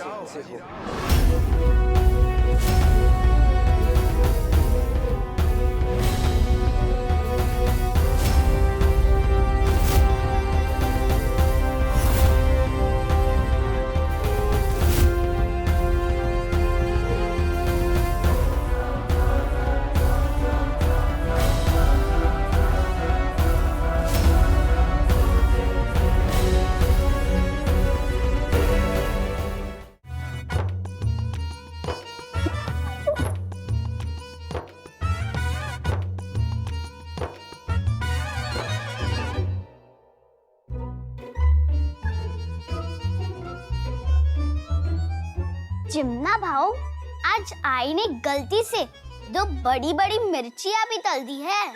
पता नहीं किस बेचारे के मुंह में वो मिर्ची वाली भजी आएंगी। अरे गोठ्या, तू घाबरू नकोस, मी आहे ना। दे इकडे दे, मी खाऊन बघतो। हाँ।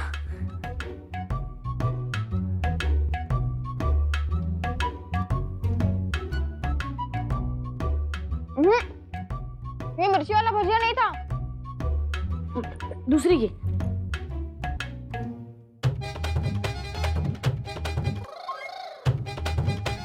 ये भी नहीं था।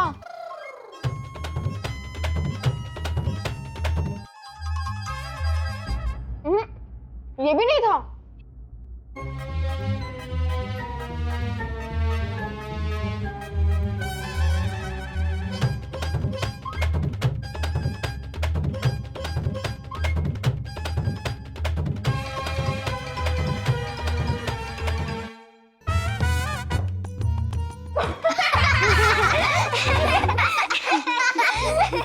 बाजी, तू मुझे मूर्ख बना रहा है क्या?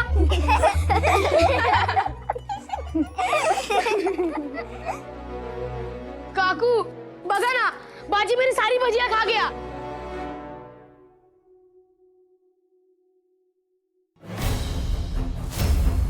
आई खाने देना। जब तक तू जाकर शिवबाई से क्षमा नहीं मांगता, तुझे खाना नहीं मिलेगा।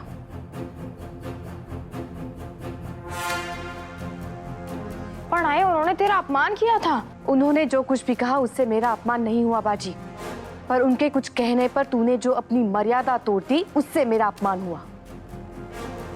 अपनी संतान के आचरण से आई का सम्मान या अपमान तय होता है बाजी। आई तो भाव के ही पीछे क्यों लगी रहती है? झगड़ा तो उस काशी ने शुरू किया था। चुप कर भाव की चमची, तुझे क्या पता झगड़ा किसने शुरू किया था?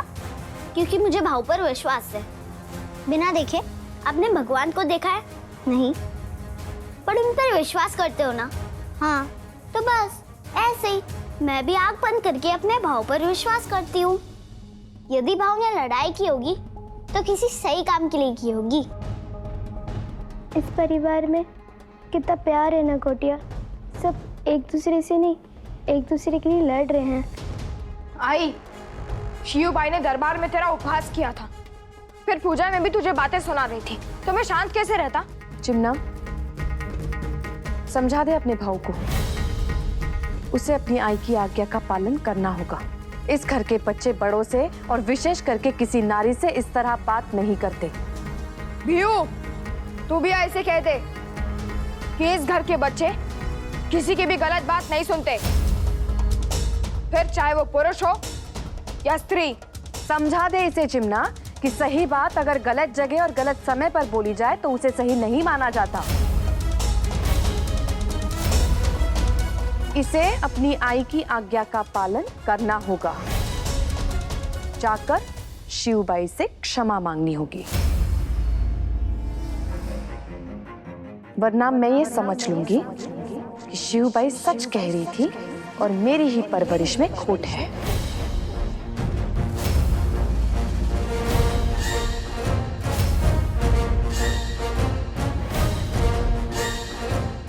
ठीक है आई,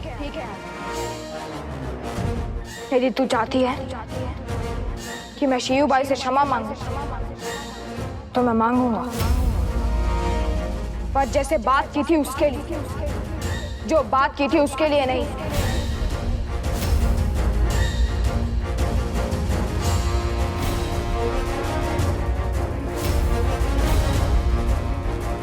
अब इस बरसात में मैं अकेला जाऊंगा क्या? नम्रता, जाओ। ये तो नम्रता, ये तो।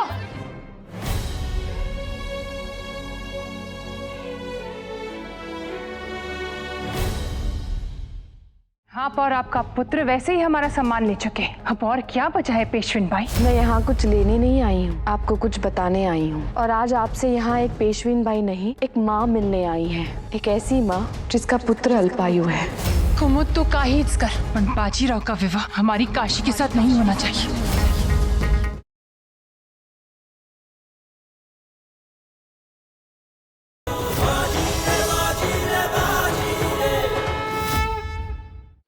आई ने भी हमें कितने खराब मौसम में क्षमा मांगने के लिए भेजा है। हो रे बाजी, काकू से बहुत बड़ी भूल हो गई। हमें क्षमा मांगने के लिए तब भेजना चाहिए था जब सुहानी हवा चल रही हो, बगिया में फूल खिल रहे हो, कोयल कू कू करके गाना गा रही हो। वाह वाह। वैसे सासवड़ के आने के बाद से आई कुछ बदली बदली सी है। आई ने ही तो मुझे सिखाया था कि जो सही है वो किसी के आगे झुकता नहीं, और अब स्वयं मुझे क्षमा मांगने के लिए भेज रही है। सासवड़ की बातें तू सासवड़ भी छोड़ देना बाजी। अनेक लक्षात टेव, कभी कभी स्थिति ऐसे आती है कि हमें ना चाहते हुए भी झुकना पड़ता है। ऐसी स्थिति के चलते मेरा विवाह नम्रता से हुआ था। कोटिया, तेरी हर बात घूम फिर के नम्रता पर कैसे आ जाती है? इसी को तो प्रेम कहते रे बाजी। क्या तू नहीं समझेगा? अगर इसे तुझे समझना है तो तुझे विवाह करना पड़ेगा। सालेल।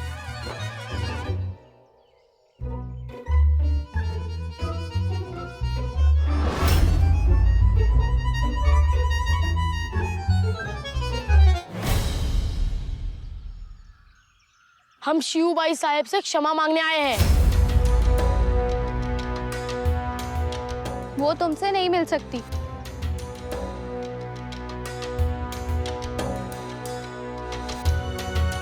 मेरी आई ने मुझे आदेश दिया है कि मैं तुम्हारी आई से क्षमा मांगू, और मैं अपनी आई का आदेश नहीं टाल सकता। और हम अपनी आई की बात नहीं टाल सकते। उन्होंने कहा कि नहीं तुम हमारे परिवार से बात करोगे, नहीं हम तुम्हारे परिवार से। इसलिए अपने इस लंगूर मित्र को लो और यहाँ से चले जाओ। गोटिया लंगूर नहीं है। जानते हैं, हम तुमसे नहीं इससे बात कर रहे थे। बाजी, कन्या चतुर है। कितनी चतुराई से तुझे लंगूर बोल दिया रे। जिस पर बाजी का अधिकार नहीं वो उसे मांगता नहीं, और जिस पर बाजी का अधिकार है वो उसे छोड़ता नहीं। तुम्हारी आई से क्षमा मांगना मेरा अधिकार है। यहाँ तुम्हें अधिकार नहीं धिक्कार मिलेगा। ये हमारा इलाका है, यहाँ हमारी आज्ञा के बिना तुम एक कदम भी आगे नहीं बढ़ा सकते। लो, बढ़ा लिया। अब बताओ क्या करोगे? ये तुम्हारा इलाका था। बाजीराव जहाँ पाँव रखता है वो इलाका उसका हो जाता है। अब मुझे यहाँ आने से ना तुम रोक सकती हो ना तुम्हारी आई।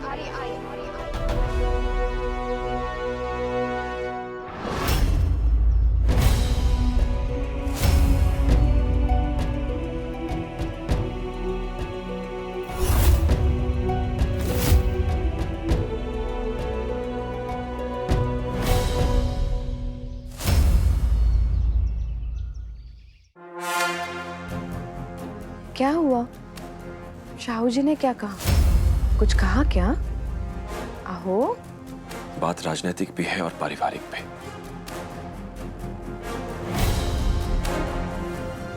शाहू जी ने एक ऐसा आदेश दिया है जिससे हमारा बाजी के ऐसे बंधन में बन जाएगा जिससे वो 7 जन्मों तक नहीं तोड़ पाएगा। मंजे, मैं कुछ समझी नहीं। शाहू जी ने बाजी का रिश्ता महाजी की पुत्री काशी से तय कर दिया है। काय? आसमान का चांद तोड़कर जमीन पर फेंका नहीं जाता। अपने से ऊंचे कुल का नहीं तो अपनी बराबरी का तो वंश ढूंढते। आपने ढूंढा भी तो क्या? बालाजी और उसका परिवार। नवंशोत्तम नवर। आपने देखा है नवाजी को? वो एक उद्दंड और उपद्रवी बालक है। आज उसने हमारे साथ। बस, बालाजी आराध्या से पेशवेत, और बाजी भी वीर और देशभक्त लड़का है। उसके तरीके और तेवर औरों से अलग है, माना। लेकिन हमें भी अपनी पुत्री के लिए झुंड में चलने वाली भेड़ नहीं, अकेला चलने वाला सिंह चाहिए। हम हाँ कह चुके हैं, क्योंकि ना कहने का हमारे पास कोई कारण नहीं था। मैंने तुम्हारी आई के बारे में एक शब्द क्या कह दिया तो तुमने मुझ पर हाथ तक उठा दिया। यदि तुम अपनी आई के बारे में कुछ बुरा नहीं सुन सकती तो मैं कैसे सुन सकता हूँ?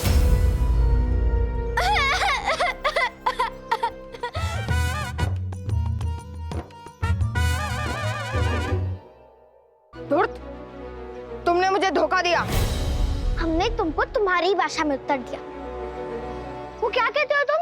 राजनीति, कूटनीति। तो ये भी राजनीति कूटनीति है। यदि मेरी आई ने मुझे आदेश ना दिया होता तो भी मैं तुम्हारा चेहरा कभी नहीं देखता। अब हटो और मुझे तुम्हारी आई से क्षमा मांगने दो ताकि ये बात हमेशा के लिए खत्म हो जाए। लड़ाई शुरू तुमने की थी पर खत्म हम करेंगे। तुम्हें हमारी आई के सामने जाने की आवश्यकता नहीं है। उनकी तरफ से हम तुम्हें क्षमा करते हैं, परंतु एक शर्त है कि तुम अपने जीवन में दोबारा अपनी शक्ल हमें नहीं दिखाओगे। बाजी को शर्त स्वीकार है। बाजी की तरफ से मैंने वचन दे दिया और बाजी अपने मित्र का वचन नहीं तोड़ता। यदि इसने ये शर्त ना रखी होती तो भी मैं दोबारा इसका चेहरा कभी नहीं देखता। यदि कभी हम भूल से टकरा गए तो तुम बिना कुछ बोले अपना मार्ग बदल लोगी। प्रसन्नता से। और हाँ, एक बात याद रखना, लड़ाई चाहे कोई भी क्यों ना समाप्त करे, पर बाजीराव की हर लड़ाई बाजीराव के जीत के साथ ही समाप्त होती है।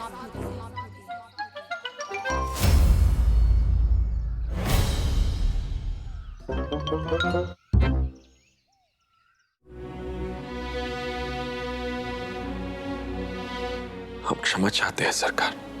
हमें इतना बड़ा निर्णय आपसे और बाजी से बिना विचार विमर्श किए लेना पड़ा। उन्होंने देश और स्वराज के लिए हमसे हमारा पुत्र मांगा, हमने दे दिया। आपने हाँ कर दी, पर जब शिवबाई और महाजी को ये पता चलेगा कि हमारा पुत्र अल्पायु है तो क्या वो इस रिश्ते के लिए तैयार होंगे? हमें उन्हें सत्य बताना होगा।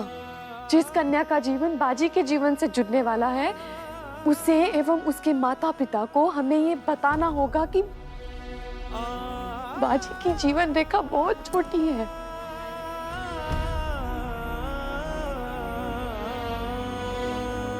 हमें उनसे मिलना होगा।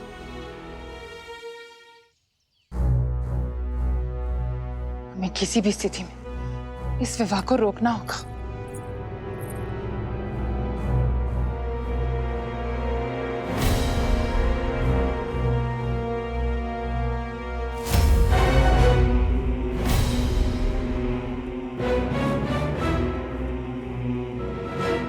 पेशवीनबाई आणि आमच्या घरी आप और आपका पुत्र वैसे ही हमारा सम्मान ले चुके हैं।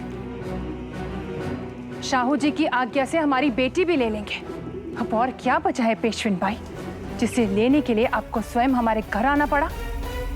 मैं यहाँ कुछ लेने नहीं आई हूँ, आपको कुछ बताने आई हूँ।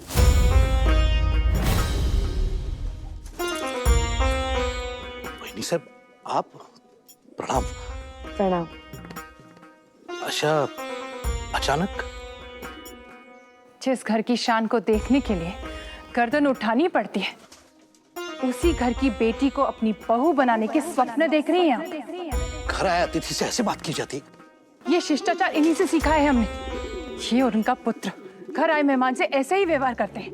आणि मी पण तेच केलं। मैं जानती हूँ शिवबाई साहब, आप मुझे अपमानित कर रही हैं ताकि मैं गुस्से में आकर ये रिश्ता तोड़ दूं। पण मला क्षमा करा। राजाज्ञा का पालन करना मात्र पेशवा का ही नहीं, पेशवीनबाई का भी धर्म होता है। भले ही मुझे और मेरे परिवार को शिष्टाचार निभाना ना आता हो, पर धर्म निभाना आता है। और आज आपसे यहाँ एक पेशवीनबाई नहीं, एक माँ मिलने आई है। एक ऐसी माँ जिसका पुत्र अल्पायु है।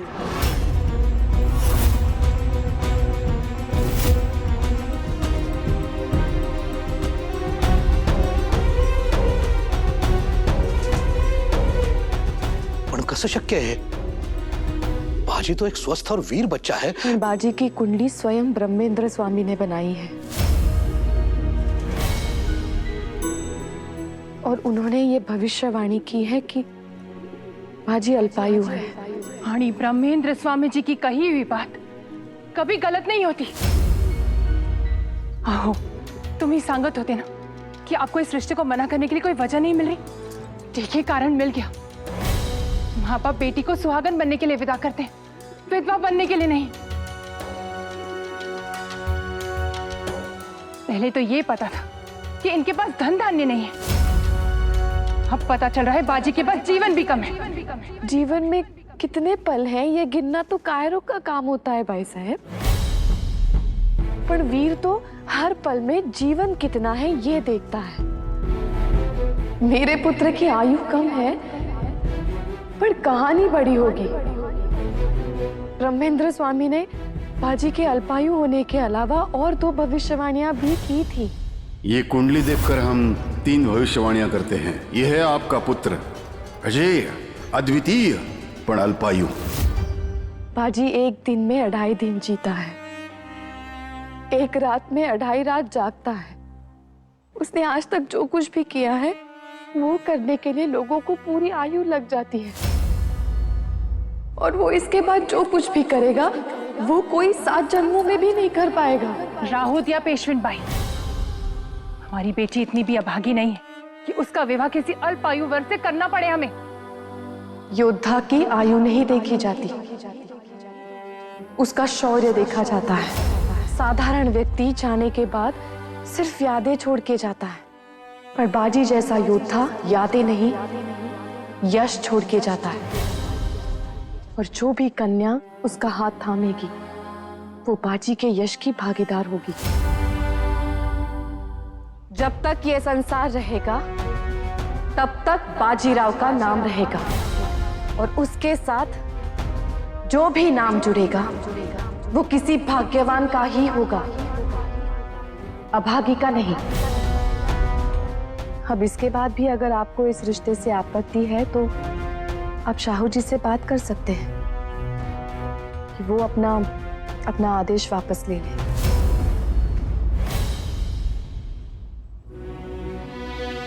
ये थे।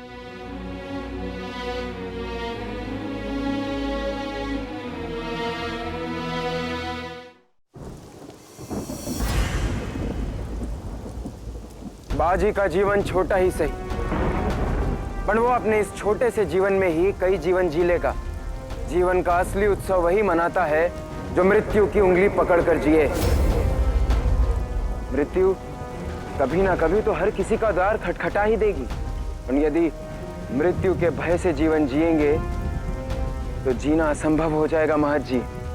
महाराज, हम जानते हैं ये विवाह आपकी राजनीति के लिए बहुत आवश्यक है, पर एक आई का हृदय राजनीति नहीं समझता।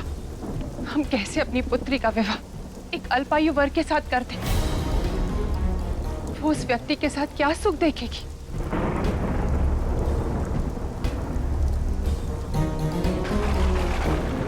शिवबाई साहेब, हमारे पिता के जीवन का अंत भी युवा अवस्था में ही हो गया था, पर इसका यह अर्थ तो नहीं कि उन्होंने अपना जीवन ही नहीं जिया। यदि हर माँ आप जैसे सोचने लगे तो बाजी ही क्या, किसी भी सैनिक का विवाह नहीं हो पाएगा। आपके तर्क से तो हमारा विवाह भी नहीं होना चाहिए था। हम शत्रु की कैद में थे, मृत्यु की तलवार हर पल हमारे सर पर मंडराती रही, पर फिर भी अंबिकाबाई यानी सावित्रीबाई के माता पिता ने उनसे हमारा विवाह करवाया, क्योंकि उन्होंने भय को नहीं आशा को चुना।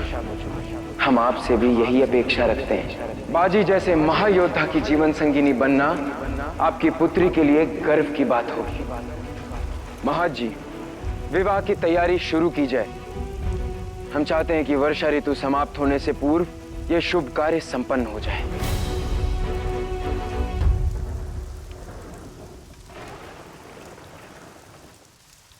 आदरणीय पेशवीन बाई साहेब, प्रणाम। बाजी के अल्पायु होने की भविष्यवाणी सुनकर हमारा हृदय विचलित अवश्य हुआ था, परंतु शाहू जी से मिलने के बाद हमारे विचार बदल गए हैं। और सत्य तो यही है कि मात्र बाजी का ही नहीं बल्कि संसार का प्रत्येक जीवन सदा मृत्यु की छाया में ही पलता है। पर आने वाली मृत्यु के भय से जीवन जीना नहीं छोड़ा जाता। हमें विश्वास है कि हमारी पुत्री बाजी के साथ जितने भी दिन रहेगी, सुख से रहेगी, सम्मान से रहेगी। हम इस रिश्ते के लिए तैयार हैं और आपसे निवेदन करते हैं कि साखरपुड़ा की रस्म जल्दी से जल्दी की जाए। महाजी, विश्वास नहीं हो रहा, हमारा बाजी इतना बड़ा हो गया कि उसका विवाह होने जा रहा है। विश्वास तो आपको भी देखकर नहीं होता कि आप सास बनने जा रही हैं।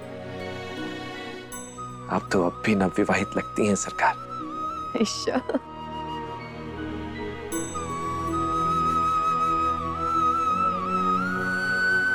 मैं नम्रता से मिलकर रहता हूँ। मेरा मतलब है चिमनी और व्यू से भी।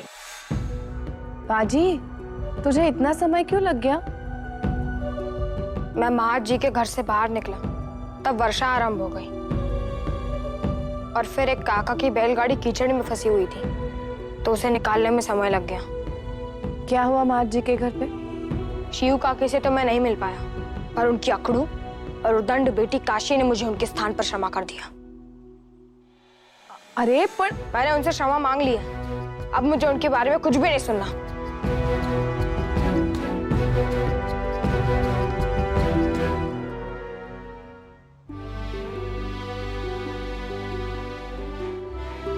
बाबा, मैं और मल्हारी भी आपके साथ चलेंगे। वर्षा ऋतु में इतनी लंबी यात्रा अकेले नहीं करनी चाहिए। नहीं बाजी, तुम्हें यहां रहकर अपनी आई का ध्यान रखना है। हम बीच में लौटेंगे, पर संभावना है कि जब हमारे घर में नया मेहमान आए तब हम यहां ना हो। इसलिए हम चाहते हैं बाजी, हमारी अनुपस्थिति में तुम घर की जिम्मेदारी संभालो। एक बार वर्षा ऋतु समाप्त हो जाए, तुम हमारे साथ चल सकते हो।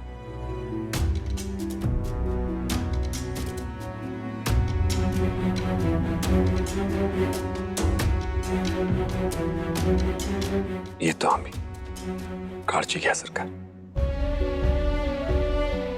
तुम्हें पण।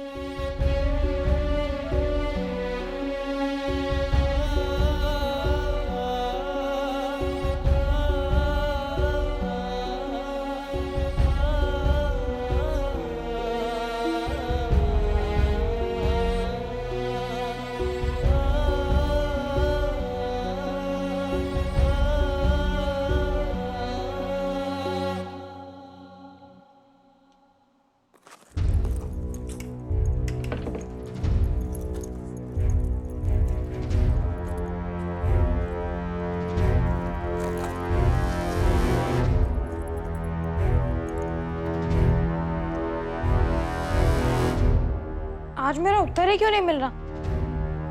बात क्या है? आई नको आई, तुझे एक लड्डू तो खाना ही होगा। तेरे लिए ना सही, पर शिशु के लिए। चिमना, नको मला। अरे छोड़। भीऊ, मेरा उत्तर ही ले आना। थाम भीऊ। बाजी, आज से मैं और भीऊ तेरा कोई काम नहीं करेंगे। आई, मैं समझ गया कि तू मुझे सबक सिखाना चाहती है, पर मैं सबक सीख गया। आगे से मैं चाहे कितना भी व्यस्त क्यों ना रहूं, अपनी चीजों को सही जगह पर रख दूंगा ताकि मुझे वो सही समय पर मिल सके। पर आई, अभी मेरे पास उस गलती को सुधारने का समय नहीं है, मुझे देर हो रही है। जानती हूँ बाजी, इसीलिए तो सोचती हूँ तुझे कोई चाहिए जो तेरी सहायता करे, तेरे साथ रहे। तुझे एक साथी चाहिए। मल्हारी आए ना? मल्हारी तो है ही, पर एक ऐसा साथी जिसके साथ तू अपने सुख दुख बांट सके।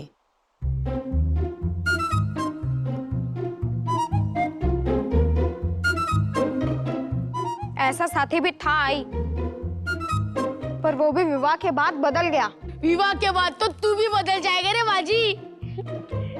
नम्रता, विवाह के बाद वो बदलता है जो विवाह करता है, पर मैं तो विवाह करूंगा ही नहीं। विवाह तो तुझे करना ही पड़ेगा, और वो भी बहुत जल्दी।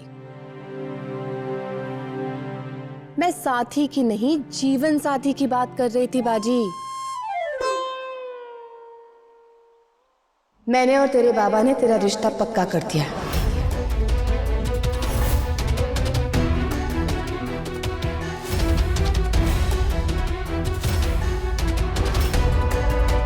महाजी की पुत्री काशी के साथ।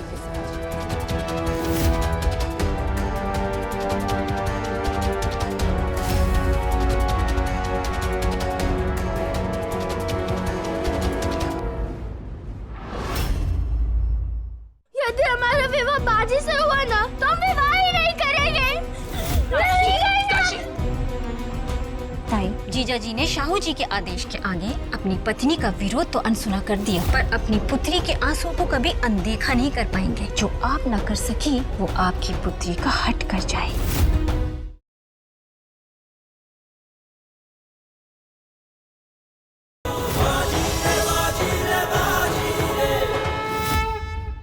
मैं साथी की नहीं, जीवन साथी की बात कर रही थी बाजी। मैंने और तेरे बाबा ने तेरा रिश्ता पक्का कर दिया। महाजी की पुत्री काशी के साथ।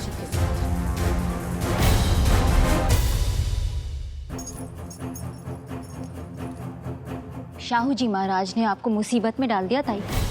रिश्ता नहीं, गले में फंसी मक्खी है मक्खी। कुमुद, एक बहन ही एक बहन का दर्द समझ सकती है, इसलिए तो तुझे यहाँ बुलाया। हमारी तो कुछ समझ में नहीं आ रहा हम क्या करें।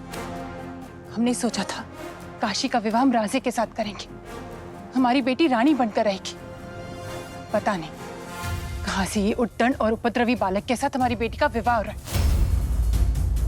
काशी के बाबा हमारी एक बात भी सुनने को तैयार नहीं है। हम बहुत बेबस हो रहे, समझत नहीं मैं काय करूं। ताई, शास्त्रों में लिखा है, कार्येषु दासी, कर्णेषु मंत्री, भोजेषु माता, शयनेषु रंभा, रूपेषु लक्ष्मी, शमयेषु धरित्री, शत धर्म युक्त कुला धर्म पत्नी। अर्थात पत्नी के कई रूप होते हैं। वो दासी की तरह काम करे, मंत्री की तरह सलाह दे, भोजन कराते हुए माँ हो, शयन कक्ष में रंभा हो, सुंदरता के रूप में माँ लक्ष्मी, और धैर्य में धरती जैसी। इतने रूपों वाली पत्नी एक रूप वाले पति के सामने बेबस कैसे हो सकती है ताई? पति पत्नी मिलकर घर संसार चलाते हैं, पत्नी घर चलाती है और पति संसार। तो जाके जीजा जी को कहिए कि वो अपना बाहर संसार चलाते रहें और आपको अपना घर चलाने दे। चलो, एक बार के लिए अल्पायु जैसी बड़ी बात भूल भी जाए, लेकिन ये कैसे भूल सकते हैं कि उनकी हैसियत आपके सामने कुछ नहीं, खाइस नहीं। देवा रे देवा, देवा रे देवा, संपन्नता में पली बड़ी है हमारी काशी, ऐसे घर में कैसे रहेगी ताई? सांग ना। कुमुद, तू काही ही कर, पर बाजीराव का विवाह हमारी काशी के साथ नहीं होना चाहिए, नहीं होना चाहिए।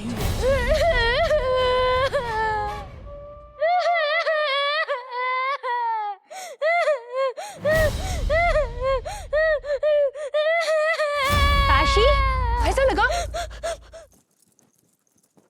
क्या हुआ काशी? हमको विवाह नहीं करना है, हम आपको छोड़कर नहीं जाएंगे, कभी नहीं। सुनाई बोला ऐसा बात, कन्या पराया धन होती है, उसे विवाह करके जाना ही पड़ता है। कोई अपना धन ऐसे किसी लंगूर को देता है क्या? आपको अपनी सुंदर सुशील गुणवंती कन्या के लिए एक ही पराया घर मिला था। हमने सौगंध ली है कि नहीं वो हमारा सुंदर मुख देखेगा, नहीं हम उसका बंदर वाला हम उससे विवाह नहीं कर सकते आई, वो दुष्ट है। काशी, अपने होने वाले पति के बारे में ऐसा नहीं बोलते बेटा। वो हमारा पति नहीं हो सकता है, नहीं हो सकता आई, नहीं। मैं विवाह कभी नहीं करूंगा और इस काशी के साथ तो कभी नहीं।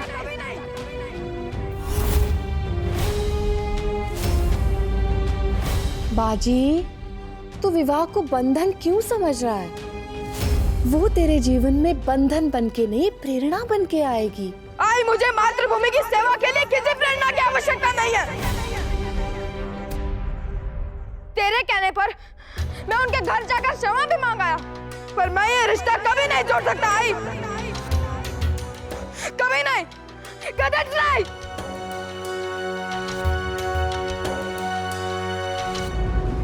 तुम्हारे बाबा ने उन्हें वचन दे दिया है। तो बाबा से कहिए जाके हमने वचन वापस ले आए। काशी, शांत रहो। ला ला ला ला ला, हमें कुछ नहीं सुनना है। यदि हमारा विवाह बाजी से हुआ ना, तो हम विवाह ही नहीं करेंगे। ताई, जीजा जी ने शाहू जी के आदेश के आगे अपनी पत्नी का विरोध तो अनसुना कर दिया, पर अपनी पुत्री के आंसुओं को कभी अनदेखा नहीं कर पाएंगे। संभव है कि जो आप न कर सकी वो आपकी पुत्री का हट कर जाए।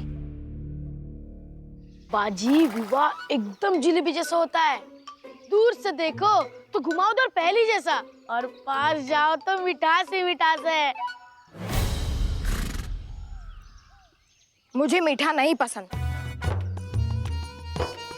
और भाऊ, वो कन्या तो एकदम तीखी मिर्ची है। जो मिर्ची खाता है उसे ही रोना पड़ता है। आप चाहते हो कि मेरे भाऊ सारा जीवन रोते रहे? हाँ? पीयू तो अभी बहुत छोटी है, विवाह संबंध तो दोनों को नहीं समझती, पर मैं भाऊ और मिर्ची दोनों को समझती हूँ। ये सही कह रहे, पर विवाह से पहले हम दोनों के बीच भी लड़ाई हो जाती थी, पर विवाह के बाद सब बदल गया है। वही तो, विवाह के बाद सब कुछ बदल जाता है, पर मैं बदलना नहीं चाहता। मैं स्वराज की तलवार बनना चाहता हूँ, गृहस्थी का चिमटा नहीं। पर ये बात ना आई समझ रही है ना तुम लोग, इसीलिए मुझे किसी से बात ही नहीं करनी।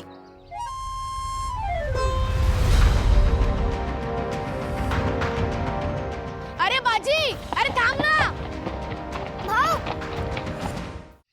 काशी, दरवाजा खोल। काशी, काशी, काशी, दरवाजा खोल।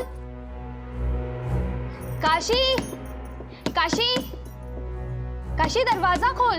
नंदिनी, क्या हुआ, क्या बात है? जब से काशी को पता चला है कि उसका विवाह बाजी से तय हुआ है, उसने खाना पीना सब छोड़कर स्वयं को कमरे में कैद कर लिया है। बिल्कुल अपने आई पर गई है। तुम ऐसा करो, ये खाना यहीं छोड़ जाओ, हम देखते हैं। ठीक है।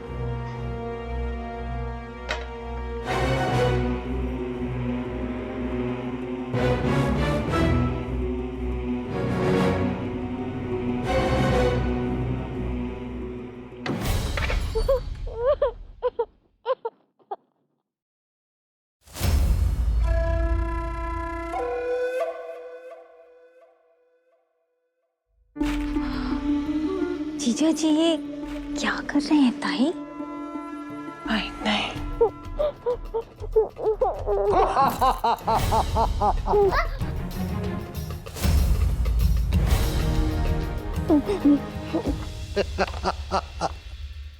डर गई?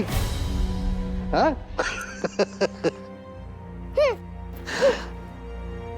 हम बहुत गुस्से में हैं बाबा, और आपको खेल सूझ रहा है। क्षमा कीजिए, क्षमा कीजिए काशीबाई साहेब जी। हम आपको तभी क्षमा करेंगे जब आप बाजी से हमारे विवाह को ना करवाएंगे।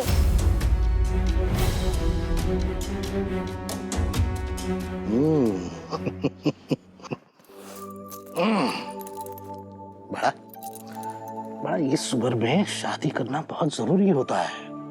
हर लड़की की शादी इसी आयु में होती है।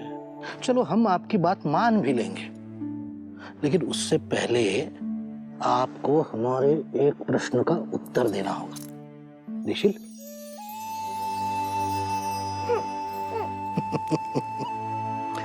अच्छा, मुझे ये बात तो बताओ कि तुम्हें शादी ही नहीं करनी या बाजी से शादी नहीं करनी? बाबा, बाजी उत्पाती वानर है। हम जब भी उसे मिलते हैं ना, उसका और हमारा झगड़ा हो जाता है। हमें वो बिल्कुल पसंद नहीं। किंतु हमें है। हाँ, खरच। जानती हो क्यों? क्योंकि जब भी तुम उससे मिलती हो, उसे देखती हो, तुम उसे मुखौटे के साथ देखती हो। इसलिए तुम्हें वो उत्पाती वानर लगता है और उसे तुम एक शैतान लड़की। किंतु विवाह के बाद तुम्हें इस मुखौटे के पीछे छुपी उसकी अच्छाई दिखाई देगी। जैसे तुमने उसकी वीरता देखी थी जब वो राजे के स्थान पर लड़ा था, है ना? और बेटा जानती हो, उसकी इस वीरता के कारण ही आज सातारा के सिंहासन पर शाहू महाराज जी जैसा योग्य शासक बैठा है। बरोबर ना? पर बाबा, हमें उसका घर भी अच्छा नहीं लगता। वो हमारे घर से एकदम अलग है। आई को भी नहीं पसंद। वो तो हमें वहाँ जाने से भी मना करती है। और आप हमें वहाँ हमेशा के लिए भेजना चाहते हैं।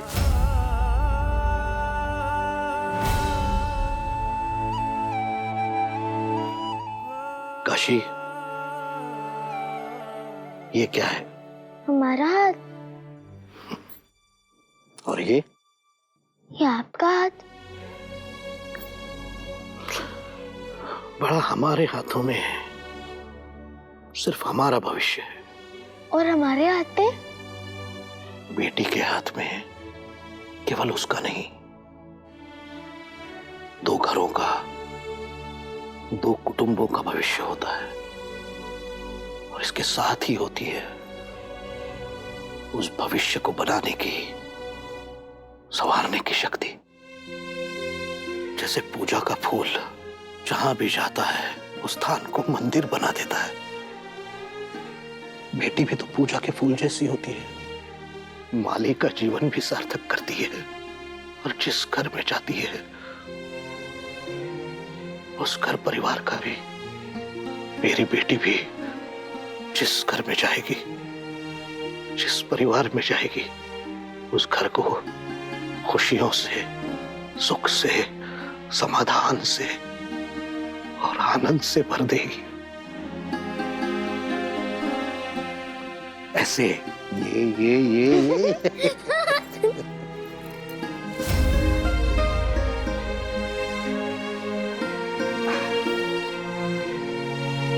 अब और एक चीज, अभी आता हूं।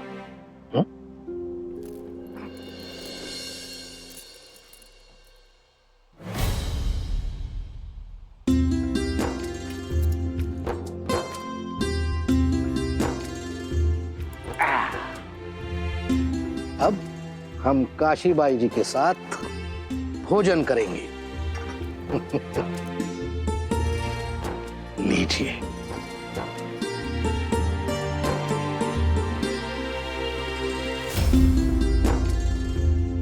काशी, तुम नहीं जानती, इस विवाह के लिए हाँ करके तुमने अपने बाबा की कितनी बड़ी चिंता मिटा दी है।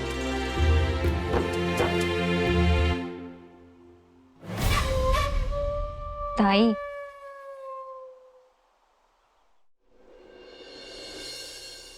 रुको। बनारसी साड़ियां हैं? हे देवा,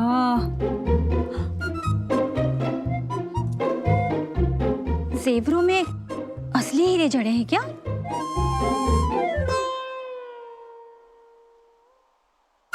है तो यहाँ सामान लेके क्यों खड़े हो? जाओ यहाँ से। ताई, तुलमायत है कुमार, काशी के जन्म से ही हमने ये सब कुछ जोड़ना शुरू कर दिया था। हम कहीं भी जाते ना, उसके लिए कोई साड़ी, कोई जेवर पसंद आता ना, तो बिना दाम पूछे उसके लिए सहेज कर रख लेते। सोचते थे हमारी पुत्री हमारे घर में राजकुमारी बनकर रहती है तो अपने ससुराल में तो महारानी बनकर रहेगी, पर हमारा ये स्वप्न अब टूट जाएगा। काशी का विवाह हमसे नीचे की कुल में हो रहा है और ये सारा धन वो अपने साथ भी नहीं लेके जाएगी। फिर ताई? कुमुद, ये सारा धन शाहू जी महाराज के स्वराज के स्वप्नों को पूरा करने में उपयोग होगा, हमारी पुत्री के लिए नहीं। आई और बाबा अपनी पुत्री के विवाह के लिए कुछ ना कुछ जरूर करते हैं। बाबा धन जोड़ते आणि आई तो उम्मीद जोड़कर रखती है। ये तो काशी के बाबा के लिए सिर्फ सोना है, पर हमारे लिए काशी के सौभाग्य की आहट थी। आणि वो सौभाग्य हमारी बच्ची के द्वार पर कभी नहीं आएगा। ताई शांत। अश्वम नैव गजम नैव व्याघ्रम नैव च अजापुत्रम बलीम दधातु देवो दुर्बला घटकहा। अर्थात किसी भी कर्म कांड में अश्व, हाथी या शेर की बलि नहीं चढ़ाई जाती, बलि बकरे की ही चढ़ती है। और यही संसार की रीत है ताई, जो निर्बल है उसी की बलि चढ़ती है। इसलिए आपको निर्बल नहीं बनना है, अपनी प्रतिकूल स्थिति में आंसू नहीं बहाने हैं, बल्कि इसे अपने अनुकूल बनाना है। आई तो कुछ खा ले और थोड़ा आराम कर ले। इस स्थिति में इतना परेशान होना ना तेरे लिए अच्छा है और ना ही शिशु के लिए। नहीं चिमना, जब तक बाजी वापस नहीं आता ना तो मैं कुछ खाऊंगी ना कुछ पीऊंगी। आई यदि तो ऐसे हट करके मेरा विवाह कराएगी तो क्या मैं खुश रहूंगा? मेरा तो मल्लारी भी अपनी मर्जी से राह चुनता है, तो भला मैं किसी के चुने हुए राह पर कैसे चल सकता हूँ? आई तू तो जानती है ना आई, मैं हवा का झोंका हूँ और मैं बंद नहीं सकता। बाजी, हवा सिर्फ रेगिस्तान में धूल उड़ाती फिरे तो क्या फायदा? उसे खुशबू का साथ चाहिए होता है। खुशबू हवा को बांधती नहीं है, उसके पूरे अस्तित्व को सार्थक कर देती है। बात को समझ। जीवन में किसी का साथ, किसी का प्रेम अगर ना हो तो जीवन जीवन नहीं रहता, भार बन जाता है बाजी।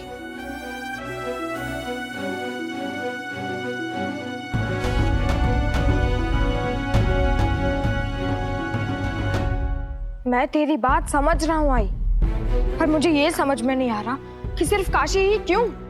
तुझे पूरे संसार में सिर्फ एक काशी ही मिली थी। वो घमंडी है, बदतमीज है, उसकी आई तुझसे और मुझसे नफरत करती है। तो फिर ऐसे लोगों से रिश्ता जोड़ना ही क्यों जो हमें पसंद ही नहीं करते? भाऊ एकदम सही कह रहे हैं आई। हो काकू, वो दोनों आपको पसंद नहीं करते, ये तो मला पण माहिती है काकू। तुझे इन सब के बारे में सोचने की कोई आवश्यकता नहीं है। मेरे और शिवबाई के बीच में जो कुछ भी था वो बस एक गलतफहमी थी और वो अब दूर हो गई है। और रही बात काशी की, तो वो बच्ची है। पीहू को जैसे कुछ बात की समझ है कुछ की नहीं, वैसे ही काशी को भी। आई, उसकी तुलना मुझसे मत कर। मैं ना ही घमंडी हूँ और ना ही अपने भाव को सताती हूँ। तुझे क्या लगता है बाजी, मैं और तेरे बाबा तेरे लिए कभी गलत निर्णय ले सकते हैं? आप लोग मेरे लिए कभी कोई गलत निर्णय नहीं ले सकते आई, पर अभी मेरे जीवन में मात्र स्वराज का लक्ष्य है। यदि मैंने विवाह कर लिया तो मैं अपने लक्ष्य से भटक जाऊंगा। मैंने शाहू जी के सामने शपथ ली है कि मैं अपना जीवन स्वराज को समर्पित करूंगा। और शाहू जी ने ही स्वयं तेरे बाबा और महाराज जी के सामने तेरे और काशी के विवाह का प्रस्ताव रखा था।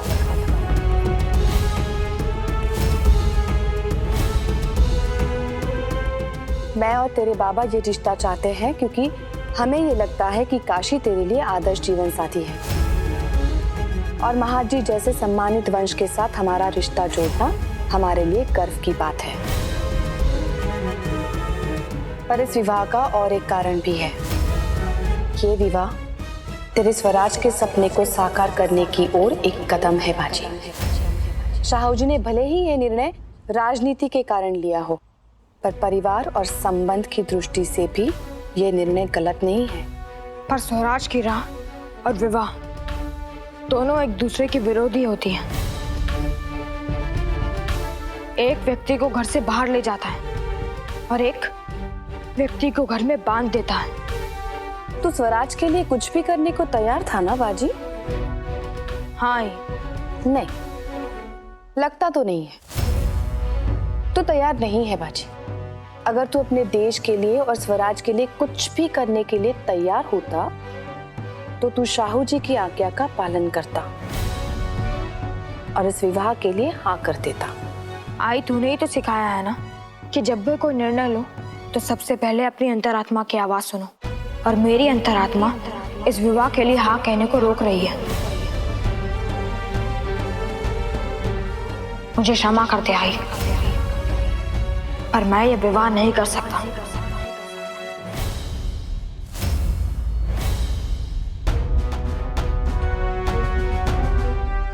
तुझे अगर आई की ये बात याद है तो और एक बात याद होनी चाहिए बाजी।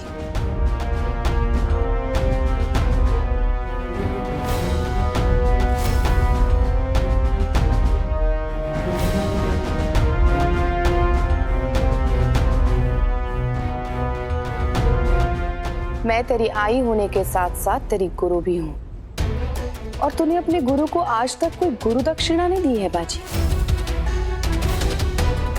आज मैं गुरु दक्षिणा के रूप में तुझसे इस विवाह संबंध की स्वीकृति मांगती हूँ।